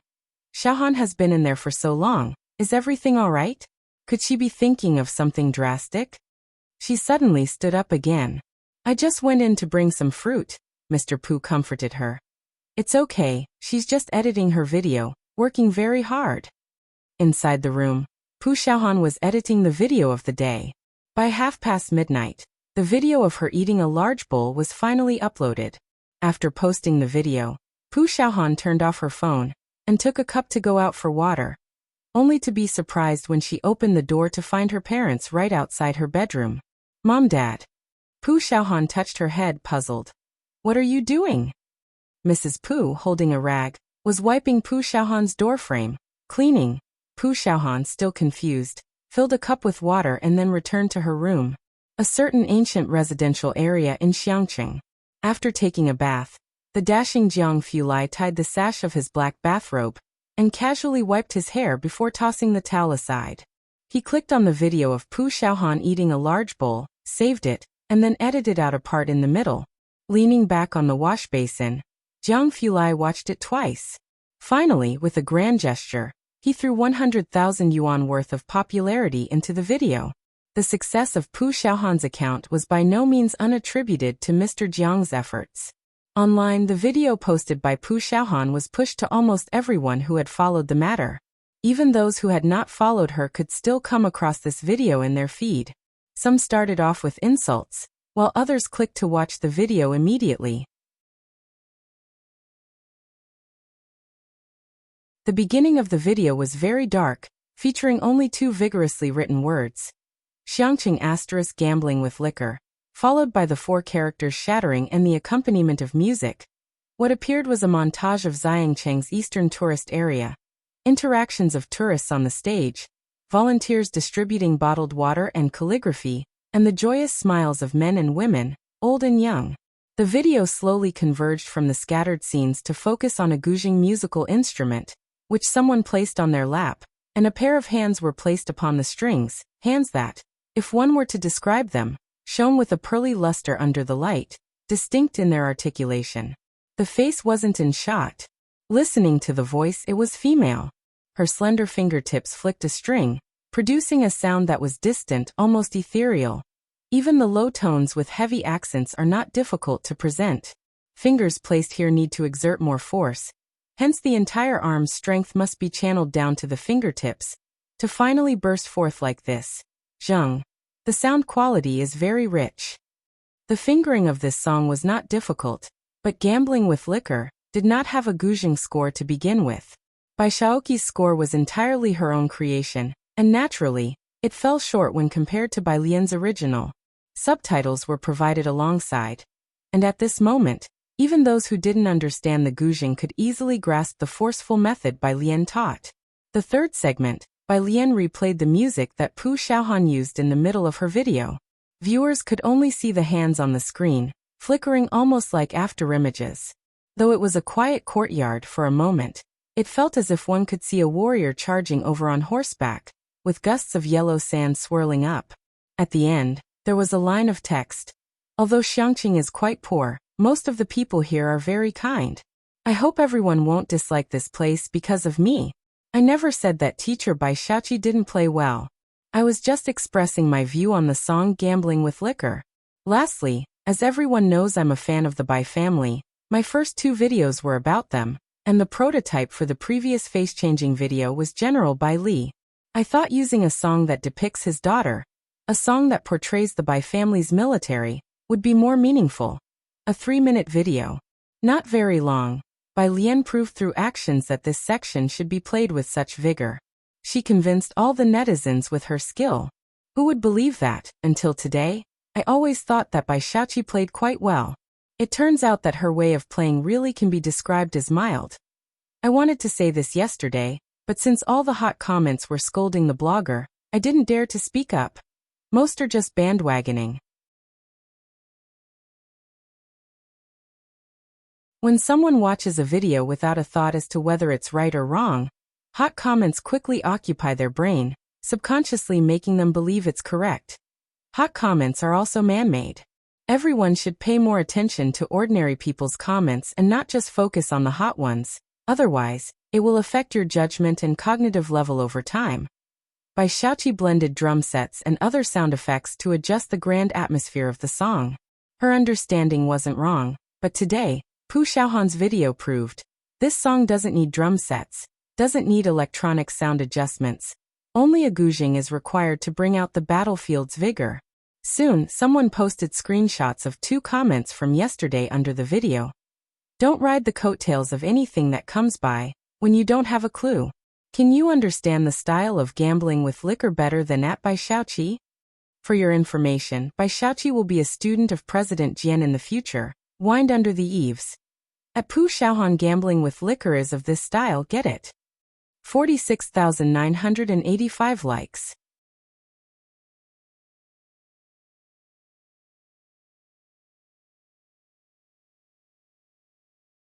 Chapter 409, 159 Jiangjing incoming call, second update, _1. In the middle of the night, Pu Xiaohan's video's popularity was skyrocketing. The next day, early in the morning, several students from class 15 gathered around, discussing this matter excitedly. When Bai Lian arrived, she was still replying to messages from Jiang Fulai. Jiang teacher. Image. It was a picture of him sitting in a car, capturing the moment the sun rose from behind the mountains. His composition was as soulless as his paintings. Just leave it there, I'll take a photo for you next time I visit, Jiang teacher. As Bai Lian sat down, Pu Xiaohan was talking to Wang Qi and the others. I really don't know, someone just suddenly gave me 100,000 in popularity points. Damn, Wang Qi looked at Pu Xiaohan in shock. Your fans are so rich? Bai Lian raised her head and looking at Wang Qi's and Pu Xiaohan's reactions, knew that this issue was almost resolved. She took out her chemistry workbook and began to do the problems with relief. At the same time, at Ji Hing's home, Jian Zhongyou had been engaged in deep conversations with Ji Heng for the past 2 days and hadn't paid attention to the internet. With his phone on Do Not Disturb, it wasn't until he received a call from a student this morning that he learned about the sudden appearance of his future sect leader, Bai Xiaoqi. He put on his glasses and logged into his own account, only to receive a flood of mentions, all under Bai Xiaoqi's video, alerting him to check out this blogger. The latest popular comment, Xiang LL. Dean Jian, did you go to Xiangqing to see it Bai Xiaoqi? Jian Zhongyou clicked on the mention and went into Bai Xiaoqi's video account. There were similar popular comments under Bai Xiaoqi's video. You're really in Xiangqing, aren't you, blogger? Dean Jian must have come to see you, right? Bai Xiaoqi didn't respond, but it was like trying to hide something only to make it more conspicuous. Teacher, the student on the phone was also surprised. She's playing mind games with you now? Using public opinion to propel herself to Dean Jian's attention was a smart move by Bai Xiaoqi. If Dean Jian really had the intention, he might impulsively accept Bai Xiaoqi as his closed-door disciple under the encouragement of netizens. But Dean Jian was very sober. He followed Bai Xiaoqi's video and saw her feud with Pu Xiaohan. Dean Jian sneered. I've seen this type of person too many times. Had it been someone else, he would have let it go. After all, he was of a considerable age, and there was no need to get involved in a squabble with a kid. But this was Dean Jian, who had made a last-ditch effort with his mother to leave the Jian family when he was young. He directly replied to Xiang LL. She has nothing to do with me. I don't know her. Then he clicked into Pu Xiaohan's video from his following list. Pu Xiaohan's recent face-changing video had attracted a barrage of passers-by, and it garnered quite a few friendly comments. Dean Jian saw a comment under Pu Xiaohan's video. Let me tell you some trivia. Bai Xiaoqi is going to be Dean Jian's student. He took a screenshot of the comment and then posted a public update. Image, sheer nonsense. I only have 3 students, and there will only be 3 in the future. He never considered taking her as a student. Bai Lian had a teacher of her own. Dean Jian, a master of classical music, became famous in Xiangqing because of a video, and he was also a hot topic recently. The Bai family was willing to spend money, and Bai Xiaoqi's private life was closely watched by many. a well-off female top student who released a video about studying at the Jiangjing Music Academy, a sphere inaccessible to the average person. The curious were in the majority, and with her hit song Gambling with Liquor. All of this was pushing her towards the position of Dean Jian's closed-door disciple, and Bai Shaoqi's sudden trip to Xiangqing seemed to corroborate the speculation. Until now, Jian Zongyi's statement, "I don't know her," swept across the entire trending topic. Netizens clicking through the trending searches saw Dean Jian's response, so he never actually considered taking Bai Shaoqi as his student? What was Bai Shaoqi implying with her rhythm on the internet these past 2 days? One moment she posted a status about her arrival in Xiangqing. The next she vaguely mentioned Dean Jian during a live broadcast, and even her statement from yesterday about gambling with liquor, and which style she understood better made it to the hot searches. Now, with a turnaround, yesterday she insinuated someone was dining off the heat she created. Looking back at her responses and her previous updates, she looked like a jumping clown. A flood of netizens rushed to comment below Bai Shaoqi's video. "And you said someone else is riding on your popularity by eating a big bowl. Looks like you've got a thing for clout chasing with Dean Jian, too," smiling naively. The other side has responded. "Your understanding that gambling with liquor needs a drum set to bolster its presence is wrong. What do you say? The guzheng and pipa are truly deadly weapons, Teacher Bai. Do you know that people in ancient times used guzheng music to intimidate others?" Such comments were endless. That's how netizens are, like weathercocks, turning whichever way the wind blows. Xiangqing, the mansion. Bai Shaoqi was in her room, looking at these comments with a very ugly expression. She listened to Eat a Bowl-'s new video repeatedly, unable to refute. Her understanding was indeed wrong. These were not important for Bai Shaoqi. Having a mistaken understanding was a good thing for her. But what Bai Shaoqi did not expect was Jian Zongyi's reply. "I don't know her.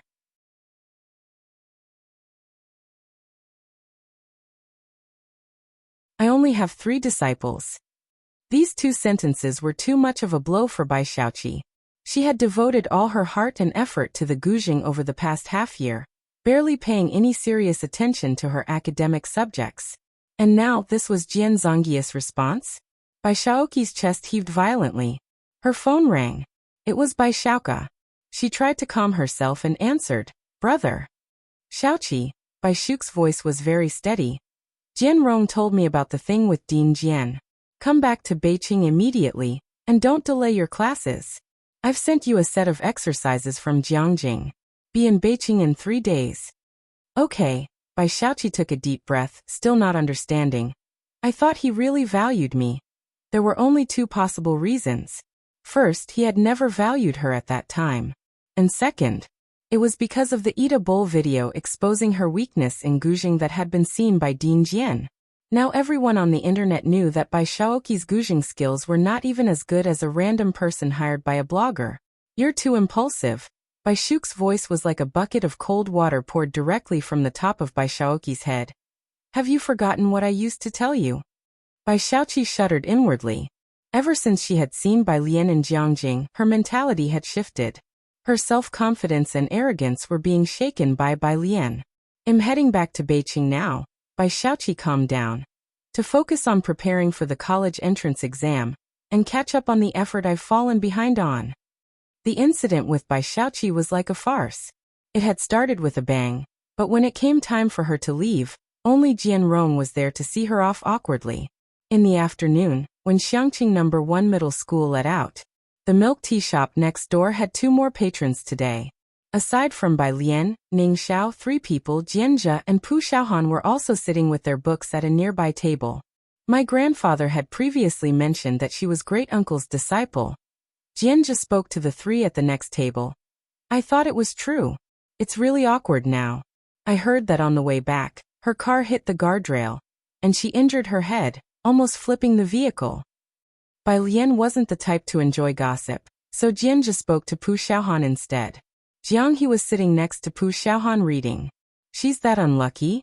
Pu Xiaohan was somewhat surprised. She had heard that Bai Shaoqi was a rich second generation, and that she even brought bodyguards with her when she came to Xiangqing. Why would she have an accident on her way back? Yang Lin delivered the milk tea they had ordered. She was in her school uniform, bangs as long as ever, glasses obscuring nearly all of her eyes, but her arms were no longer strictly covered. To serve the milk tea more conveniently, she had rolled her sleeves up a bit, revealing a small section of her thin, pale wrists. "Thank you." Bai Lian was sitting on the sofa by the window and thanked her. On the table, the black phone was vibrating. She picked it up and saw it was from Suan. Bai Lian still held a pen in one hand, and with the other, she casually answered. On the other end of the phone, Suan stood in front of the floor-to-ceiling windows in Su family's office, overlooking Yunxiao district.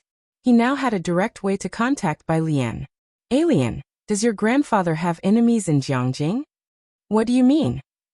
Bai Lian's pen tip paused on her homework book, sitting up straight.